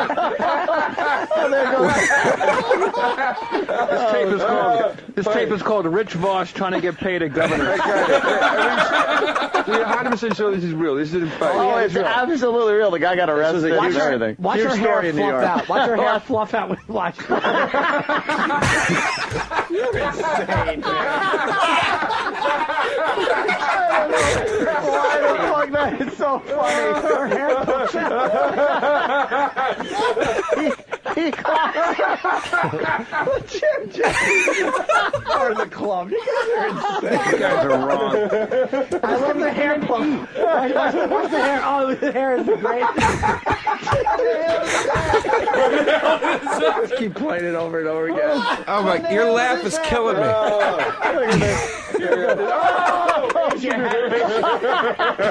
How does she go down? He's jamming her. Why does he need to knock her over? Because she didn't pay for her. I have a feeling payments were late. There's the line. Holy shit. So, Joe, what do you think? It was hilarious. I feel terrible for laughing at it. It was hilarious, but what was making me laugh was Jefferies going, and every time you hear that laugh, it would coincide right with her getting that fucking right shot to the fucking ear. It wasn't just the guy laughing; it was the clip. It reached Jim. It got him in the soul of being funny. It just, holy shit! It's called Remove Your Hat on YouTube. It's still the funniest thing on earth. Yeah. And I said I do feel bad. Of course. But I do watch it to cheer myself Exactly. up. I hate the fact that the camera doesn't catch her on the ground. She fucking clumsy old bitch had to fall out of frame. That's what made it bad directing. It's the wheel spinning in frame that makes it so funny. If the picture was clearer, it wouldn't be as funny. The fact that it was all grainy and like a horrible silent movie.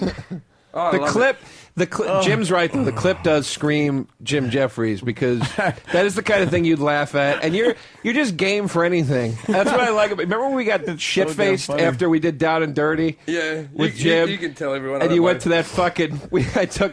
Jim's like, oh, I'm fucking horny. I gotta fucking go to a jack shack. He wanted to whack off somewhere, so I brought him up into this fucking place on 42nd Street, and he's shit-faced, and he's just, there's one fat stripper working at 2 in the morning, and he's shit-faced, and I'm bartering the fucking deal, because he's so drunk he can't understand his Cockney or whatever fucking part of England he's from, and he's going... The girl's going, so for $30, he can come in here and play with himself. And he's going, can I have a wank? He's like, can I have a wank? And I go, yeah, you can have a wank. Go in. And he's going, I can have a wank right in there? And he's like in disbelief. I go, yeah, you can have a wank. I He's couldn't going, believe it was like a public place. yeah, I finally snapped. He's like, but the 5th time, can I have a wank? I'm like, yeah, you can fucking jerk off in there. Go and fucking play with yourself in that closet. And the cool thing was, all the comics waited out front of the door for me to do it, and then we all had McDonald's. Like nothing happened. Hey, let's. How did you guys have so much fun after the shoot? I did nothing after the fucking shoot. We just went to Manhattan. We got in the car. God damn it! I came up to get you and say thank you and be like, hey, we're all going to go out if you want to go. But you were like in the room with Lemmy, and it was. I was like, he's going to be in there for hours. Yeah. That was so funny, that shoot, because American TV is different to British TV. British TV, they try to get your shit face so that you're like you're all loose on stage. And I'm like, I go up to like one of the producers on Norton's show and I go, can I have a beer? And they looked at me like I should be in an AA program. Yeah, and they go, what? You're about to be on television? And I'm like, that's why I'd like to have a beer, so I'm relaxed. But you don't get it. This is going to be broadcast. Yeah. And then someone came up to me and goes, look, I didn't tell you, but there's a bottle of Jack Daniels in Lemmy's room. Of course there is. Do you know that on the Tonight Show, before you go on, they come around to the dressing rooms and they go, cocktail? And they'll make you a drink. Oh, yeah, you guys know. They want to make you a drink. They kind of want, probably the actors especially, get nervous. Just get a little loose. Hey, we got a guy that snowballed for the first time. I don't want to lose this guy. John in Pennsylvania. Hey, boys. What's up, John? Hey, man. Jim, I agree with you, man. It's the first time I came in my wife's pussy, And about 20 minutes later, she's like, "Listen, I want you to clean my pussy out from your cum." And I did it, and I got to tell you, I was horny as a motherfucker. Did she use the words clean like that? Sexy. Yep. Clean. Yeah. I need a toilet brush. Why? That's Yo, not Jimmy, sexy. I also wanted to tell you, dude, I read your book. It's fucking phenomenal. I read your book, you magnificent son of a bitch. Thank you, buddy. Fucking awesome, Jimmy. You rule. Thanks a lot, man. All right, John. All right, Guys, John. roll. Thanks, John. See ya. Is there anything more disgusting than the word pussy in a hard Pennsylvania accent? Pussy. Was that a Pennsylvania? Was Eating that a pussy.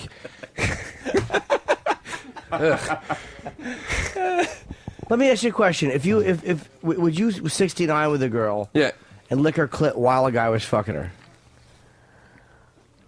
No, that's too many. Holy shit! You took way too long, bro. That's testicles on my way forehead. too fucking long to answer that. Testicles on my forehead.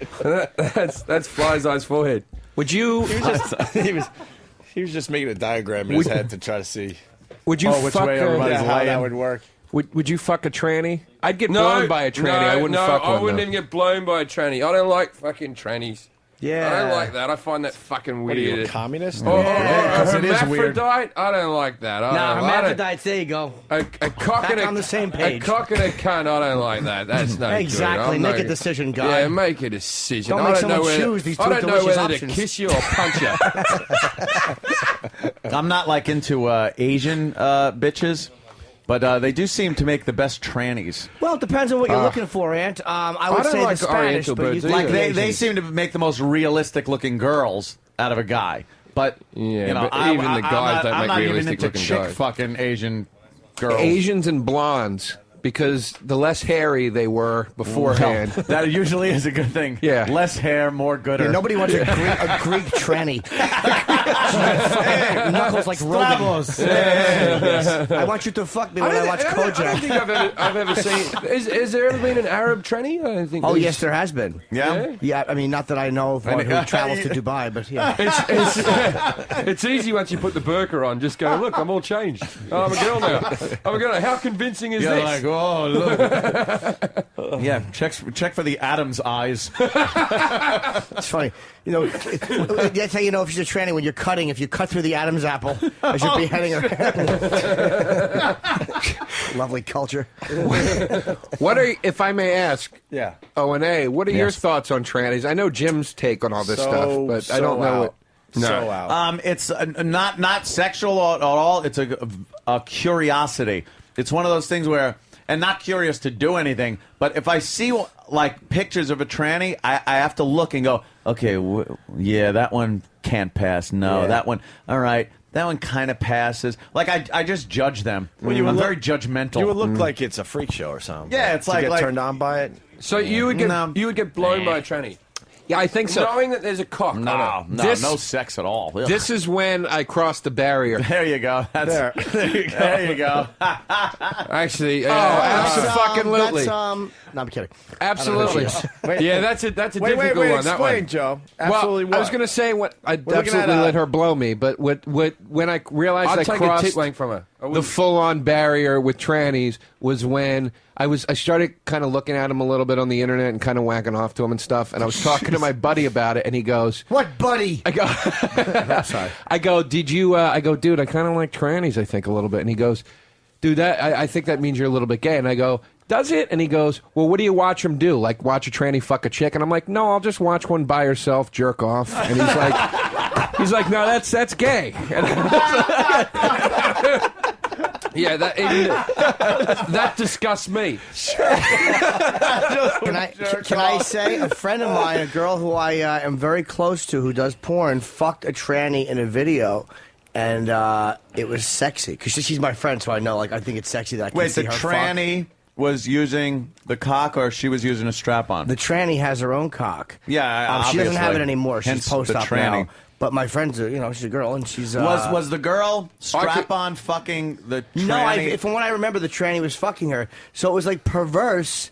But it was hot. Okay, see, that's okay to watch. I could watch that. Yeah, The I could girl definitely is a watch that. guy with tits fucking a chick. But part of it is the girl. That's great, too. The girl I know is such a pervert. I know she's a fucking pervert for real, and she loves the idea. Because she was telling me, God, I want to fuck Vicky. And she was telling me who this, no, Danielle, this girl, she wanted to fuck this tranny. And she kept saying that. No, not That's this. no, of course, no, that's what I mean. It must have been Danny or something Danielle. like that. Danielle, yes, Oh, of the course original it's name. Danielle. Okay, you know yeah. what the original name was? They always do these little takeoffs on their real name. Yeah. Daniel who? Yeah. Anthony, but call me Ann. Yeah. All right, sure. Chuckina. Yeah, Chuckina.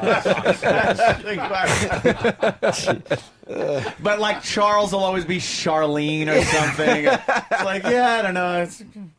Yeah, I don't like that they do that. It's like I don't want to know anything. It's completely separated. I just want to pretend you're a girl that had a penis attached to you magically and your vagina was removed. I don't want to fucking know there was ever a dude They are there. girls. I don't care what anybody says. You know what? I don't care what the fuck you say. There's no way you're getting rid of that musky man ass smell. That's why I wouldn't fuck one. It's like, so what are you going to do? Wow, you're hot. Ew. You wouldn't poke Vanity? I wouldn't. Is Vanity? Is that an expression or is Vanity a tranny? Jesus. Is that Vanity? Is this hot, Joe? Yeah, it's no. Joe, is It that looks like hot? meat spit on its side. By the way, Danny's amazing. All right, give us a look at that. Coming Give us up a look with at that. porn. Yes. Yeah, I Just think that's goes to his hot. I really MySpace do. page. She's so fucking hot. Look at her. The face is, but the rotten little penis way, the little hot dog Frank. Yeah. She's even covering it. She's ashamed. You could so see that's a guy. The window watching female porn. The window watchers. The window watchers looks in, and we're watching fucking tranny porn. two guys on the bleachers. Yeah, but they cleaned these windows last week, so they know they're guaranteed to see something good every now time they know they how come we're by this fucking messing window. them up. Sorry, that's what about pop up a picture of Vanity? See if you can get a good picture of her. Is she a famous one? Is she? She's one of the biggest. Yeah. What I'm saying, dude, is theoretically, yeah, I'd fuck a tranny. It's not like I'm like, ugh, fucking him is gross. I just think if it came down to it and it was right in front of me, like Anthony said, I think I'd get a little whiff of that musty man-ass. Man. I think up close, it'd be like seeing a celebrity in real life for the first time. You're like, wow, they look better on TV. You know what I mean? I think when you got up close, you're like, this does look kind of mannish, way more than it did on Tube 8. You think between those fucking thighs it doesn't smell like a little gamey, like when you're fucking sweating? Yeah, I love it. No. That's actually not even a very good picture. What is that? She very much looks No, like a it's chick. she's got a dick. Guy. Let's just go back down to the thing. It's a dick. You know, It's that's- a fucking dick. Thanks for injecting some sense into Hey, this. what do you do? We're Hey, Jim, what do you forgetting. do when you're in the movies? Hey, his name's not Indiana, it's Harrison. Yeah.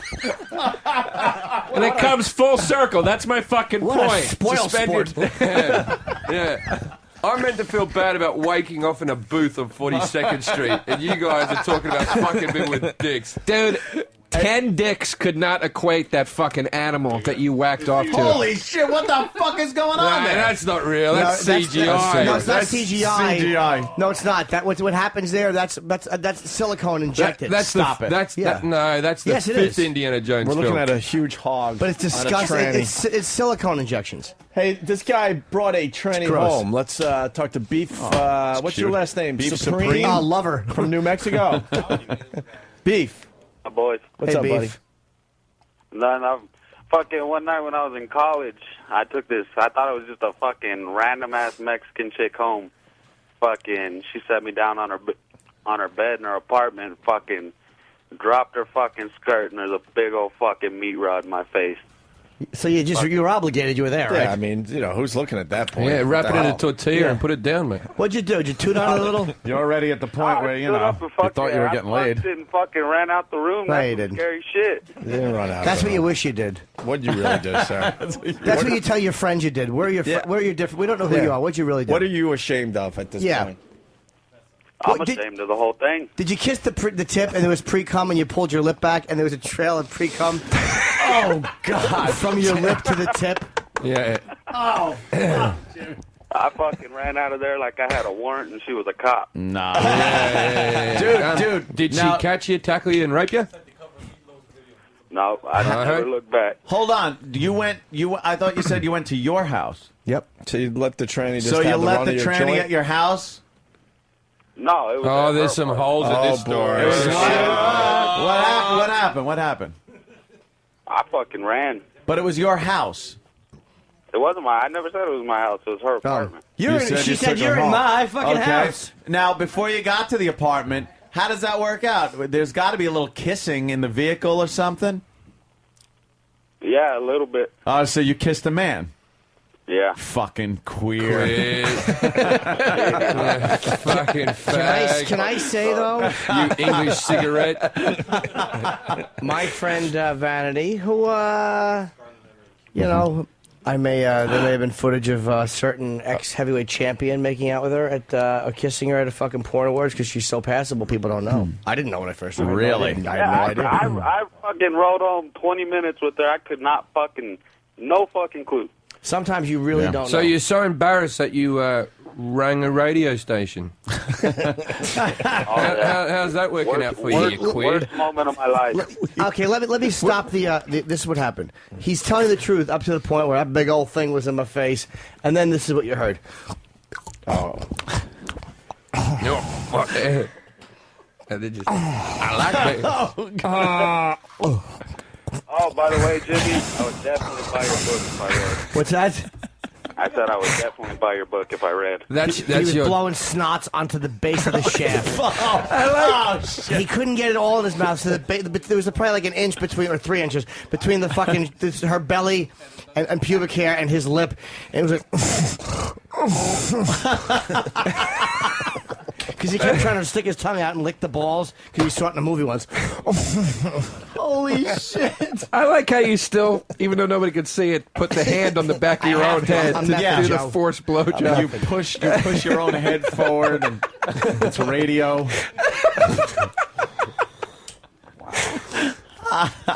Very realistic, Jimmy. Oh, well, I crap, just, man. you know. Yeah, I don't believe that guy's story. I think he's... I think he's leaving out. It either never happened or he gave everything happened. Yeah, it's an all or nothing call. Yeah. No, I don't think I even believe that he got a tranny. I That's think what I he's mean. just- Either nothing happened or he fucking got fucked in the ass by an 8-inch tranny cock. So you and then sucked his own shit off of the head. Jesus, maybe not that quite extreme. Maybe they just jerked each other off, Ant. Maybe there was no passing of dysentery. Hang on. This is. You love this, don't you? I wouldn't have recognized her. No? Yeah, I'd like to see the boob and tit. I don't want a close-up on the penis. You try not 'cause to then, look you know. at certain things. You know, you just... You pick what you want You to look at the face. The tits are a Yeah, little but this is my whole but- thing, right? If you're going, I don't really want to watch the cock, I just want to look at the face and tits, then get a Get a- woman. a No. I want to look at the tits and the cock. I want to see it all together. I don't want to see a close-up Like on the they're cock. rubbing dicks together. They're rubbing Well, what are you dicks supposed to do? together. They're like Eskimos. And I'm not into that. I'm not into watching guys blow trannies. Especially guys with hair like that. His hair is to die for. There's something Literally. wrong about guys sucking dick in there. There's just something I can never get over. I try to be a liberal man. Something in my wrong day-to-day basis. by you mean it makes me puff up a little bit and I'm embarrassed of it, so I try to avoid it like a fucking swelling plague. in your undies? It's all right, Jim. That kind of. Let's say hi to Jake. in You're lying, Illinois. but your penis tells the truth, doesn't it? Hey, Jake, what's up? Hey, how's it going, fellas? Love Hey, the Jake. show. Jimmy, you rock, man. I can't wait to read your new book. Oh, thank you. It's out Tuesday. Hey, when I was in the Navy back in the 80s, man, we went over I to say that. Singapore. Oh, yeah. When we were taking leave, we'd go downtown, you know, and the first thing we want to do is get some booze and stuff. But there was these things that used to come out at night, and they were he-she's. They were men who had complete sex changes, and they were hotter than shit, dude. Yep. I was with a couple, and, man, people give me crap all the time. They're like, yeah, it was a guy. I said, well, it used to be a guy, but, dude, I was with her, and I banged the crap out of her, and I must have jacked in her face. You know, when I came, I must have came like 38 times. I mean, now you're exaggerating. Exactly. After 34, it's all bullshit. Yeah. You were just blowing out dust. She didn't look like a dude at all, you know. She had a nice, tight pussy and everything. Yes, she had a nice inverted penis. Yeah, well, whatever, you know. I mean, I had a good time. Hey, I'm not yelling at you. All right. All right, it was like Let's $5. forget that whole thing happened. Put it behind us. I apologize. $5. Thank you, sir. Let's go to El Paso. Jason has a good story, too. Jason. Yeah, I live on the border of Mexico. We used to party down in Mexico. We were like 18, 19 years old. And one of my friends hooks up. He's one of these guys that whenever he got fucked up, he had to hook up. It didn't matter how bad these chicks were. Well, this one may have been a 2, one of Jimmy style.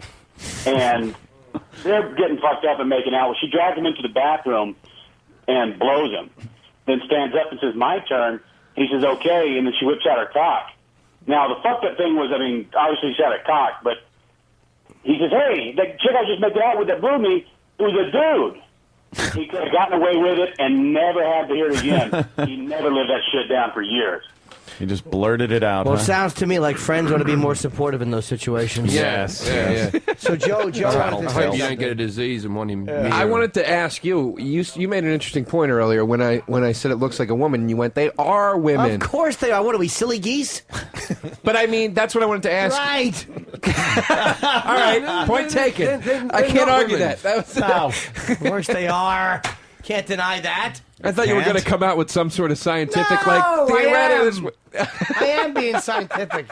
They have cock and balls makes them a You man. throw all these things around willy-nilly means nothing to Can anybody. they get impregnated? What's that? Can they bear children? Why would you come in them? What are you all? You can't come in them. They don't have a cunt. Come in their ass. Exactly. You can't get someone pregnant like Ass that. babies. They all speak Greek. Ass babies.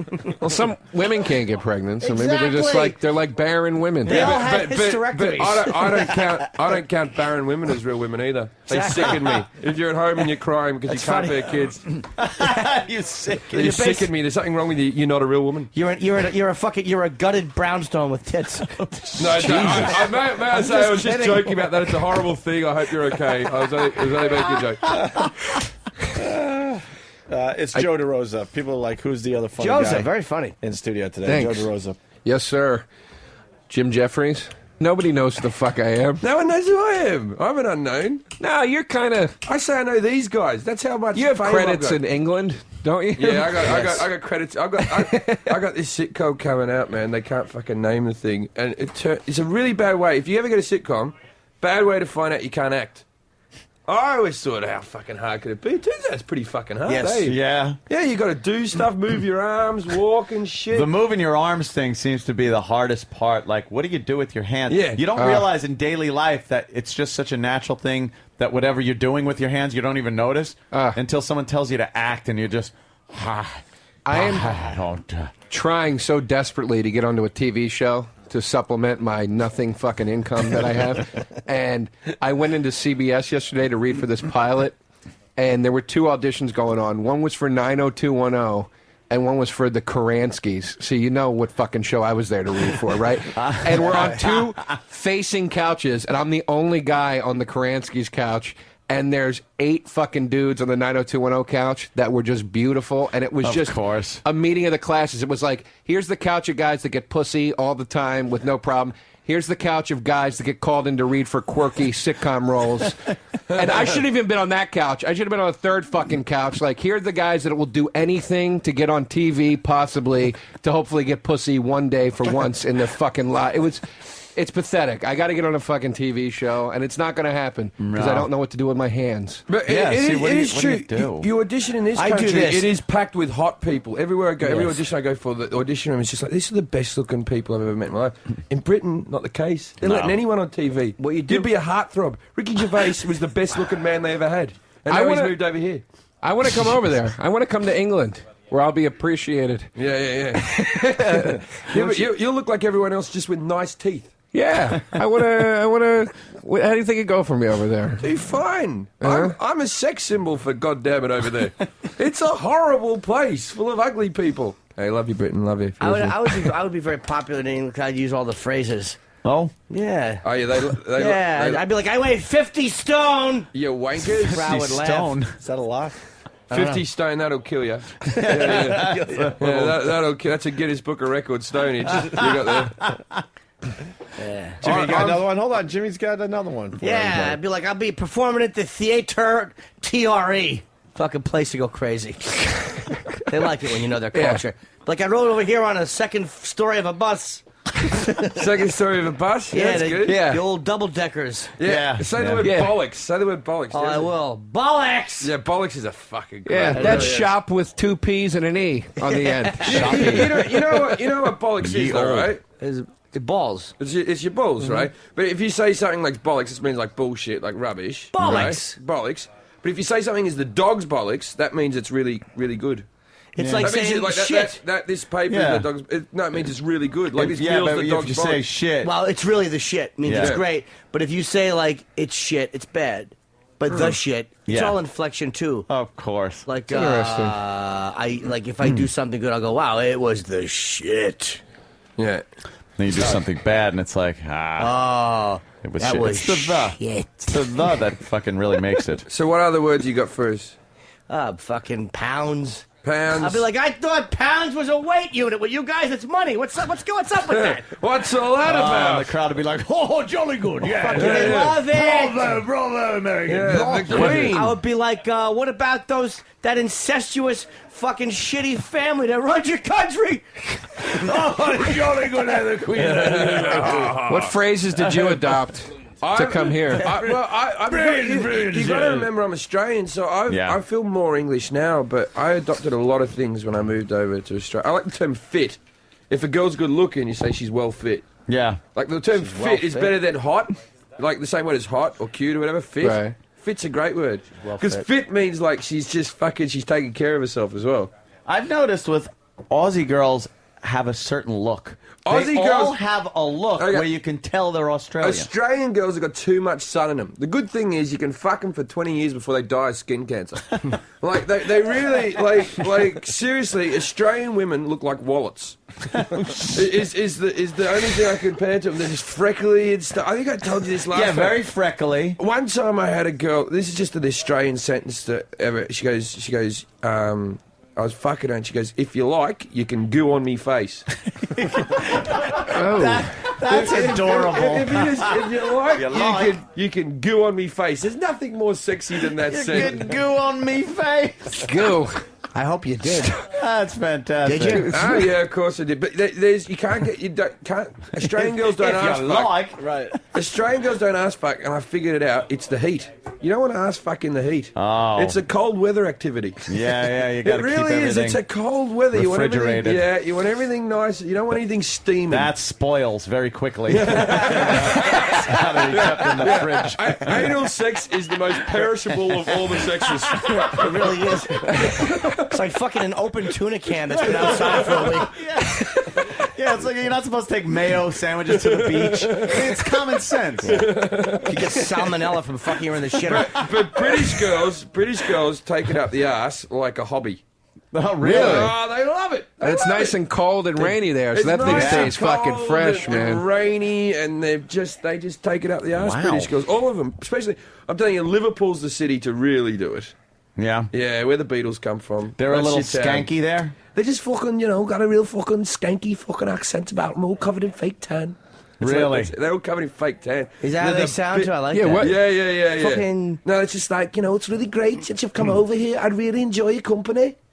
Oh, that's how they talk, right? It's not like the old Beatles accent. That's the old Scots accent. All right, John, you've had a good time. Let's all go. Now that one's sort of dead. There's pudding leaking out of my ears. Bill Cosby's trying to freeze me shoulder blades and eat them.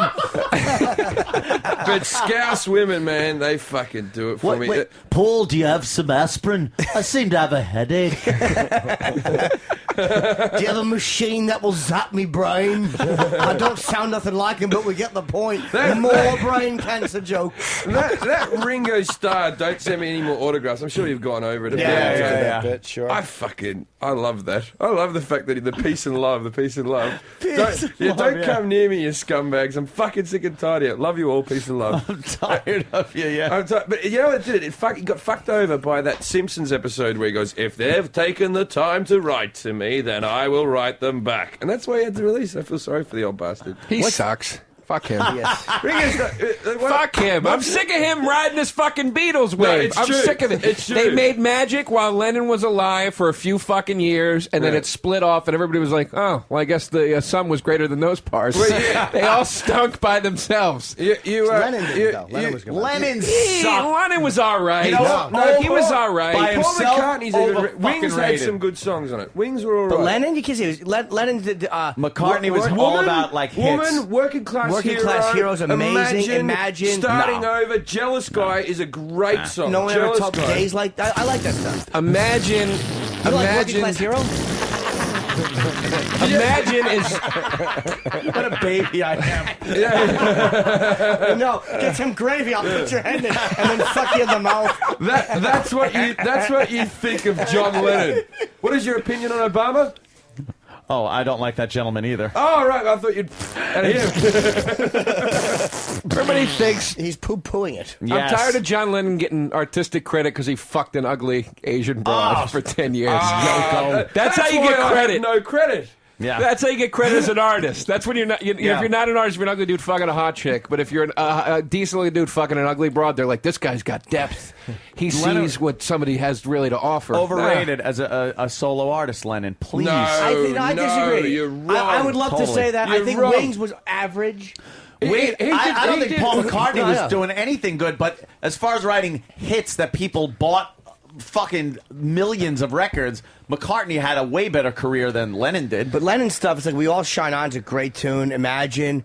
Working Class. Yeah, they really We are. All Shine On is a fucking tremendous It really is an song. amazing song. He only had a decade. He only had a decade. I don't mind that song. Okay.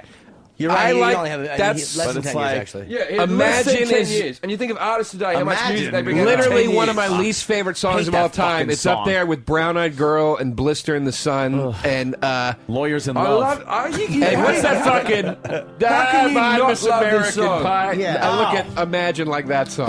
Did I tell you last time my John Lennon story when I was out here? Because it happened. Okay, straight up. Did you ask him to sign something in front of the Dakota? No, straight after I came here, I walked up to the Dakota building because obviously I'd never seen a Beatles fan. So I go and stand there. There's that little step that Mark Chapman sat on for 3 hours and waited for John Lennon to go out. Yeah. And then he waited for him to sign it. Then he waited for John Lennon to go away for 3 hours. He sat there for 7 hours waiting for John Lennon, right? Yeah. I go down. I asked someone to take a picture. I sit on that step and two security guys come up and go, get off the step. Get off the step. And I'm like, I'm just sitting here. And he goes, get off the step. And I went, where the fuck were you 20 years ago? Well, 28 years ago, anyway. You know what I mean? And they think that's really arsey of me. I'm like, that's fucking brilliant. That's great. That album, by the way, is still is being auctioned or something. It has a little bit of Lennon's blood on it. Yeah, it's got Lennon's blood on it. What album? The one he was carrying? The one he was carrying. It's the last autograph, and it's covered in Lennon's blood. Who's carrying it? Chapman or Lennon? Chapman bought the album. He gets it autographed, and then Lennon goes off for some interviews and recording stuff. Comes back a few hours later. He's still sitting there with the album, and then he shoots him. He didn't have the balls to do it the first time. There's actually a photo of Chapman and Lennon where he's actually signing the album. There's a photo of that. How? Because there's paparazzi waiting at the front of the building. Yeah, They're always it's John Lennon. They're taking pictures taking of a picture of John Lennon. There's a picture of the two of them there with How being could that signed. be the last autograph you ever signed? Are you going to tell me when he went to do that? Oh, I don't know. Well, it's okay. You know, it would have been one of the It's the last autograph. It's the last autograph he signed that had his blood on it. What album was it? There it is. That's the picture. How fucked up is that? That's the picture. He's That's dead. wild. He's dead 3 hours later, and there he is. There's and look at Chapman smile on his face, like, I'm meeting John Lennon. That's fucking great. Bag of shit. What album was it? He should have been killed, Lennon. Double Fantasy. Lennon was killed. I mean, Chapman should be... Jeez, Jim. Should have been killed, Lennon. He should never get out, and he should be executed. To shoot a guy so beloved... We're two guys who think... Yes. You should never sign for guys with juicy, livery lips. Well, he was due for parole about 4 or 5 years He ago, should just wasn't be he? shot in the head like a fucking roach. They'll never let him out. They'll never let him out. Never. Although they let fucking... what's his face? John Hinckley should yeah. never be able to fucking go visit his family. He can You visit, never. he can do things. It's Fuck amazing. him. He's like, Really? I was crazy back then. Yeah, He goes, too what, bad. are you kidding? I had that whole fucking thing going on. I was nuts. Fucking Jodie liberals. Foster and shit. And full James Brady can fucking moonwalk. I don't want that cocksucker going to visit anybody. Oh, God, old fucking dent head. Exactly. What a bummer he is at a party. We're all having a few laughs, and then Mr. I Hate Guns shows up. When did that happen with Hinckley? 1981, I think. No, that he was released? No, that he got... No, he he's- gets like to leave for an He hour. goes see or his so here and family there. for the weekend. Yeah. And then fucking, What poor, happened, Jim? poor James Brady puts a hat on and part of it sinks in. Who would think the other Brady is the one that got the fatal shot to the face? I need this guy to... It's been a while. Of course it has. What's about 40 minutes? Yeah. Can I pay this guy to follow me with a newspaper and point at fucking headlines for me? Because I don't know any of the fucking... this is like the third current event thing you guys talked about, where I was like, really? Oh, really? What happened? Who won the World Series? He'll point. Fucking guy. Yeah. I need to read more. Are you excited? Philly's going to be a fucking madhouse today. Still, I'm happy for I'm them. a huge Phillies fan. So I'm not a sports guy, but I'm happy for them. That's exciting. Jim, you were doing what's the Liverpool accent? What's the difference between like Liverpool and London? Because fucking Jeff, you don't realize how many different English accents there are. No. There's difference from Liverpool to Manchester to Leeds are completely different, and they're all 40 miles apart from each other. What's the fucking Liverpool? Liverpool's just more like fucking. I'll tell you, a good person, if you can get something like a clip of someone like Daniel Lloyd talking, that's a perfect Liverpool, or Paul O'Grady is a really good one. You had it. How did you do it? It's just fucking great. Just really up high and just say things are fucking boss. I'm having a fucking great time. I really enjoy New York. I think it's a wonderful town. And then what's London? London's more like fucking great, London, right? So I fucking glassed the cunt, didn't I? He came near me, I fucking went him. That's everything. That's the Cockney thing, which is a bit more. How come some people like? But there's different accents in areas. Oh, that's what I thought. That's what I thought. And that's what I thought. That's more fucking. That's what I thought. Instead of TH. No. That's more what I thought. You go, what are you doing? In it, instead of isn't it? In it. And then there's Birmingham, and Birmingham's like anyone from Birmingham sounds like they've got like Down syndrome. Yeah, it's that whole. All right, I'm from Birmingham. It's a really really nice town. I used to do a joke about it. Go, what does someone with Down syndrome from Birmingham sound like? Hi, my name's Kevin. Because what's the most hardcore British accent? Like the most Cockney. The most hardcore is a really, really thick Scottish accent. Oh wow! Is pretty hardcore. Probably hard time. Or a Welsh accent where they're sort of doing half words, half Welsh. You can't even understand that shit. Huh? What's that telling? Oh, I can't even do a Welsh impersonation. If I did it, would sound like I was doing an Indian one. It was a really difficult voice to do. There's places that I've lived in England for so long. Now, London's very easy to get along because it's such a multicultural place. But you go up to some places in Scotland, I don't know what they're saying. And I think, is it because I'm Australian? But then I'll be like an English mate and he'll go, no, I've got no fucking idea. no idea what they're saying. You like go into a McDonald's and you just go, I just asked for a hamburger, mate. What the fuck? He's been saying you want fries with that for like 10 hours. It's like, what was that movie with Brad Pitt when they're just... California! Snatch. I tried too hard to get the answer right. Too hard to get the answer, guy. That's your character. That's a pikey sort of. That's a Northern Irish type of. I get it. Do you like dogs? Right. You have 10 minutes to leave the building. that Northern Ireland one, that terrorist accent. Belfast. No, that's what it is. Belfast. I remember it as a terrorist one because when we were kids in the 80s, that's what the whole thing they were going. But that's the whole joke that all the hack comics do. They go, you can say what you want about the IRA, but at least they used to call. Which, like, the terrorists now just kill people. But the IRA used to go... they used to call. They used to put a bomb in a building and then go, you have 10 minutes to leave the building. The whole building's going to blow up.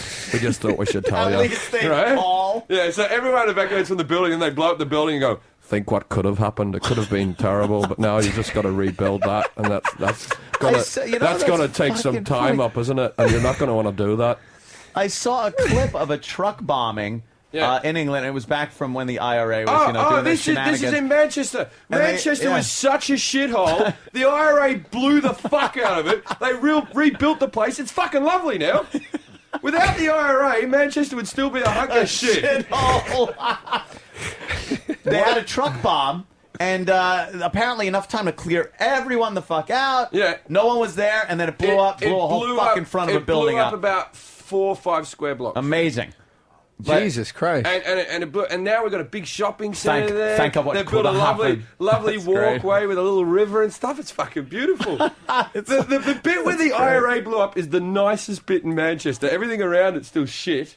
I'm saying blow up the whole fucking thing and start again. Who are they kneecapping? They would kneecap you where they put a gun behind your leg and they blow out your knee. Don't look at me. Well, I don't know it. So the thing is that the IRA...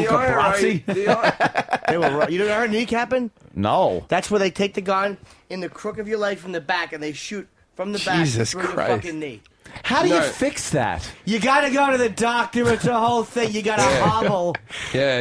It's a mess. You need orthopedic shoes. Yes, no shoes and pants. Do you know how much it hurts to fucking get your knee shot through on purpose? Yeah. No, if I don't. If I actually. really wanted to torture someone, I think that's what I'd do: blow their kneecaps off. I've thought about this several times in my In life. movies, that's always a brutal thing. Like, you watch people get shot in the head or the chest, and they fall down, and they're dead, and it's like, all right, the guy's killed. When you see someone get two, one in each kneecap, and they hit the ground and go, ah! Oh, dude, it's Everyone rough. goes like, oh! I think it was. I think it It's would hurt rough. more than the groin. They hit a dude No. in the fucking knees with a bat or some shit. Yeah. Oh, No, the God, groin's I'm flesh. Once it's blown off, it's blown off. Through bones and nerve. Yeah, that's true. But I wouldn't want to get shot in the groin either, because I never actually put my knee in a girl's face and made goo. I could live Goo without in a her knee. face. Yeah, that part in Pulp Fiction where he shoots the guy in the dick, that's fucking Yeah. brutal. And he's just on the ground. Yeah. Oh, God, it's fucking horrible. Yeah. That dude apparently has done a lot of shit, Peter Green. And that's all I know him from is the That's guy all that you got know shot him in the from. dick. Yeah. I can't even remember. Oh, Zed. Occasionally, Zed shows up. Brett shows up. Who's Brett? The kid that gets fucking shot at the beginning of the movie. In the he's sitting there. Frank Whaley. Say what, motherfucker? One more time. Yeah. Oh, yeah, Tremendous Frank. He's in a few actor. I things. saw him actually at recently in a party for the Pacino De Niro premiere. Right. Yeah, he was Frank there. Whaley was at the party. Yeah, I saw a lot of him. Did you also, see that? Pulp Fiction. Sam Jackson. Nash. The cop. The cop. Marvin Nash. Reservoir Dogs. Reservoir Marvin Dogs. Nash. I've never seen that guy I've in seen him anything. pop up in a few things, and I'm like, who the fuck is that? And it's just I'm racking my brain, and then Internet Movie Database takes away. Burr any and I were watching mind that one power night. anymore. We were watching it. I'm sorry, I didn't mean to. No, it's cool. We were watching that one night, and we were in my apartment, and we were just screaming that at each other. What the fuck are they waiting for? Marvin Nash. It's like 2 a.m. We're Marvin Nash. screaming that in my fucking apartment. It was really funny at the time. No, it was funny now. It was good. Yeah, Michael Madsen as a sociopath in that it's chilling because he fucking means it. Nothing He's you so say mellow. He doesn't- is yeah. going to stop him from torturing you with a fucking razor. It's So just awful. yeah. That is the scariest, most frightening line I've ever heard in a movie is when he goes, you can say whatever you want. Yeah. I'm going to torture you anyway. I was like, that is so fucking scary, Yeah. man. I don't give a fuck what you know or don't know. I'm going to torture you I'm anyway. going to torture you anyway. And you know There's he no will. bargaining with him at that point. You can't okay, look. I understand what you just said. Now listen to me. Give me a chance now to communicate to you. Yeah, no. You're so fucked. No, there's nothing. There's nothing. It's like dealing with a shitty ex-girlfriend. She's just like, no. You're like, I'm fucked. Another brilliant part of that whole scene was when he goes out to the trunk to get the gasoline, and you hear the fucking music is playing. This guy's in agony, blood. You fucking cut his ear off, and then he walks outside, and they follow him, and the door shuts, and you hear the tweeting birds and kids playing, and it's just quiet. Oh, And it's like, beautiful. It gives you this And you hear the music yeah, ever so barely. slightly from in the warehouse. Tarantino and Scorsese do it so well. But so few directors have realized the importance of a soundtrack in a movie and how much music really means. That's one of the things that ruined that De Niro Pacino movie. Their acting was good in it, and the script itself wasn't terrible. It was an all right script. Better than Indy? Probably. Oh, the script It was really good. I wish you continued success.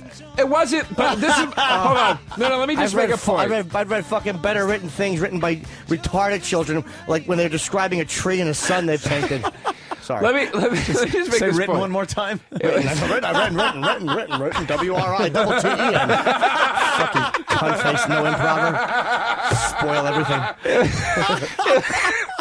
The script was nothing spectacular, but it wasn't a horrible script. But the movie was so poorly fucking directed. Yeah. There was needless effects. There was that shitty first-person thing that they do where it's like the killer is sneaking into the house. He's the same guy who did 88 Minutes, by the way. He's Yeah, terrible. and the soundtrack sucked. Like, the way he used music was so fucking bad. I'm like, I don't understand why directors don't...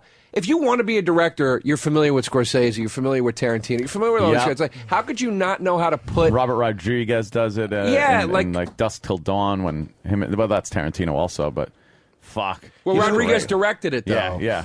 The music, though, is really important and shit like that. Yeah. It really makes the moment. Who did better than Clockwork Orange with his classical music to violence? Like a gang fight to fucking classical music. It was Ode like to that Joy, wasn't it? It was choreographed. It was almost like a dance. It was so fucking brilliant. Man. Yeah. I mean, that was...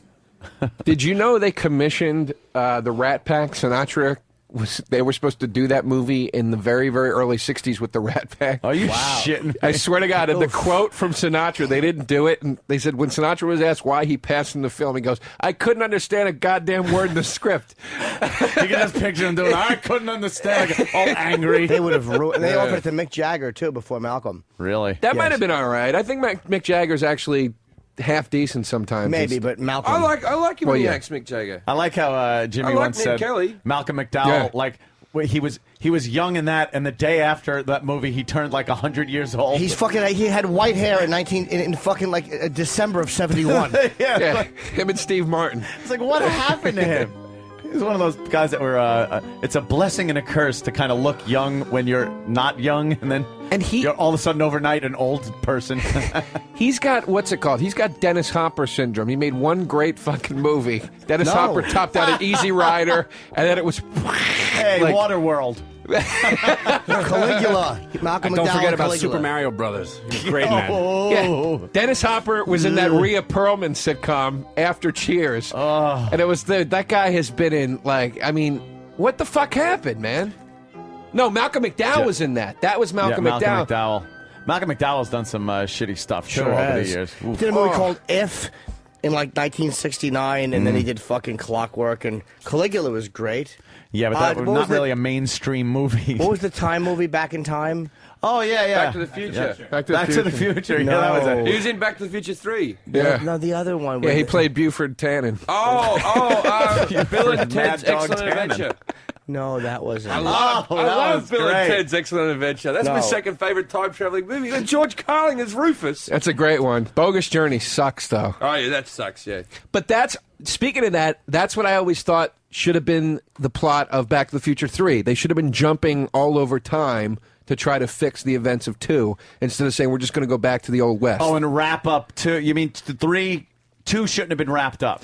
Well, 2 wasn't. 2 was left open-ended, and he had to get back to the West to get out of the 50, whatever the fuck happened. No, but he had fixed what, like, Biff fucked up with the Sports Almanac. He fixed that. Although getting rid of the Biff Tannen Museum pisses me off, because imagine going to the Biff Tannen Museum. You've worked with That Tom. would have been fantastic. Learning how Biff made his fortune. Oh, wait a minute. What? Do I hear it? I love that. God bless America. Biff Tannen, The American Dream. I wanted to hear the introduction that everyone hears when they enter the Biff Tannen Museum. You fucker. Hey, you guys have worked with Tom Wilson, yeah? Who's that? Tom, the guy who plays Biff's a stand-up. Oh, you worked with him. I didn't know even. I'm like, who's that? He's a good guy. He is a stand-up. He's not a bad. He does a song called "Stop Asking Me the Questions," which is no, it's not Mew, and it's good YouTube. It's Really? funny. Yeah, he does a funny little song about being. How old is he? Oh, he's like fucking in his late 40s now. At least. Right? But the thing is, he's a good guy. He'll drink with you. He's packed on the pounds a bit. But halfway through the night, I'm getting pissed with Biff, right? And his name's Tom, obviously, but you don't know that when you're drunk. You're like, "Oi, Biff, it's your round." Oh, you must fucking hate you that. feel like the biggest cunt ever. You know what I mean? You're another cunt. As soon as I said it, I went, "I'm a fucking dick." I just called you Biff, man. Shit, What did he do? He was just like, all right. Yeah, he's all right. Yeah, Is he British? No, he's American. YouTube him, Tom Wilson, and it's like a 2-minute song of him going, "Stop asking me the questions." He's a very interesting, mate. he's a song guy. He's a guitar Is he player. really? Yeah, he's a song guy. He's I would parody have bloke. known. Dude, he's so good in those movies. Like, he's genuinely a really funny dude and a good actor. I'm like, why did he not? What happened? Or was he just that stereotyped? So typecast as Biff. Or it's typecast, excuse me? At that point, you're Biff. Tom Wilson. He was. Was it that? Like, he's got white hair. Yeah. Now. Was it like playing Luke Skywalker, like that kind of thing? Corvette Summer was even bigger than Star Wars. Where's the Biff Tannen Museum? Ladies and gentlemen, welcome to the Biff Tannen Museum, dedicated to Hill Valley's #1 citizen and America's greatest living folk hero. He built this the himself. one and only Biff Tannen. Of course, we've all heard the legend. We all but have. who is the This man? is like when you enter my house. Inside, It's you will just the learn how same. Biff Tannen Like Biff, became do you one think of the Biff richest wrote and this most himself? powerful men in America. Learn the amazing history of the Tannen family, starting with his great-grandfather, Buford Dog, Mad setting Dog up for Tannen, 3. fastest gun in the West. See Biff's humble beginnings. Humble. And how a trip to the racetrack on his 21st I love birthday the picture of him in the made paper him at this a point where he's millionaire squinting, just overnight. kind of. Yeah. Made him a millionaire overnight. Where's the part they didn't play? Where's the part where he goes? I love when he goes, "God bless America." Yeah, and he gives her that fucking kiss with all the tongue. Listen, and he grabs her and starts kissing her. Yeah, he's like raping her right after they get married. Marrying his again. high school sweetheart. She fucking had almost raping his high school sweetheart. No means yes. You're in the 50s. Yeah, he must have just been typecast after that. I mean, Michael J. Fox had a career before that, so it wasn't like you could do 3 movies. Oh, yeah. And then, Doc Brown had a career with Taxi. So, but he was just fucking Biff. Christopher Lloyd and everything is Doc Brown. He plays Doc. On Taxi, he was, Doc Brown. Except he didn't have a time machine. And he's drunk Doc Brown on Taxi. You can't interview him, can you? He's like a really nervous bloke. He doesn't do interviews and stuff because he did one in Britain. He just sat there quietly. Yeah, he just like... He's a really unpersonable sort of guy. Is he well known in Britain? No, well, the movie's gotta as be big known as it is everywhere. everybody. Everyone knows that movie. They still show Taxi on TV in Britain, so... That's a funny show, right? It's a funny show. I like Taxi. Danny DeVito's best work. Yeah, by far. Yeah. That's his By best work. fucking far. He played a good little Jesus, what weaselly is this? prick. Fucking throwing music in on every fucking... Danny DeVito is How one of my fast favorites. was that? How fast were they with the Taxi song? I know. Well, Derek fucking on the board. Good night, sir. That fucking kid knows theme songs. All right. You know, I was watching Mr. Belvedere the other day. Yeah, well... And I'm saying to myself, you know, they don't make shows like this They anymore. really don't. Like Different Strokes or The Facts of Life or Sanford and Son or all Growing family. Pains. Hurry up, shit dick.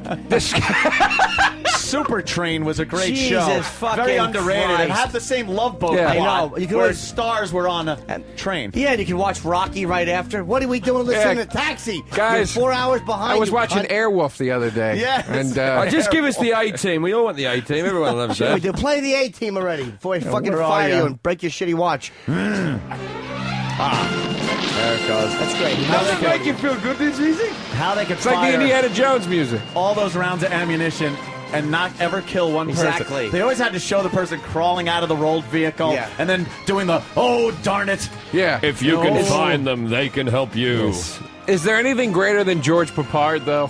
Don't you just want to be on some kind of team or project? They No, hated that's- him, he's didn't dead. They did it. They Yeah, did a he's dead. TV show called Reuniting the A-Team. There's this guy, Justin Lee Collins, in Britain who's on TV. He has these good little shows where he comes out and he just knocks on people's houses and tries to get Dallas back together or whatever. He tried to get the A-Team back together, and he found Mr. T just jogging in a park. He found Face begging for money, and you know, like Dirt Benedict and all those stuff. And they all said the same thing. Papard was a cunt. Really? None of them liked him. Well, They- Papard was all- a fucking, he was like an actor. All 3 of them hated Papard. He had a His name career. is hard to say. Papard. Mr. Papard. He did have a career in movies, though. And He then was he's in doing Breakfast this in Tiffany's, wasn't he? stupid fucking TV show. That's a good point. With the guy from Battlestar Galactica. That's probably- Of yeah. course he was a cunt. He was better than those people. It's probably how Leslie Nielsen felt on the set yeah. of Airplane. He's like, you know, Airplane. you fucking hand jobs. I'm not here for a fucking paycheck. I'm an actor. I'm a real actor, asshole. Sitting here with William Shatner. Are we just going to Jesus keep on Christ. doing this show until no one's left? Everyone Yeah, just that's seems what to they're doing. walk Everyone's out. bailing out. Danny's holding up signs that say we only have 9 minutes left or the computer cuts us off. Jim, we're the new All right. hosts of the Opie and Anthony Yeah, show. yeah, That's yeah, it. yeah. We just franchised it out. This is Joe DeRosa, and you're listening to the worst of Opie and Anthony. You're listening to the worst of Opie and Anthony. Sirius 197, the virus. XM 202. Ladies and gentlemen, Ron and Fez. If I lived in Africa, I would constantly be saying, does this extended belly make me look fat? I don't think it does. Well, the rest is all thin. Isn't that ironic, though? As thin as you get, then you fucking get a beer belly? Yeah, it's like, I just can't lose the weight around the gut. That's the This is my problem area. I would be constantly accusing you of cheating. Ron and Fez. Weekdays from noon to 3 Eastern. The virus. Sirius 197, XM 202. Good news for uninsured Americans. Now, a national family health care plan for under $3 a day. Everyone is accepted regardless of age, medical history, income, or residency. Save up to 60% on doctors, hospitals, dental, RX, and more. Almost 1 million providers nationwide. But there is a daily limit of 600 registrations. Call now for a free 30-day trial. 800-917-8401. Now everyone can afford quality health care. Call 800-917-8401. That's 800-917-8401. Fellas, are you looking to spice things up in the bedroom? Been fantasizing about surprising your lover with an adventurous new toy or adult movie? Well, here's an offer you won't be able to resist. Go to adamandeve.com, and for a limited time only, you'll get 50% off just about any item. But that's not all. Oh, no. When you select your one item at 50% off, you'll also receive 3 free adult DVDs for a little inspiration. Plus, a free extra gift so sensual, we can't mention it on the radio. And to top it all off, we'll even throw in free shipping on your entire order. And no, we're not teasing. So check out adamandeve.com today for this special offer. Get 50% off one item when you type DOLL for the offer code upon checkout. When you do, you'll get 3 free DVDs, a free extra gift, and free shipping. Just use offer code DOLL at adamandeve.com. So you want to stop smoking? Well, you could try the nicotine patch or gums to find out they have a success rate of 7% and no refunds when it doesn't work 93% of the time. Here's a better option. It's called All Natural Smoke Free, and it's a complete stop smoking program with no caffeine or nicotine. And here's the best part. You can try it free. Grab a pen and take this number down. 1-800-218-0291 to get your free order of All Natural Smoke Free. Call 1-800-218-0291. 1-800-218-0291.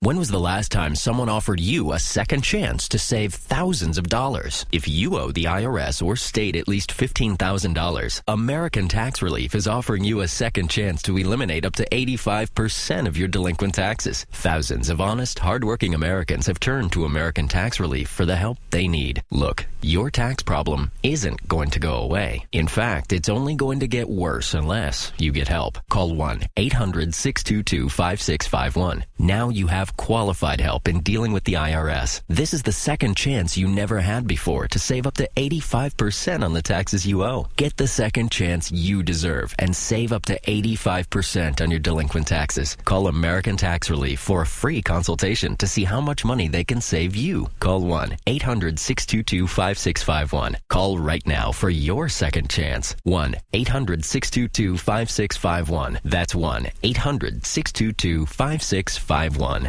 Masters Week is here on Sirius 209 XM 146. We begin each day at 8 a.m. Eastern with special editions of Playing Through, Making the Turn with Peter Kessler, Opinionated with Chris DeMarco, and Fairways of Life. Plus Masters Today at noon Eastern with analysis and interviews. You don't really get remembered for number ones in a career. It's number ones in major championships. It all leads up to live coverage at 2 p.m. Eastern. In your life have you seen anything like that? Masters Week all week long on Sirius 209 XM 146. Anthony, the virus. You're listening to the worst of Opie and Anthony. Stalker Patty, what are you doing here today? Okay, but just a second. What is she doing here? What are you doing here, Patty? Patty, what are you doing today? Oh, God, they're picking on me. Well, I had some time before work. Now, actually, I just got off work. Well, what are you doing? Oh, me and Lisa opened together this morning. Then we went to Kmart and came here. I had a trainer to open. That's it. No good reason. Wait, Lisa's now working at Starbucks? Yeah. Oh. And she has to learn from you? Yeah, I'm a good trainer. No, you're not. Are you a trainable? No. She's another one. If you were to give me an IQ test, I'd pass it. She's another one for the cliff in She'd pass it. Actually, I would. They throw the mother off. Yeah, there. I think I'm stupid. No, you'd be thrown off the cliff. Well, why don't you have like a real job? You've been doing these Starbucks type jobs for way too long. Yeah, didn't you go to college? You should be on Wall Street or something if you're smart. Actually, I love doing what I'm doing. No, you and don't. I might go up for shift. Making barely minimal wage. Yeah, you sharing can't a bathroom afford with freaks in the middle of Times Square somewhere. Yeah, what the fuck? Yeah. Well, I'm going to go up for promotion over the summer. I want to be a shift supervisor, which I'm perfectly capable of. A shit supervisor? A shift. Oh. A shift supervisor. I thought you were going to be a shit supervisor. How much more money do you get for that? What kind of raise? I don't know. 75 cents an hour? What do we get for that? I'm not sure. I just got $10.25 now this past month, so they got up to there so far. And that's the highest I've ever made, so that's good. I'm in the double digits now. Who's this bitch? Yeah. You don't know. And then I'm getting a lot of hours. This week I have over 50 hours. So, Jesus, you fucking slave. I'm not a slave. You I work enjoy 50 it. hours and you still can't pay your I rent. love working hard. What do you do working hard? Oh, I Chocolate factory or whatever still? No. Starbucks? Yeah. What do you do there? In all fairness, I can really make is a the good drinks. worker. I set up. I help close. Do you ever give somebody a and hand stuff job like in the I back do in the coffee beans? No, I do the tips once a week. I'm in charge of that. You ever shape one of the muffins into a dildo and just shove it in? No. Pretend it's bacon in your little dirty oven? No. I'm sorry. Patty should be known as the hand job queen at Starbucks. Yeah. Like the word gets out that, hey, you go to this particular Starbucks, you get a hand job from No. You never jerked a guy off at Starbucks? No. Like right in the put your hand in the coffee beans and No. and then just jerk a guy off right in the fucking the No. vanilla like flavoring you got to put in the machines? No. Huh? Nope. Nothing? No. Come on, baby. You ever just put a piece of chocolate right in your pussy? No. I'm Come boring. come on, dirty girl. I'm not dirty. She never. I love how she feels like she has to answer these ridiculous No. questions. I know. No, I You still never a put virgin? chocolate in my Yes, pussy. I am. Right. You still a virgin? Yes, I am. How do you pee out of that? Like, it's all. Just like anybody It else. must be like Velcro by now. You just fucking. She goes to piss it. You hear that ripping sound of Velcro. You just wasted your pussy away. You No, not wasted it away. No. You did. You did. I Throughout don't your have 20s to worry and shit. about AIDS. I don't Shut have to worry up with about the any of those AIDS. things, Everyone's no. fucking. No one's getting You AIDS ever anymore. you ever been finger popped? No. No. Oh my God, Patty! Not even You know what- finger pop. You know don't what know what God your should do? G spot feels like. God should give girls 50 years to use their pussies, and then if after 50 years you're still not using it, like miraculously, it just closes up. Good concept. Oh, I don't I'm know. serious. Except for you're giving them a lot longer. True. Than they should. Look, If you even don't, 80-year-old guys are making puppies. You know, look at Making Quinn. puppies. Aiden Quinn. 22 should be the cutoff point. If you're gonna waste your No. twat, get rid. You know what? You turn in your pussy rights. Yeah, God should say you're ungrateful, and then he should like sew it up. No, I just want to wait till I don't know. Patty, you're closer wanna to wait death. till I want to what, wait you until fucking- I see a special person. You wanna wait that's till the what, only one for me, Methuselah? and only give it to Guess him. what? There's no special people out there. You're fucking. You got more This is- years behind you than ahead of you. This is not Cinderella. Your pussy's it ain't. It's like bread. It ain't like wine, bitch. You fucking got to give it up. It's got to be with a special person that I care about. How about the asshole then? You know what? You know, got to be a special Patty, person. To go in that. Before you get Are intimate. you serious, Patty, Patty. I enjoy wine, and I got a bottle back in the day, a really nice bottle of wine. And I waited too long to fucking open the thing. Then it went bad. Somehow air got into the fucking thing. I know there's wine people out there going. It turned to you know, vinegar. Yeah, that's what your pussy is. Thank Vinegar. you for setting me up. Not You're all waiting grape too juice. long. You wasted it. You don't need You know, somebody. you you keep got a new this, toy in a box long enough. Guess what? It doesn't smell new anymore. No. You got this image of fucking some kind of Hollywood romance thing. It's just you're in your 50s. That shit is for like girls in their 20s He's and turning stuff. into marrow. You wasted your pussy. Yeah, you're cobwebby. You wasted a 20-year-old fucking pussy. Poor thing.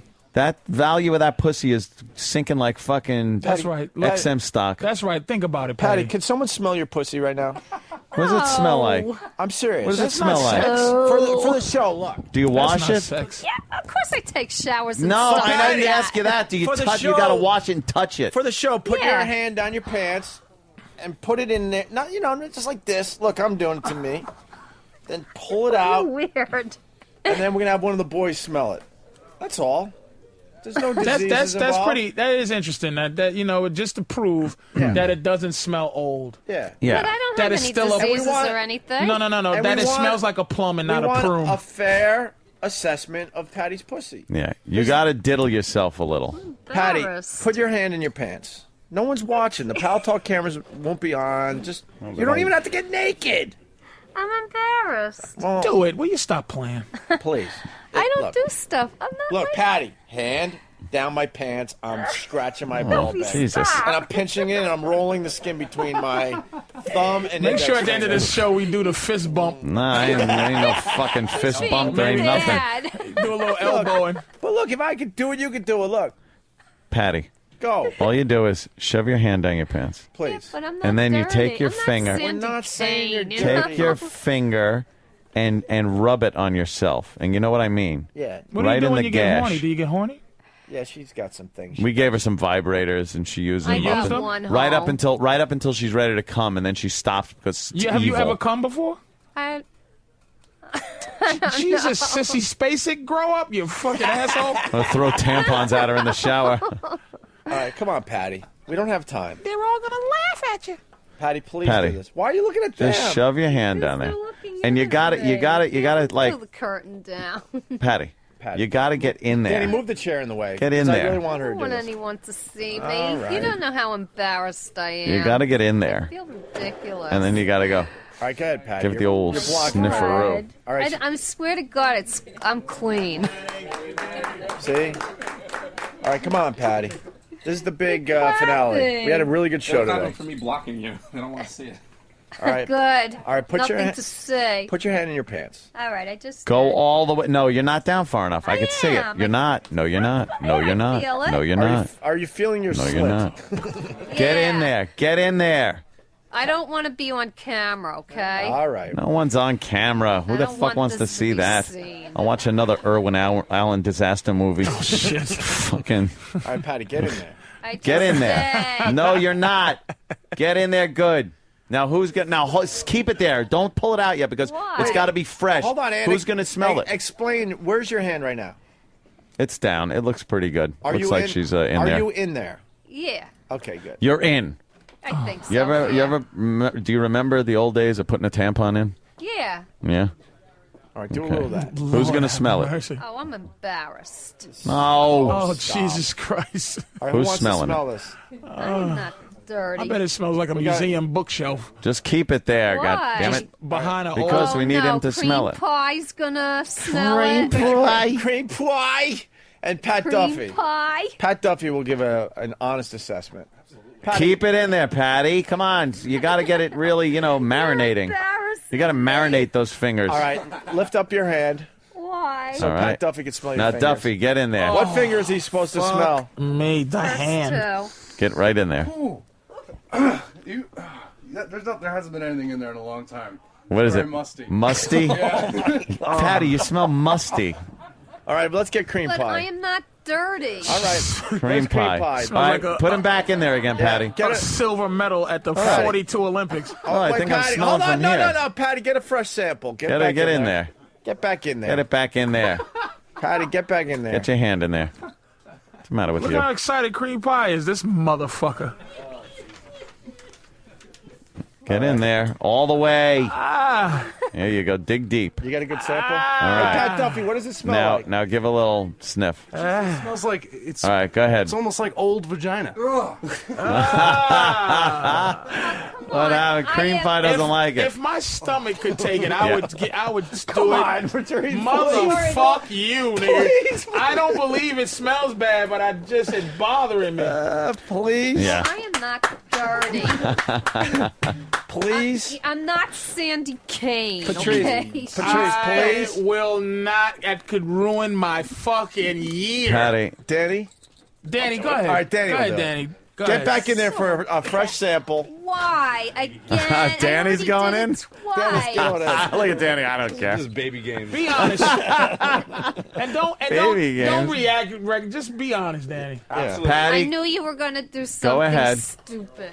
Well, of course. We do something stupid every day, I especially know. with Tell you me when you're in about here. All right. All right. Make sure. Now, get a good sample. Don't. All right, I already did. No, you didn't. I could kind of tell by where your wrist is that you're not getting a good. Okay. Oh, is that better? Yeah.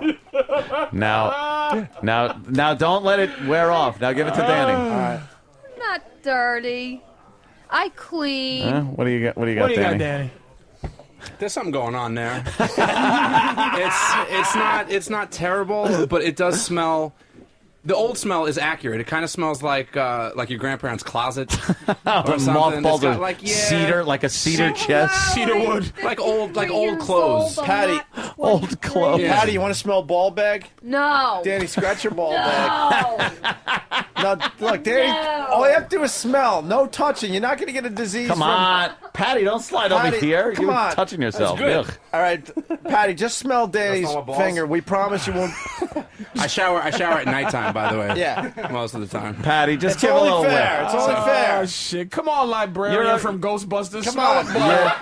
All right, come on, Patty. Fucking. Come on, you're virginal. You've never All right, here we go. experienced this. Just smell his fingers. We're not gonna. I swear we're not gonna do anything else. All I have to do is smell his fingers. But get on mic so we get your reaction. I'm in there good too. Like I'm not even balls. It's the crease where the balls crease. meet the leg. Go like all the way that. under- Yeah, like that. Go all the way underneath. That bowling gutter. Now, Patty, we want to hear you sniffing. All right, Patty, here we go. Here we go. Here's the sniff. Patty is sniffing here we Danny's ball bag, technically. Oh, Lord have mercy. Yeah! It knocked her out! What do you got, Patty? She fell over. What do you think? Is that something you kind of want by your face? I don't think so. I'll tell you what it smells What does it smell like? I'm more conventional. What does it smell like? It smells like balls. balls. But you don't know. Sour. All right. It has a sour smell. Oh, God. You're all I don't know how old to sour describe balls, it. Danny. Sour is accurate. Patty, why don't you fuck again? It smells like an everything bagel. Yeah. Because I'm trying to. Well, can I have a few values? What's the value that you're waiting for? What's the virtuosity that you're waiting for to get dick? I'm waiting to get that to a special person. How do you One how do person. you fucking know what a Patrice, special person she is? wants to That's be. true. I No, guess Patrice, what- she I wants to be a really- whore, but she I has don't- guilt, and the Catholic Church fucked her up when she was growing I'm up. not, That's what it comes down I'm to. not. I don't 'Cause want to she be really- a whore. I she see likes them in the looking, she likes street. They're touching. horrible. She sees him in the street. We don't They're mean whore in that horrible. way. Have you almost fucked ever? Almost. I mean, I've dated, No, but I At didn't the end get of to a night, that at the end of a night, you touch each other. No, What you because do? Not any guy even that close. I've dated when I was younger always had the same feelings as me. Were you like Miss 45? You ever see that movie, Miss 45? What's No. Miss She 45? got raped like 7 times in a day. Really? Like, but none I of them guess had you can't none of them rent had that at anything to do. Blockbuster, can Really? ya? Not like it's an amazing movie. She got raped like 4 or 5 times. And what was it, just coincidence? Like she got raped, and then on the way home, she got raped again. And then when she got in the house, she got raped again. How could And she then she be just so bought a unlucky? 45 and just started shooting men at fucking any Oh, moment. okay. Great movie. Can you Gotta rent give her that? that. I'm getting a communication here from Pat Duff. He thinks he knows what it smells like. He needs one more sniff, Patty. All right, Can we Patty. get one more sample, please, for Pat One Duffy? more. I like to be sure. Will you get in there and give us a sample? Matter. She I looks thought I was petrified. done. Well, I am Pat Duffy said- petrified. Pat's like, it smells like something. I can't put my finger on it, but he wants to just like give it one more smell. That's all. Like a fine wine. You just Yeah. got to be sure. Fine You're wine. stupid. I'm quite smart. There she goes. All right, here we go. Oh, my God. Smells like a plumber's foot. I want Purell right now. He licked her fingers. I want Purell. He was licking her fingers. Oh, man. What does that taste like, Pat? Like I just don't nasty know. fucking vagina. I need Purell. Can somebody give me some Purell? Wait a minute, hold on. Patty, when's the last time you Please? showered? Hey, get a hold of yourself for a second. You just tasted virgin old twat. What did it really taste like? Old 50 I want twat. Purell. It really just it smells like an old pussy. It's like an old closet. Yeah. You realize that should have been used when the Beatles landed at That's what Idlewild? I'm thinking. Hey, Yeah.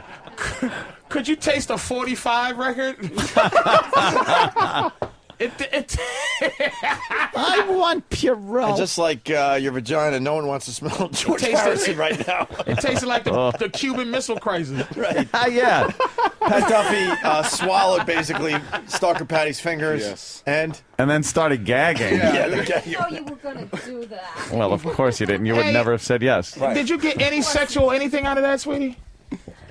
No, it was disgusting. Do you know, Patty, that actual thing, a girl using her fingers and then a guy licking the fingers is actually something that people do and find sexy and stuff like that. And you just find it like disgusting. I don't. You're making I'm that. very conventional. I'm very That's not old-fashioned. unconventional. It's not fucking ass sex. It's scratch your ball bag for a My Stalker Patty. foster parents never did that. Well, I hope your foster parents never did that to you. They were old. Patty, In fact, they never did it ever. Patty, smell. They never had sex. No. How do you know? How would you know if your foster parents had sex? Their attitude. Patty. Let me tell you. Patty got touch funny too when she was Patty, a kid. Dude. those strung out, like Catholic, really religious people are the biggest fucking perverts you're ever going to see. I know. They're the ones the that priest. are doing a lot How of old the was fucking. you when you got touch funny? Well, never been touched funny. Hey, serious. You're talking Patty, to Patrice. Patty, seriously. I Let's have talk. never had that What? problem. Who got you? Who got you? Nobody. Uncle? No. Foster parent? No. She was dumped off at a diner. The How only many- thing How that many times? happened How when I many was- times do you think Hold you've on, been raped? she was ready to say something. Well, my foster father used to just walk in like I was a small child when I was 15 because that's how he saw Small me. child at 15? Well, that's the way he so saw wait, me. wait. He You just walk in walked on right what? in. All right, Crazy Hold on, bitch. there's I a was story taking here. a bath. We didn't have showers. We had a bath. Okay, now we're getting to something. He'd walk in on you as a small child of 15, which is fucking developed. Oh, I know, but And to, he also- in his wait, mind, Did he also burp you? You fucking sociopath. Let me ask you a question. You think in his mind he saw you as like a little child that it's appropriate to be in the room with? And he washed you. well, he didn't care. Did he wash you? Well, he didn't care, of course, because he's walking in on 50. You're a psychopath. Did he wash you? Oh, Did he he cared. wash He you? just didn't want the authorities to know. Did he wash you when you was No. Patty, wait. Walk I us. don't Hold on, remember you guys. that. Walk us through the story. Did you hear what she just said, Hope? What? Did he wash you when you was 15? And No. you said you don't remember that? Oh, no. I thought you meant when I was a baby. No. No. When you were 15. Patty. No, I just Patty, took walk care. us I've through. been taking care of myself Oh my from God, age we got 4 something on. here. Shut, Patty. What? Focus for a second. Walk us through what happened when you were 15. Oh, You would go 15, into the 16. bathroom. Walk us through what would Oh, go I on. would be in the bathtub or in the, whatever, and he would just walk in nonchalantly, shave or do something and walk out. And you would be Holy naked in the shit. bathtub? Yeah, and then I would say I'm embarrassed, and he said, "You're just a little girl," and that was it. Oh, Just went away. man. Do you understand what a creep this guy was? We're getting Well, he was somewhere. in his Patty. 60s. He was decent. He was respected by the Decent, church. respected by the church. You're insane. This guy was getting off Patty looking got at him. you. Patty got. There's no Patty reason got for fucking that guy to be in there shaving while you're in the bathtub. And he would try to cover himself up. And you then would if try I to cover tried to yourself up. close the door, nobody was allowed to close doors in that house. 15. Let me ask you a question. Now, boy. 15-year-old Gooch, full-blown bush by this time, right? Of course. So you're just sitting there with your bush in the tub. I didn't have much of one at that And age. it was like a 50s bush. Oh, I'm so sure. It was floating at the top. Yeah. So it just It looked like a little island. like moss. And she was just sitting there. And Swamp. And he told you to keep washing, didn't he? He said, keep washing. Don't stop Oh, washing you're because of just me. a little Keep girl. washing. Actually, he didn't say anything. He would just He said, go "Oh, you're in, just a little girl. Don't worry wash about his it." hands or whatever. Yeah, he wash grab his hands on your something off breast. the table and then just He would walk offer you out. some of his hand soap. Patty, Yeah. do you understand see her that's looking- inappropriate? Oh, my Patty. God. Well, Do you I understand? guess I do now, but Patty- at that time it was different. But he would go about his business and shave and stuff while you're naked in the tub behind him. and I didn't like it, and I would complain, but you And know. you keep doing it. You know, And there but was at no that one to time, complain to. You know, They would this is just say, 60s and 70s. Children were seen and not heard. It was so like if I it was like complained, I it was wasn't like heard. it was like Holy shit, it we're was getting like to something today. it was after like 10 years. she goes, I'm in the bathtub, blah, blah, blah. He's looking at my pussy, and they went, oh, that's just father, blah, blah, blah. Don't worry about And he him. He's just a kept good coming in, man. didn't he? All right, Patty. Well respected in the Wait, church. Patty, what Oh. else? There's other stories here.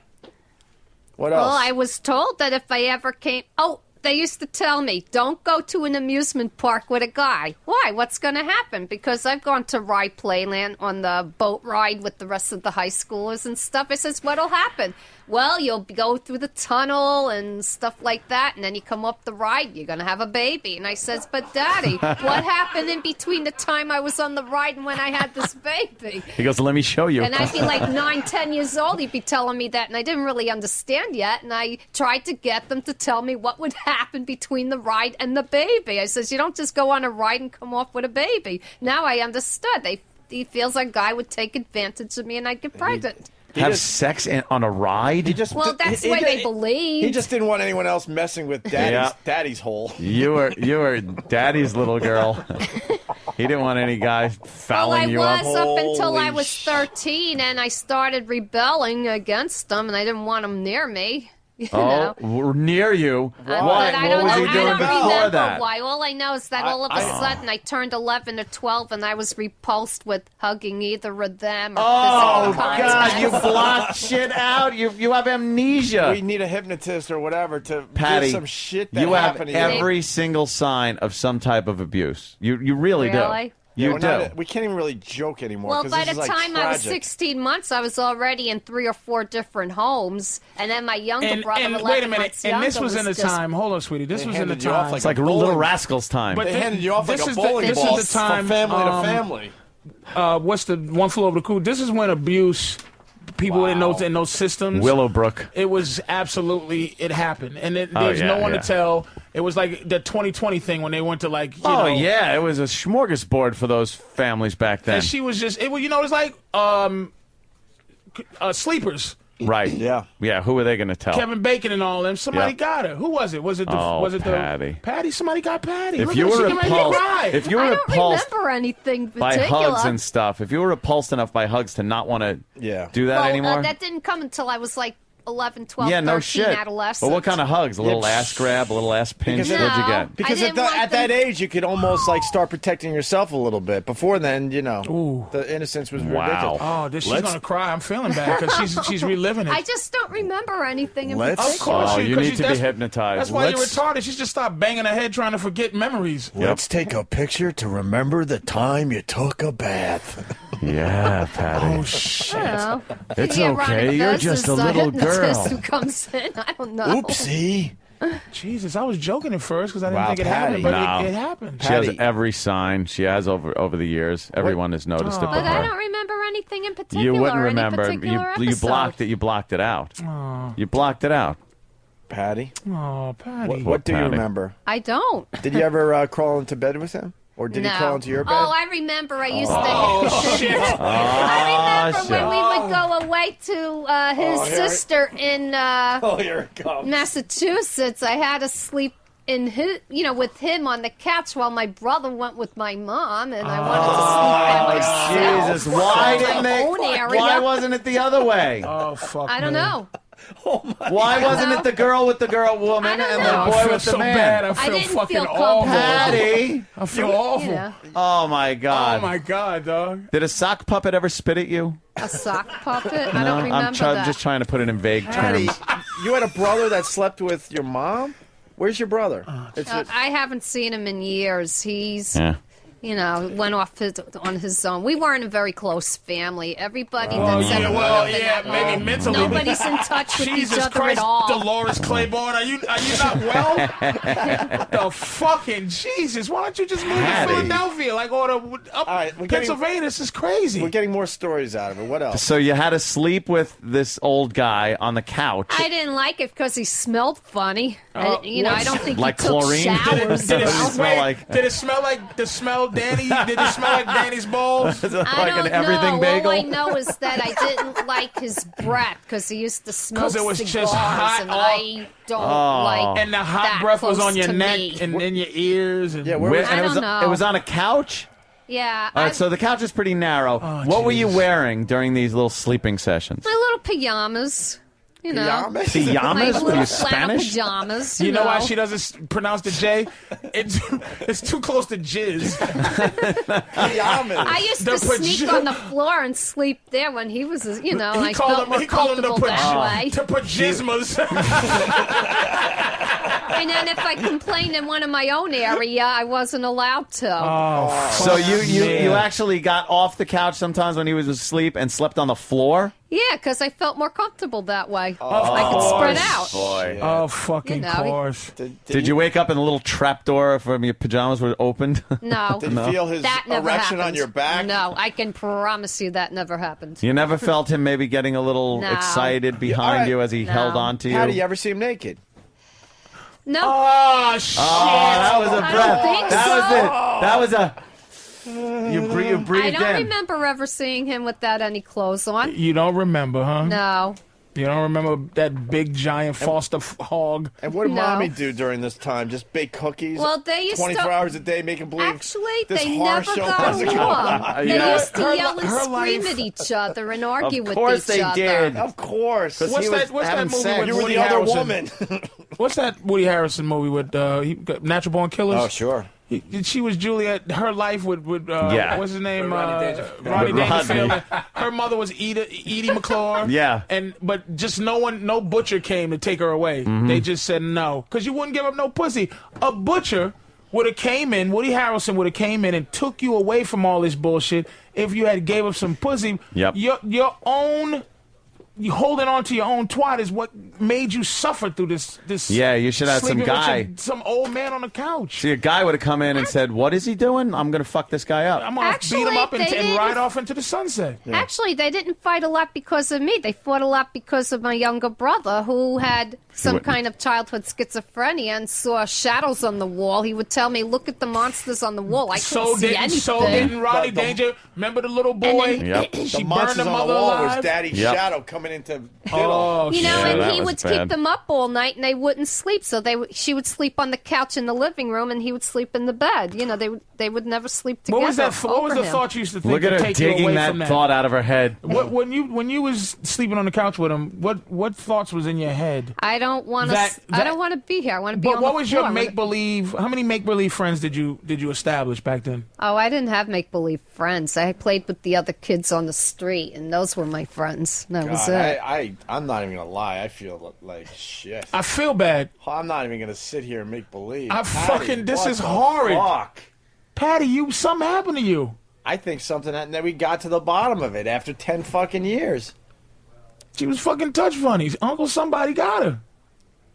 Yes. But I don't Yeah. remember anything. Fucking fuck. You know, in the last place I was in when I was a baby before I went to that house, To the they home. treated me very well. It was in Massapequa, Long Island.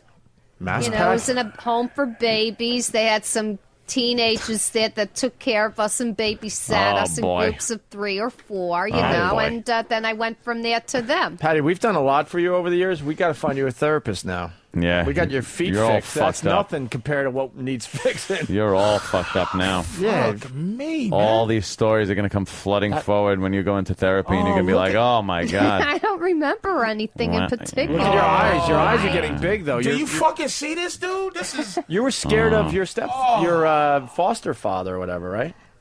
I don't know if He I made was you uncomfortable. He shouldn't afraid. be in the bathroom with a 13, 14, 15-year-old. Oh, I He's know taking that a bath. now. He but- wasn't well respected, by the way. Well, I didn't respect them, but I No. don't know why I didn't respect Well, them. we know. I don't know the I can't boy. think of Well, how it. about the pajamas that had to be wiggled down slowly? Would you stop it?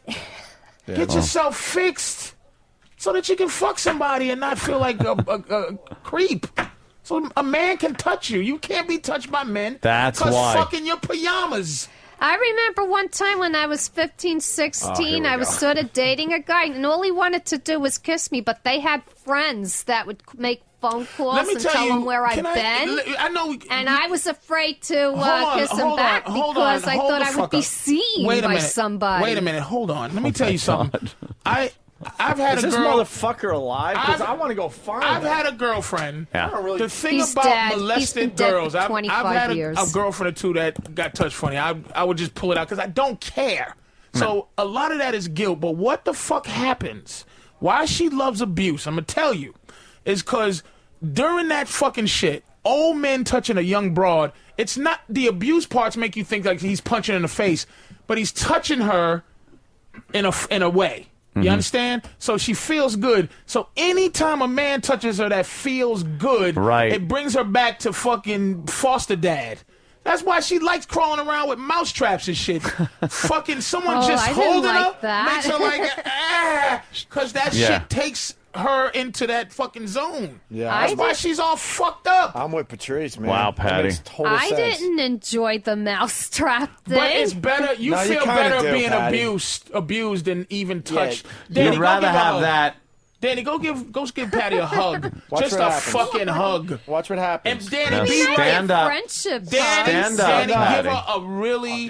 Patty, I love stand you. up. Stand up, Stand up, And Patty. give him a romantic kind of Like hug. a Make real believe you're hug. acting. Look at Make Danny, believe, hold her. make Hold believe her you're nice. acting. Stand up, Patty. Yeah, what are you gonna do? Nothing. He's gonna hug him, Patty. Like I a mean, hug. romantic hug. Let me just No, take these scissors Patty, out my pocket. Patty. Make believe. Look at it. She's freaking Patty, out. hold. Make like that's your boyfriend. Get close, Patty, and Close. hold him. Oh my gosh, she can't. She's incapable. She's so stiff and pulling away. She wouldn't even Yeah. entertain the notion. You're a little stiff too now, aren't you? Hey, Danny. I got a pants Danny. boner. Rub with the back of your hand.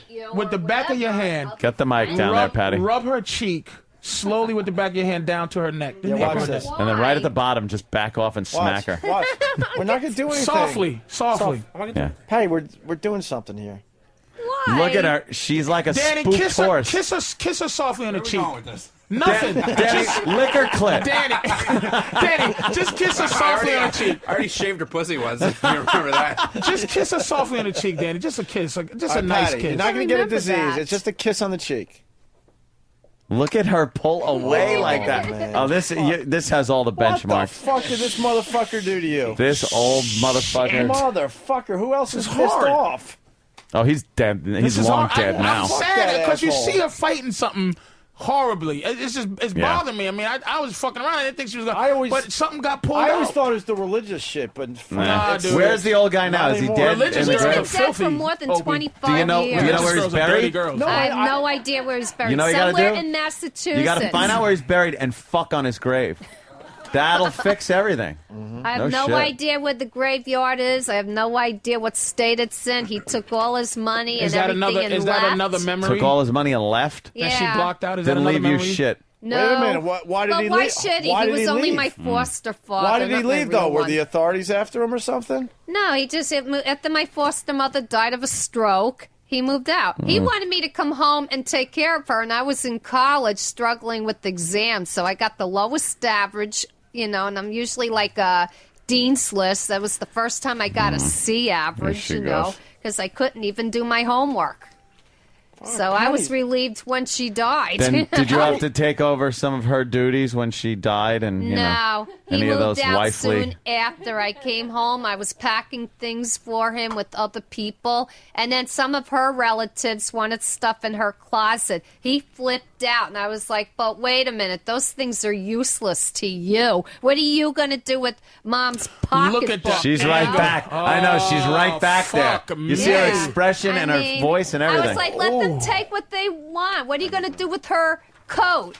And what he are you said gonna do to with you, her he said to sable, you, whatever. shut up, little girl, didn't he? And Patty he was was like robbed flipping of out. Patty, he told you to shut up, little girl. To the day he left, he called you a little girl, didn't he? Well, he saw me as a little girl. No, he never saw me as an adult. no. That was you a know power- what he thought? that was a power they thing. thought, the both of them, that I was going to end up like my natural mother, who was schizophrenic in a mental institution and really messed up because she Guess he was right. hallucinated. She was like my brother. She would say, I see things. And I was like, where? Because I didn't Opie, have you what wanna she not had, give a so fuck, right? I Opie's couldn't like- imagine what she was seeing. Motherfucker got the emotion. Opie wants to out of be me. fucking crazy. No, Mousetrap, Opie. Not but at all, this man. bothers. This This bothers. fucking Now he This wants is to terrible. be. He wants They to be thought I Mickey was and gonna Mallory, be Opie. institutionalized too, This like fucking she was. pisses me off, bro. Why don't you pick her up like robbed of life? Opie? Pick her up like Officer and a Gentleman and carry her out the door. Oh no! And please just then drop her out a window. Motherfucker, I'm pissed. Well, Stalker Patty's molestation has been brought to you by 5-hour energy. When you're looking for the energy to take advantage of a young girl, I'm sure the sponsor loves being lumped into that category. That's wonderful. What you won't feel is jittery or the crash, thank God. That's because unlike other energy drinks, 5-hour energy doesn't jack you up with sugar, caffeine, and herbal stimulants. No. Instead, it's packed with stuff that's good for your B vitamins, amino acids, and enzymes. You won't need your pajamas. You'll be awake all the time. Oh, your fucking pajamas. You have little crusty pajamas. We made a breakthrough all today. Crackly in the back. Patty, Patty, this is what you're going to do. You're going to go home, and you're going to think about some more stuff that you remember, and you're going to come back in here, hopefully by Friday, to talk some more.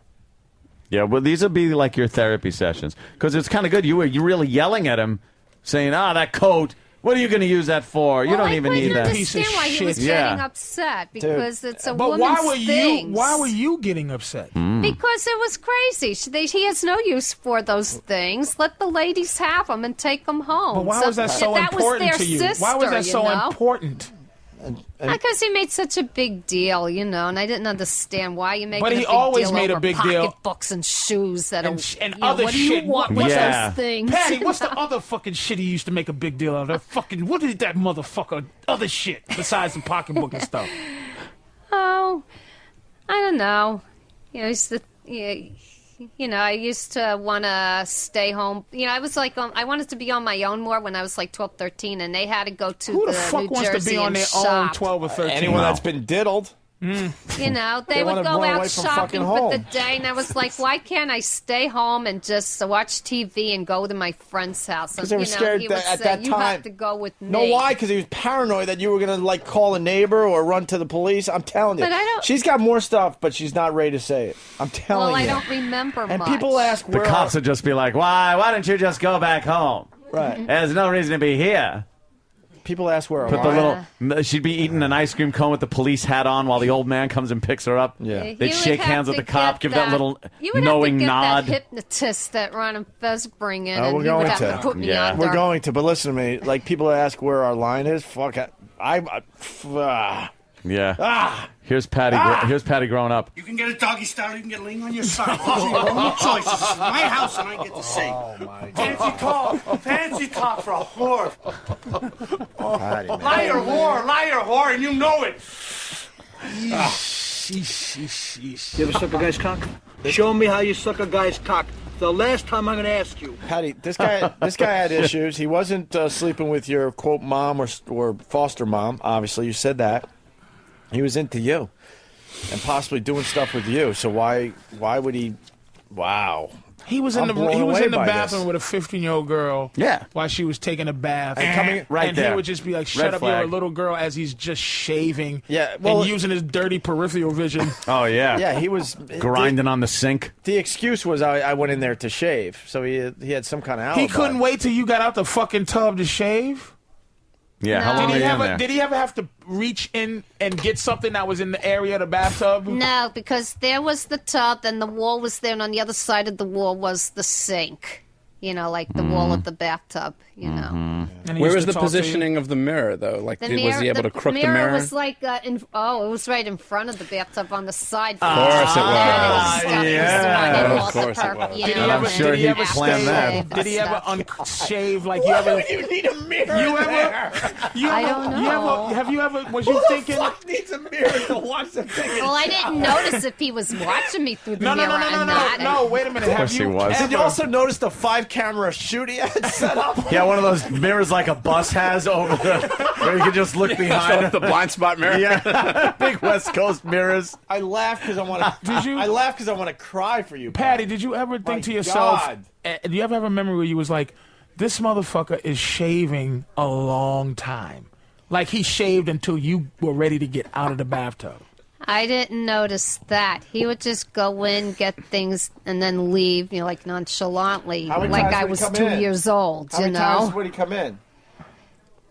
what? How many times would he come in while you're taking a bath? A couple times, they're walking in and out to Yeah, get things. a nice I'm 2 years shave. old. He You know. clips his toenails. What Patty forgot to mention was that he was shaving his genitals. Yeah, and then I remember I want to throw the towel around me and then run to my room and get dressed, because with the towel wrapped around me. Yeah, even as a kid. Oh, And she did man. that As a kid, you knew scared that run. there was Oh, yeah. something wrong with what he was doing. Well, maybe I sensed it, but I can't. We just scratched the surface. I honestly got to get out of here. I got to do something. I would love to continue with this, but You wanted to leave a half hour ago. No, I really have somewhere I got to be. You are a giving man, sir. I'm saying really gotta be somewhere. You was talking about how you had to bounce, but he really is going into his day trying to help you to stay alive. We got to get a real hypnotist in here to kind of sort you out. Yeah, I'm gonna call Don the hypnotist Patty, after the show. Patty, and we're hoping that this will help you, but you're coming back in with some more memories that you remember. Think about for the next couple of days. Try to come in Friday or early next week, all right? It's going to be... All right. Patty was here carved in the beam. So... And all this is, Patty, is to help you be able to fuck. Yeah. Yeah, our goal is to have... Because you want to fuck, and you can't because fucking Reverend Jimison. Yeah, he... Reverend Pajamas. Reverend Pajamas. Pajamas. Wouldn't stop. Well, I wouldn't mind a companion at my age. There you go. Hi, this is Patty, known as Stalker Patty. Well, you are listening to the worst of Opie and Anthony. Wow, that's hot. You're listening to the worst of Opie and Anthony. Sirius 197, XM 202, The Virus. The start of the 2009 baseball season is underway. And we're talking baseball 24/7 on MLB Home Plate with insight from expert hosts like Cal and Billy Ripken, Rob Dibble, Buck Martinez, Jim Duquette, and Kevin Kennedy. It's the best MLB talk on radio. MLB Home Plate, XM Channel 175, the most comprehensive year-round Major League Baseball coverage on radio. Is your credit card debt out of control? Can you no longer pay the outrageous payments and fees? There is relief. Debt Help Experts. A 10-minute call right now can cut your debt and let you save for your financial future. In 2008, consumers with $10,000 or more in credit card debt legally have the consumer right to reduce their debt and satisfy their debt obligation.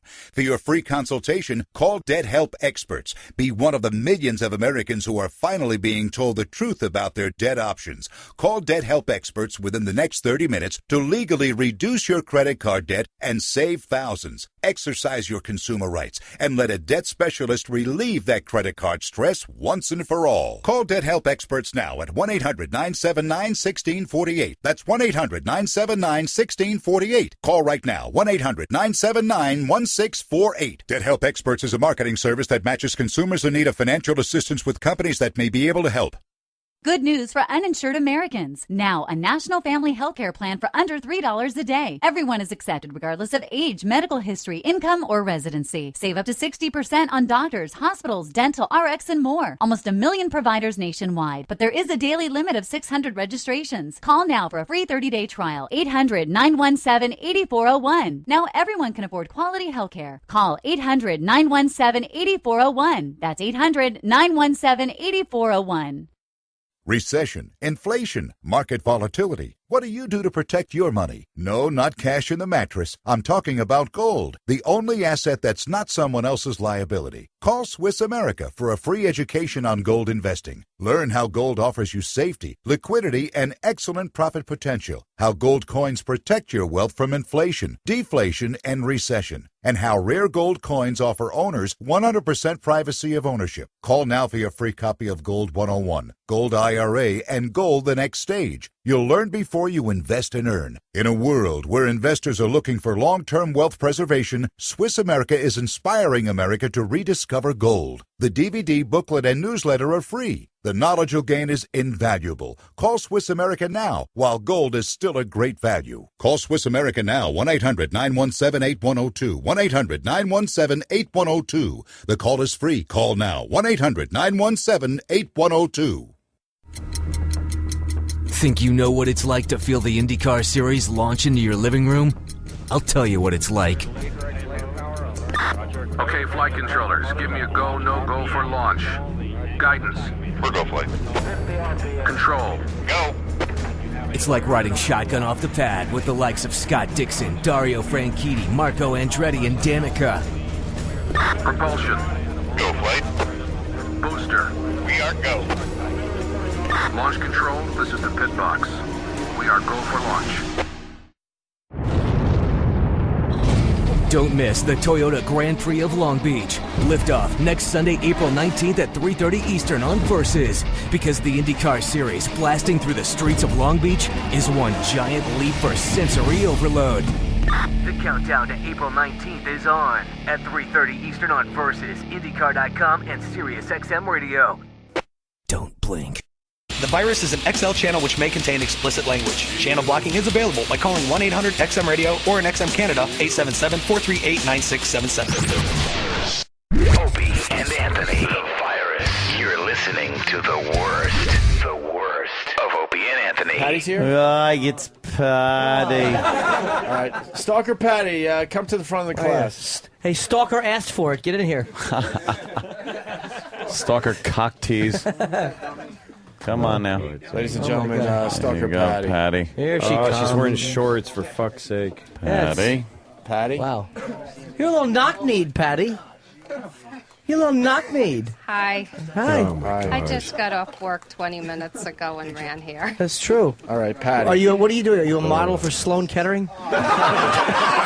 Oh, shit. I don't understand that. That's a good one, Jimmy. What's Sloan Kettering? I don't remember what that is. Thank you. It's a Really. cancer place, baby. Cancer hospital. I love you too. To really, nail the joke. Patty, Opie, she looks like the she's improv. dying. Listen to Patty's improv. Oh, yeah. She's got an ashen face of death. Ladies and gentlemen, it's funny. out there in Radio Land. Jimmy, talk to Louie for a second. Just babble The about thing is that we have to... But babble away from the mic so that he can... Yeah, you know, The you're beauty right. of Patty Patty is listening to her improv skills. Patty? Yes. Yes. Sorry I said that. Yeah, Jimmy, go. Okay. You can rip me back. I didn't mean to tease you. Yeah, give him a rip back. Nice there, Patty. socks. I'm not good at things off the top of my head, but I'll think of something later on. All right. Hey, Patty. That's usually how it happens. Patty, here's the deal.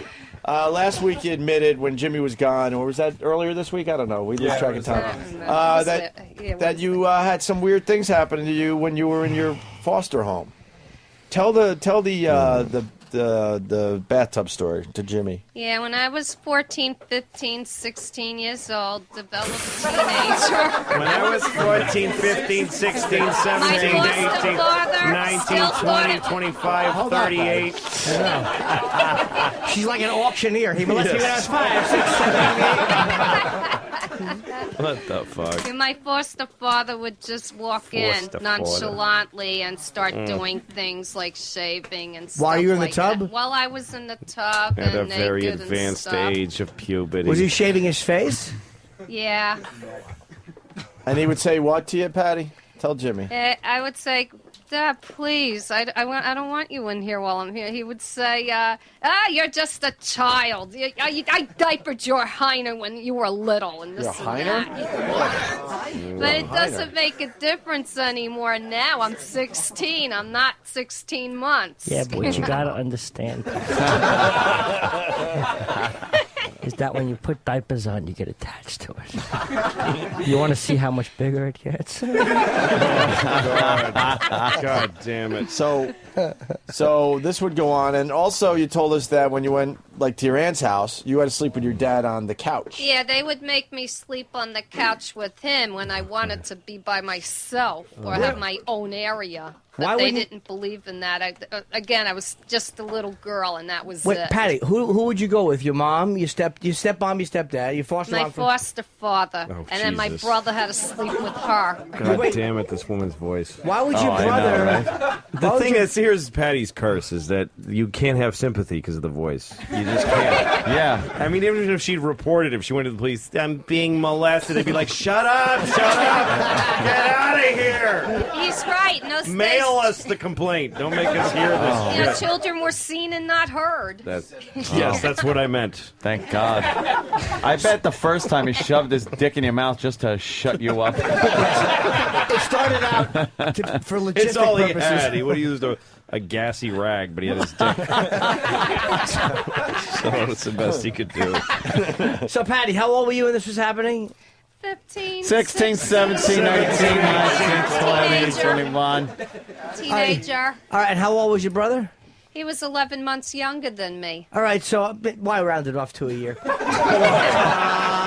Critical difference. How many hours, Patty? I needed hours. Why round it off? You'd get the wrong impression if she said a year. That's true. Yeah. She needed more syllables. Yeah. So wait, he would sleep with your mother? Yes, he would. Why not have your mom and you and the bro? I don't get it. I don't know why. I guess, see, you would think that, because that would be more normal. That would be so non-rapey. I didn't know what yeah. they were thinking. I had no idea what they Boy, were they really thinking. fouled that up. Yeah. That was silly of them. Yeah. So wait, you and your dad on the couch. Now, was it a sofa bed or was it just a sofa with cushions? It was just a regular couch, really big enough for one adult, but a child I could squeeze in there. I'm sure. Yeah. And I'm sure he did too. It wasn't very comfortable, and I didn't feel comfortable. Of course not. So what happened, Patty? How would you sleep? What position? He would be on his side, and you would be. Would you be face to feet, or how would you be? I would be on the side facing away. Sure, yeah, thinking of cotton candy He and. also stunk, too, because he smoked a lot of cigars, and that made him stink. Yeah, So his breath stunk? Take it, yeah. Were you face to face? No, No, facing I away. was away. He was spooning her. How was he facing? Right? I don't know what was going on while I was sleeping. I had no know. idea. Goodness gracious. You do know.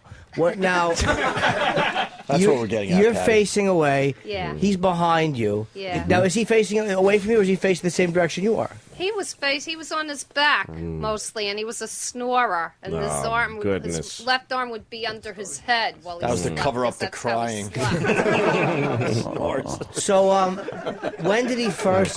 Shut up. Stop. Shut up. Yes. When did he first? I'm sure at times he would roll over and face the same direction you did.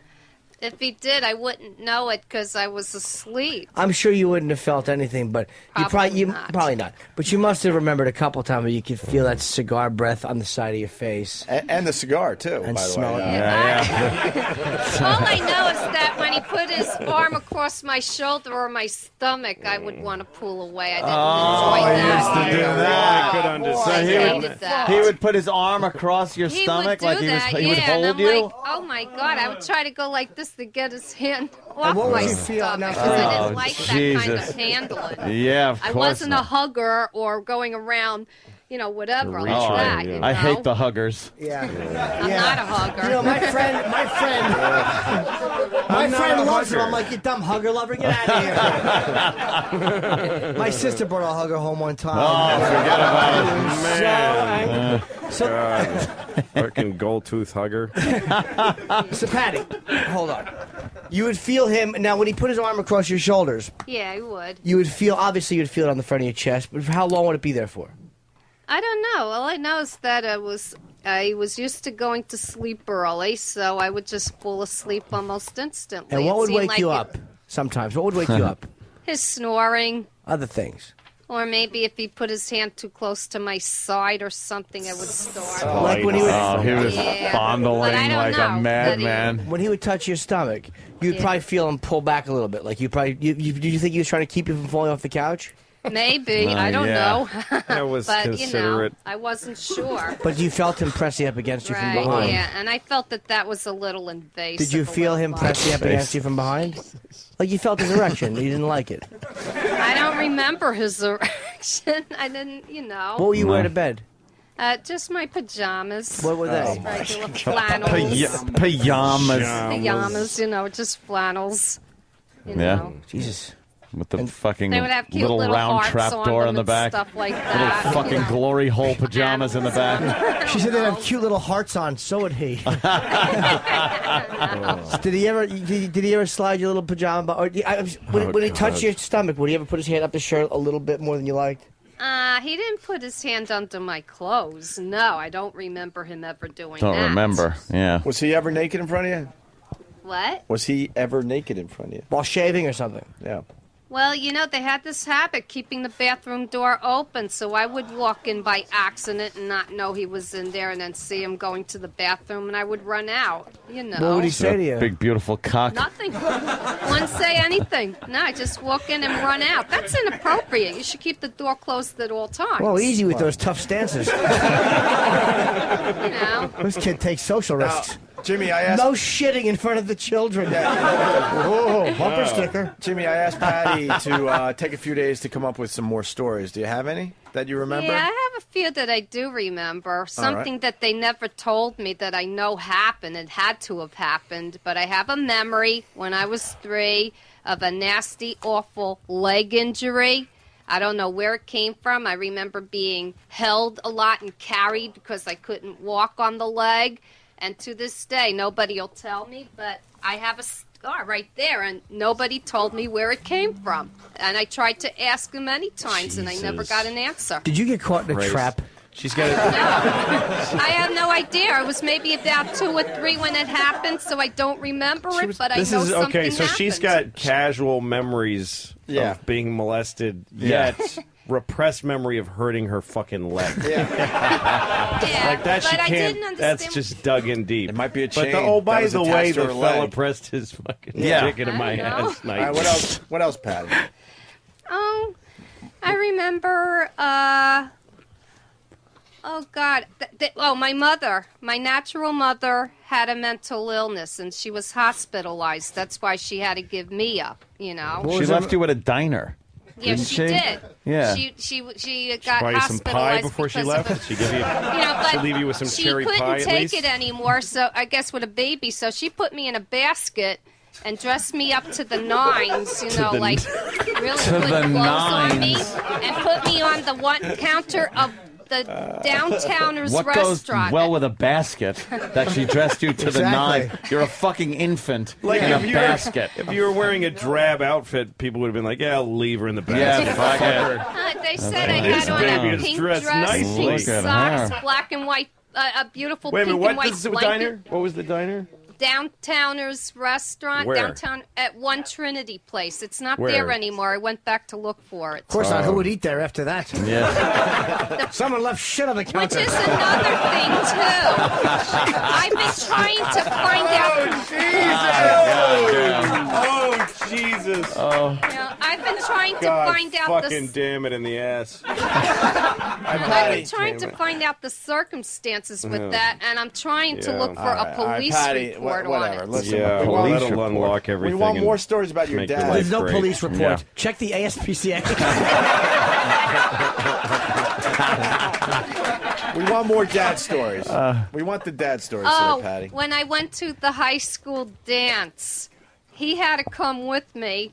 He would make me wait outside the dance hall, or the church hall where it was. He went in, looked around, cased and questioned people, embarrassing the hell out of me. What would he ask them?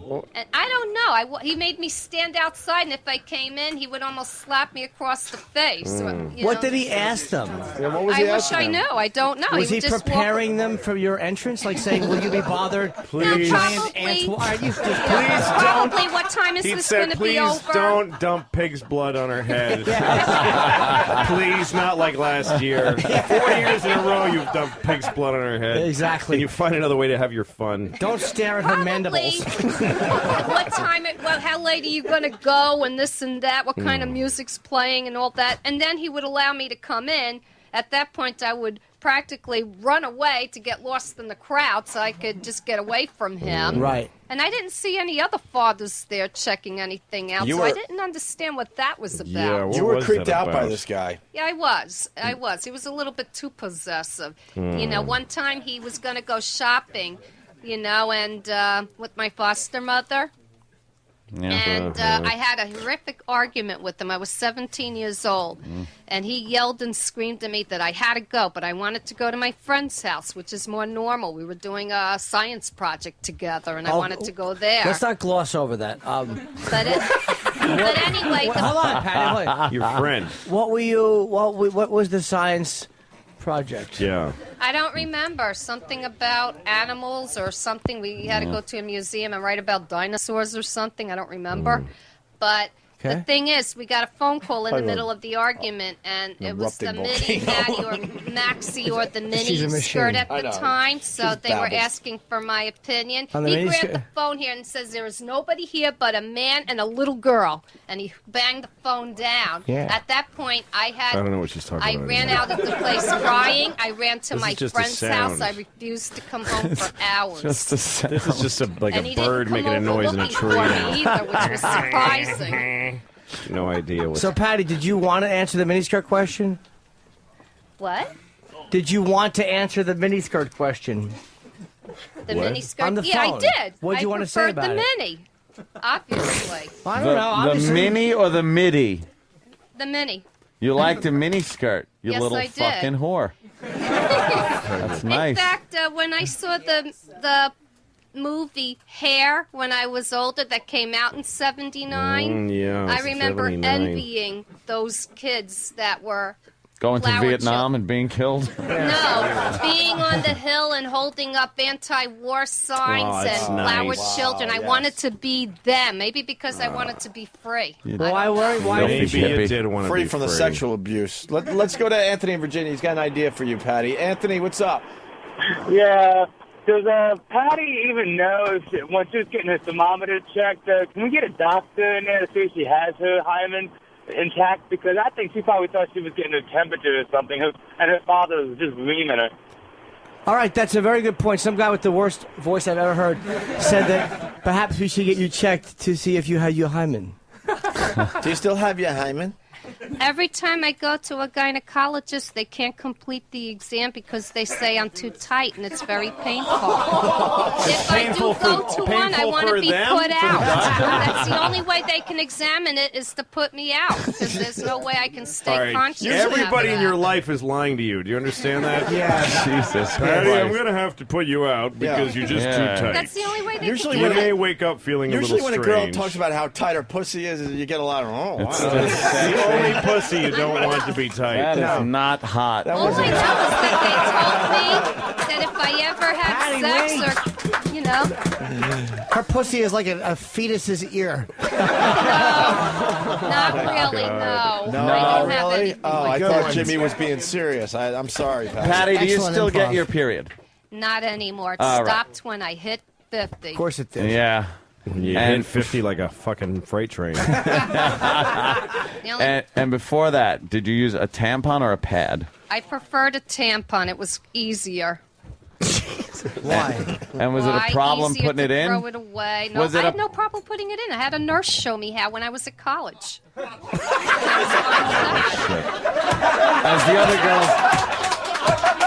the other girls would throw them at her, going, "Plug it up, plug it up, plug it up." Plug it. What is he Scary for? Carrie, scary Carrie. Wait, hold on. In college, what did you do for the 7 years prior to Oh, that? wow, good one. What was everybody missing socks around the house? No, they made me wear the old-fashioned Kotex, whatever. People found it like a shot deer. Handles on it, the wings, you know. Trailed her. And then they wanted me to She wear was a bleeding belt, so badly, too. sharks were actually walking on land to follow her. I remember Hold my, on. You missed my that. God. Patty said that she had to wear a belt. Yeah, my Oh. foster mother made me put on a belt for it. What's the belt for it? Oh, the That's- old. to Up hold the it in, fucking I rag guess. that keeps the cunt blood from dropping on the floor. Yeah. That is real old school. How would it go Hello, on? this isn't a late. It was only 14 years All right, old. Patty, how would it go 69. on? How would the belt go on? You know, just like underneath me, and then you buckle it, and it would stay on. Is it like a sumo wrestler's thing? It looks like that. Yeah, Like- yeah, like the pad, the Kotex would clip onto the belt, right? It's like a Front diaper. and back. Yeah. So you're wearing like a Fucking, diaper Jesus God Christ. damn it. and a Yeah. belt. So disgusting. Then you could just fucking bleed like a Civil War veteran. And then they Fucking tourniquet around your cunt lips. Okay, Patty. Your mic isn't working, Patty. Your mic's know. not working. Don't waste that It's gold. an act of God. Yeah, God doesn't want to hear either. Go ahead, Patty. Yeah. yeah, they did. So you put that. So from the time you first got your period, when? I was from 14. At 14 years old? Yeah. And what was the first one like? Did you have to talk to your foster mother, or what did you do? Well, yeah, you know what? Exactly 3 weeks before I got it the first time, then she takes me aside and says, "You're going to be sick next month or the month after. This is going to happen." You know, like And what'd she something about say? being sick and getting pains. And I'm like, but what's that about? And then you're going to bleed. What? But she wouldn't explain anything about it. She wouldn't tell you where you were going to bleed from? Patty's got cotton in every fucking hole in her body. Because, you know, that's something Patty, you discuss with your daughter when she's not. How did she tell you? Did she say, that thing between your legs? Did you see LaMotta after the Ray Robinson fight? No, she just called me out into the other room and she just just stood me barrels there and through it. told me. She didn't tell you that your vagina would be bleeding? No. She just said you're wouldn't going to mention it. bleed and get cramps and you're going to be sick. Yeah, that's all she explained it. That's and nice. sure enough, I had the worst awful cramps the first 3 years that I had it. That to the point where she would make a hot toddy, which was hot milk and brandy sweetened with about 10 sugars, and then make me drink it, and it would put me out. And delivered via cigar mouth. Yeah.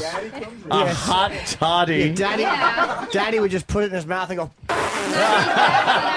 right onto the problem area. An I old was too hot scared to toddy. mention it because they made me think the Lord was going to strike me dead and Oh, stuff the like Lord. that. They What? put That such Lord. a doom and gloom over it. Were they religious people?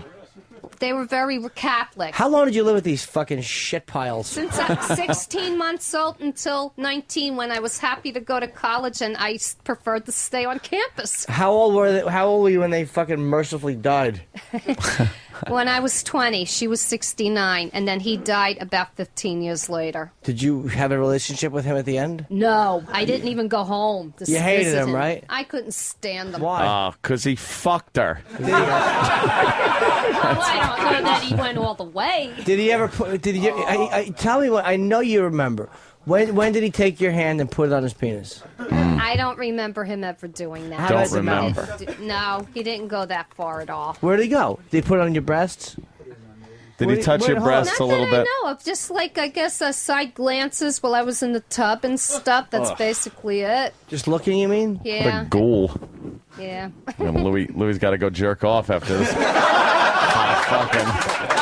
There he goes. Her panties look like that fucking grate outside of Abigail Folger's house. Oh, fuck.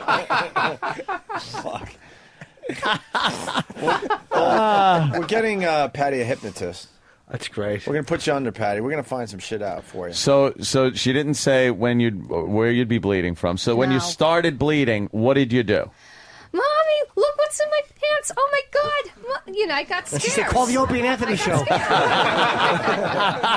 You know. And Looked then like she Reginald says, Denny's "You got head." it." And then she gave me a coat test and said, my here, God. put that on. And Put it on? She didn't tell you how or anything? She wore it like a hat. Put it on. With a fucking daisy on it. where it was Looked like Laura Ingalls' bonnet. Had ketchup on it. Why is the retarded girl wearing a Japanese flag on her head?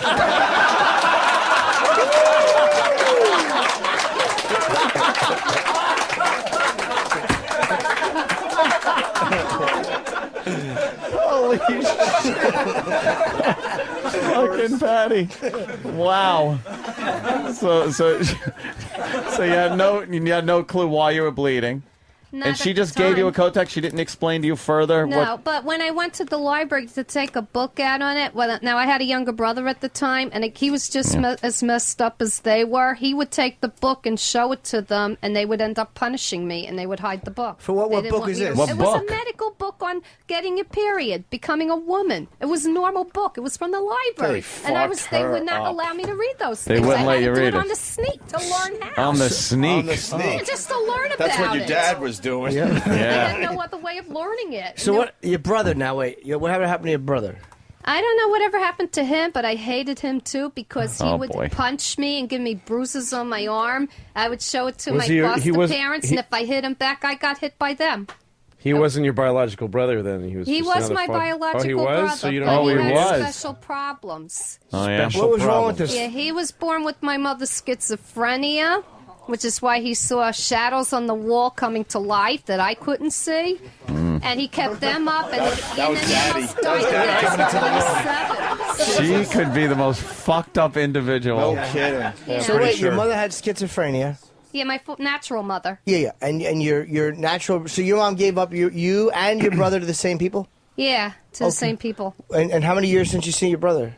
Right now, it's been about 14, 15 years. I kind of fear him because of his illness. You know, he used to be very violent when he was younger. Yeah. He would hit me. I'd have bruises from I know him you said that. as Where a is child. he? Where's he now? He's holding the mic right there. It's Pat Duffy, this violent motherfucker. I was just thinking I had very similar problems. Yeah. Where is he now, Pat? Living somewhere in the city or Staten Island or Brooklyn. I don't know which one. Oh, the that's last good. address was on Staten Island, Brooklyn. Island. But Why don't you that's just say years and years Queens ago. also? Yeah, you forgot all the Island. He fucking could boroughs. be anywhere. Do you have any family at all that you No. are with, like that you know, or Nobody. nobody? No. Just you us. ain't got nobody. No. Do you have any friends or anything? Like, who do you spend most of your time with, or who do you talk to every day? Is there anybody that you talk to every day? People at work. People at work. One or two people in the building, like my neighbor across the So hall. nobody that actually wants to talk. Right. Nobody that invites just people that you know talk to because they're near you. The question would be, what the back of whose head do you talk to the most as they're walking away? Who takes a really deep breath when you walk up to say hello? And goes, Like I said, the hi, Patty. people I see every day are the people at work, and they love Right. me. That's Oh, yeah. great. Yeah. That's great. What did your last period? What was that like? Non-eventful. It was not remarkable? And it went, and that was it. What happened? It came and it went. Was it? I have not gotten any other symptoms or anything. No, was it? Could you tell though? Were you like, oh, this has got to be the end of the tank? There was some sediment in it. It had grinds like fucking Sunoco coffee. Something was going on. Yeah. Oh, you didn't know? I know. It's amazing. You really do have. You have the timing of a fucking rhino. You just like. Here's what you have to do. Like when you see people laughing, you hear them laughing. You pause for a second. Just wait a second. But like, Feel it out. yeah. Let them, get the laughter out. Because nobody hears half what you're saying. I'm not trying to shit on you, but nobody hears half I what you're am. saying. Fucking retard. Father was. Jesus. I'm going to Patty. do my impression of you. I want you to see. Okay. Louis say something in the crowd. We'll laugh. Okay. Now you put pressure on me to get Yeah, that's a lot of pressure. Then I was going to come back down, but the night told me that 5 o'clock my father would call. So I'd have bruises all over. Heavens to Murgatroyd. But if you pause, people will hear what you're saying. Yeah, Patty. Yeah. When's the hypnotist coming in? When is... We're tentatively scheduled for the 14th or the 12th, the Friday after the 4th, a week from the 4th. Have you been hypnotized before, Patty? Never. You think you'll go under? I don't know. I've never been hypnotized. We'll have to see. It can't be one of those wacky hypnotists that, No, make you do wacky This is things. the It's got to Ron be Fez like guy. one of those Well, hypnotists that serious can hypnotist. hypnotize you It's- and then really kind of get in there and The Ron Fez guy. He's Yeah, dig around that he head. does that stuff too, but he's the really real good. deal. He's definitely the real deal. Yeah. All All right. Yeah. I'm open to it. And you're willing to, Yeah, I'm open-minded. are you? Yeah, I'm No, very you're not. fascinated by that kind of thing. And this has fucked up her sexuality for her whole life. Yeah. She will not be with a man.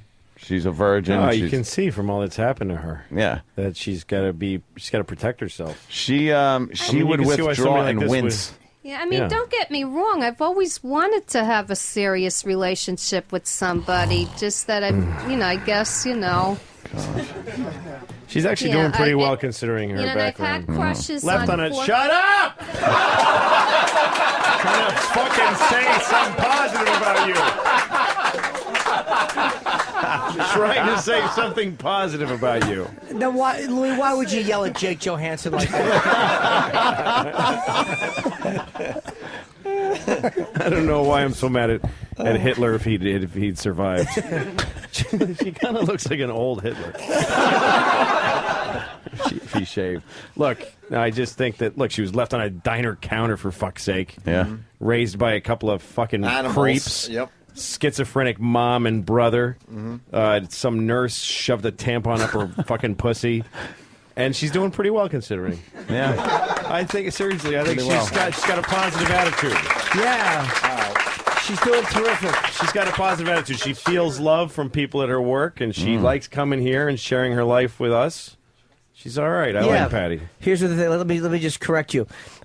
She's misreading their hatred at work, and she's never had a No, dick but in her. that's it. That's fine. Yes, that's all true, but she's got a positive attitude considering. Hey, Patty. Pete, she goes to work and people literally go, ugh. And she says, they love me there. Nah, but you and I think that's a testament to her positive attitude. It is, but no, and I don't mean this in a but this shit heap.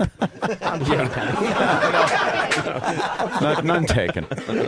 Patty, how did the nurse show you the tampon? Like, did she put it in you, or did she show you with something else? She just went with hand motion. She made her do a hand. She made her do a handstand and then threw it like a javelin.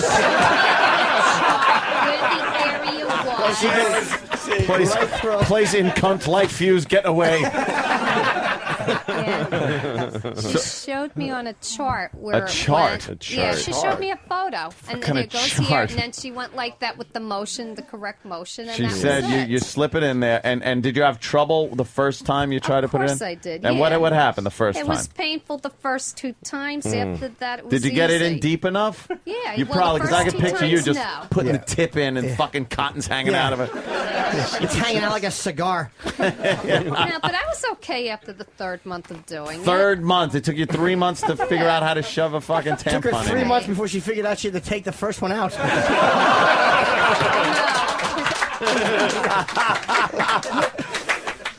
What, did you tell the nurse, so I got to stab it 3 times? I just thanked her and said, if I have Pulp any Fiction. questions, I'll call you. I didn't have any questions. I No. kind of learned on my own. Yeah. I bet you did, though. You didn't put it in far enough the first time. Right. Because you were hurt. Was it painful? Yeah, the first Was it a little exciting, though? Like, were you kind of like, ooh, I'm putting something in my pussy? Yeah, the thing I liked best was the convenience. You Any can carry question you them. want to answer. Forget the one I asked.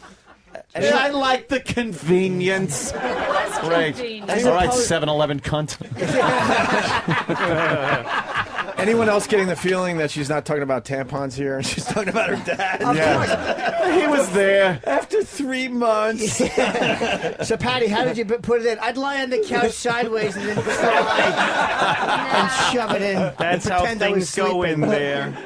The nurse just said, sit down on the toilet and do it. Yeah. Right on the toilet. That's Right. where It was things a go good in your toilet. private. That's nice. First time you violated yourself, you were reading Beetle Bailey.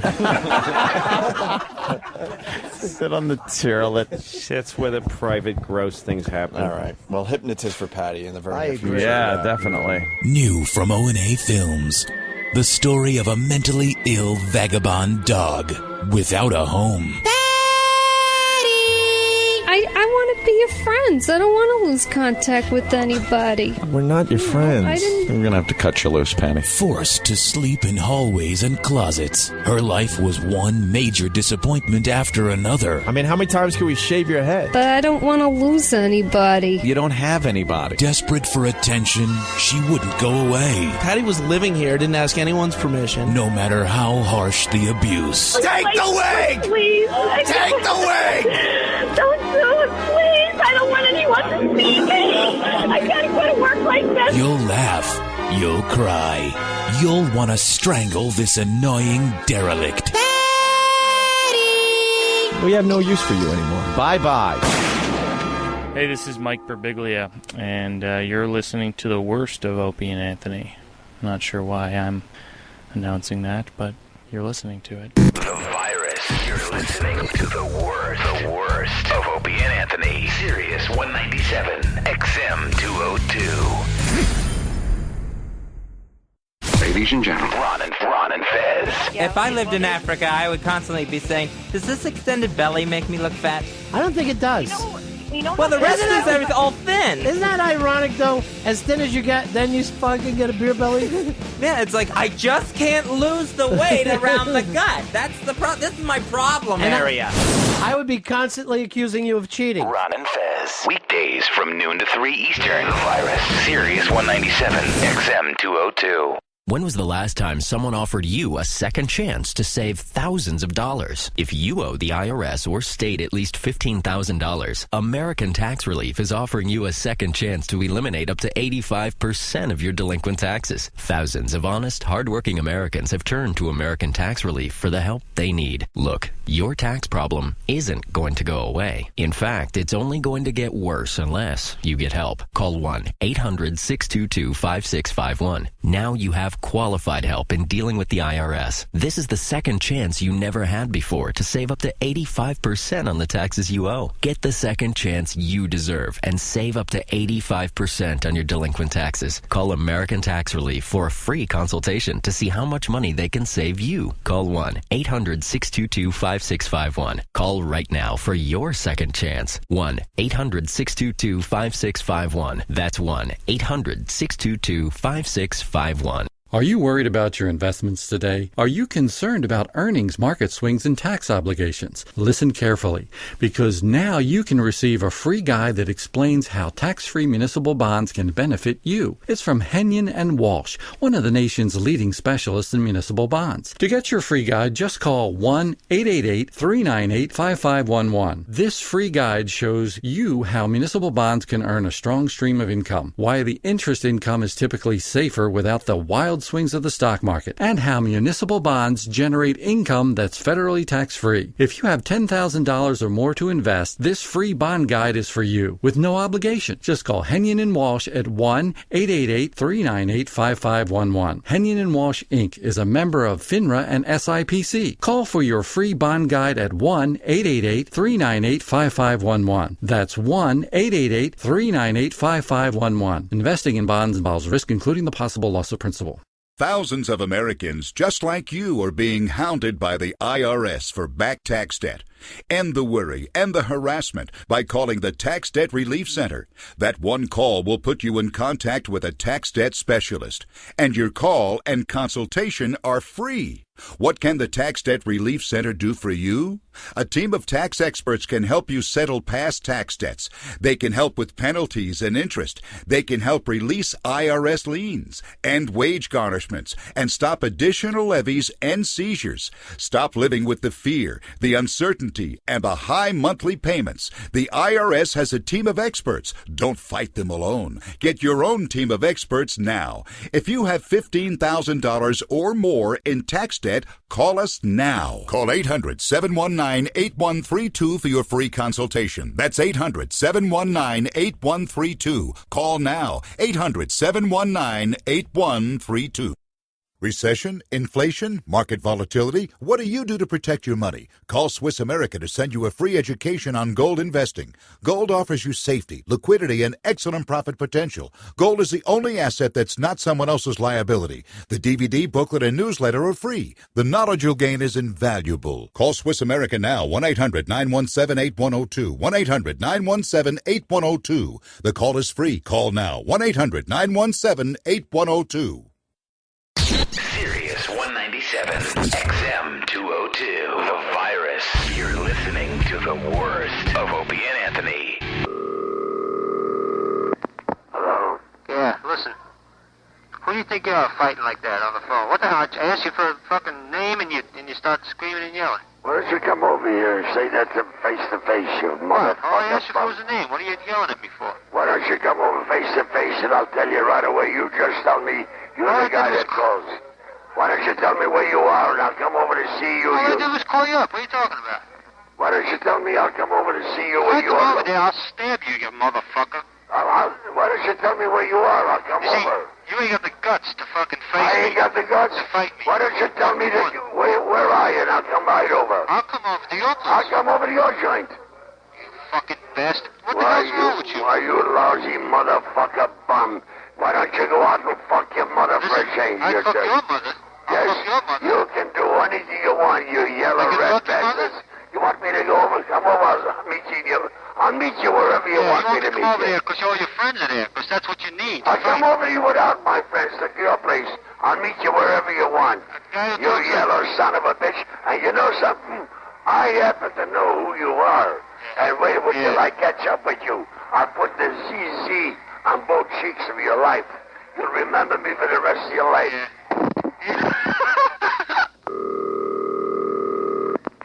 Who you are. Your friends told me who you are, so I know who you are. I'll get you, you cocksucker, and when I do, boy, God bless you. Tuba. Yes, hello? Hello? Yeah. Yeah, can I speak to Mike, please? Mike who? Unstinks. Who? Unstinks. Mike Unstinks? Yes. Anybody named Mike Unstinks? Mike? Nobody but that name. Nobody? Thanks a lot. Tuba. Yes, can I speak to Clint, please? Who? Clint. Clint? Yeah. Anybody named Clint? Clint. Anybody named Clint? Nobody by that name. His last name is Torres, T-O-R-I-S. Torres? Yeah, Clint Torres. Clint Torres? Yeah. Clint Torres. Clint Torres. No. Oh, he's not in yet? Okay, thanks. You're listening to the worst of Opie and Anthony. Sirius 197, XM 202, The Virus. What's up, guys? This is the world champion Judah Friedlander from 30 Rock, and I have my own show on Raw Dog Comedy Uncensored, World Champion Radio. I'm going to be giving you behind-the-scenes look at 30 Rock, interviewing cast members like Alec Baldwin, actors from movies I've been in like The Wrestler. I'll be talking about how I'm the greatest athlete in the world, how I bowled a 300 using a golf ball. World Champion Radio, Wednesdays, 5 East, 2 West. Raw Dog Comedy Uncensored, XM 150. Fellas, are you looking to spice things up in the bedroom? Been fantasizing about surprising your lover with an adventurous new toy or adult movie? Well, here's an offer you won't be able to resist. Go to adamandeve.com, and for a limited time only, you'll get 50% off just about any item. But that's not all. Oh, no. When you select your one item at 50% off, you'll also receive 3 free adult DVDs for a little inspiration. Plus, a free extra gift so sensual, we can't mention it on the radio. And to top it all off, we'll even throw in free shipping on your entire order. And no, we're not teasing. So check out adamandeve.com today for this special offer. Get 50% off one item when you type DOLL for the offer code upon checkout. When you do, you'll get 3 free DVDs, a free extra gift, and free shipping. Just use offer code DOLL at Adam and Eve. Healthcare warning. National Health Plan sets daily limits. Uninsured Americans are urged to call now for immediate acceptance and a free 30-day trial. If you're among the 47 million uninsured, you are risking your health. The New York Times, Harvard, and the American Cancer Society state having no insurance leads to poor health and lack of early detection of potentially fatal conditions. Don't let the high cost of insurance prevent you from having quality health care. Limited registration is open for a low-cost health plan. All are accepted regardless of age, medical condition, income, or residency. Call now for a 30-day free trial. Save 10 to 60% on doctors, hospitals, prescriptions, and more. Only 650 registrations will be accepted daily, so call now. Call 800-917-8401. Start protecting your family. Call now for details. There's no obligation. Call 800-917-8401. That's 800-917-8401. Does your furnace need replacing? Your house need cleaning? Or maybe you're ready to update your kitchen? Big or small, whatever your home improvement need, now it's easy to find the right home pro for your project. Log on to now.servicemagic.com. Now.servicemagic.com. ServiceMagic is a free online resource with instant access to pre-screened remodelers, maids, handymen, roofers, and many other home contractors. Just go to now.servicemagic.com. ServiceMagic has a network of licensed and insured contractors in hundreds of home improvement categories. If you need a painter, electrician, plumber, or any other home service, visit now.servicemagic.com. Now.servicemagic.com. It's easy and it's free. And it's the source to find neighbor-recommended contractors in your area. Now you can hire a pre-screened home pro with confidence. Go to now.servicemagic.com. It's quick, it's free, and there's no obligation. Go to now.servicemagic.com. Now.servicemagic.com. That's now.servicemagic.com. Is your credit card debt out of control? Can you no longer pay the outrageous payments and fees? Call Debt Help Experts within the next 30 minutes to legally reduce your credit card debt and save thousands. Exercise your consumer rights and let Debt Help Experts relieve that credit card stress once and for all. Call Debt Help Experts now at 1-800-979-1648. That's 1-800-979-1648. Call right now, 1-800-979-1648. Debt Help Experts is a marketing service that matches consumers in need of financial assistance with companies that may be able to help. The virus is an XL channel which may contain explicit language. Channel blocking is available by calling 1-800-XM-RADIO or in XM Canada, 877-438-9677. Sirius 197, XM 202. You're listening to the worst of Opie and Anthony. Hi, check 1, 2. Hey, motherfucker, how you doing? That's great. That's perfect. That's the 1, 2. When was the last time we shared a mic? Long time ago. Fucker. Hey, Anthony, Opie and Anthony show. Brother Joe right here. Yeah, next to him. And this is a Rotgut tune. Wow. The Wayback Machine. That was the last time we shared a microphone. Yeah, this is like from 1992 or something. Many moons ago. But here it is on the Opie and Anthony show. Why we're playing it, I have no fucking clue. Yay. Hey, boy, what you want to be when you grow up? Oh, I don't know. I'm a little embarrassed to say. Why's that? Come on out of your shell. Well, ever since I was a youngin', there's the one thing I've always wanted to be. Why don't you tell us about it? Well, I want to be a naked cowboy! Well, I'd rather be in the nude. I'll just wear my boots, my cowboy bunny suit, and rock to the bunny black and blue. Well, I want to be a naked outlaw. I want to rob a bank in the law. I just wear my hat, give you a back and neck, and suppose so they can see you they just saw. Naked in Tobago. Naked on the plane. Completely naked on dress, perched on my horse, till I'm in pain. Well, I want to be a naked western hero. Nothing but my holster at my side. I ride on out of town and just before sundown, all you see is the sun my behind. Naked in Tobago. Naked on the plane. Completely naked on dress, perched on my horse, till I'm in pain.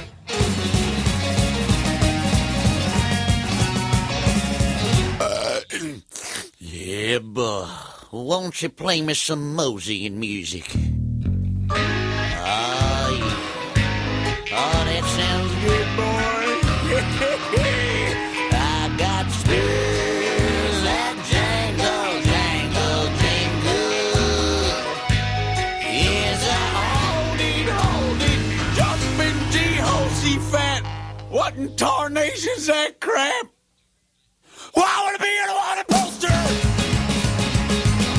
Covering my privates with my gun. I spit it back against my tunes, always shining a balloon. This is how the way should have been won. Naked in the battle. Naked on the plane. Completely naked on dress, perched on my horse, till I'm in pain. Yeah, that was Rock Gut. That's when I thought I was going to be a big rock star before Anthony got a fucking job on XM Radio and blew up. Now I play in a U2 tribute band, not U2.com. I am such a whore, Eric. I'm such a fucking whore. That's it. Goodbye. That's all you get. Steve's a queer. Steve's a fucking queer. No! And that's the worst. The worst. What the fuck is it with you? Of Opie and Anthony. Are you professional or not? Listen to Opie and Anthony live and uncensored weekday mornings from 6 to 11 a.m. Oh, good for you. The Virus, Sirius 197, XM 202. Fuck's sake, man, you're amateur. Ladies and gentlemen, Ron and Fez. If I lived in Africa, I would constantly be saying, does this extended belly make me look fat? I don't think it does. Well, the rest of us are all thin. Isn't that ironic, though? As thin as you get, then you fucking get a beer belly.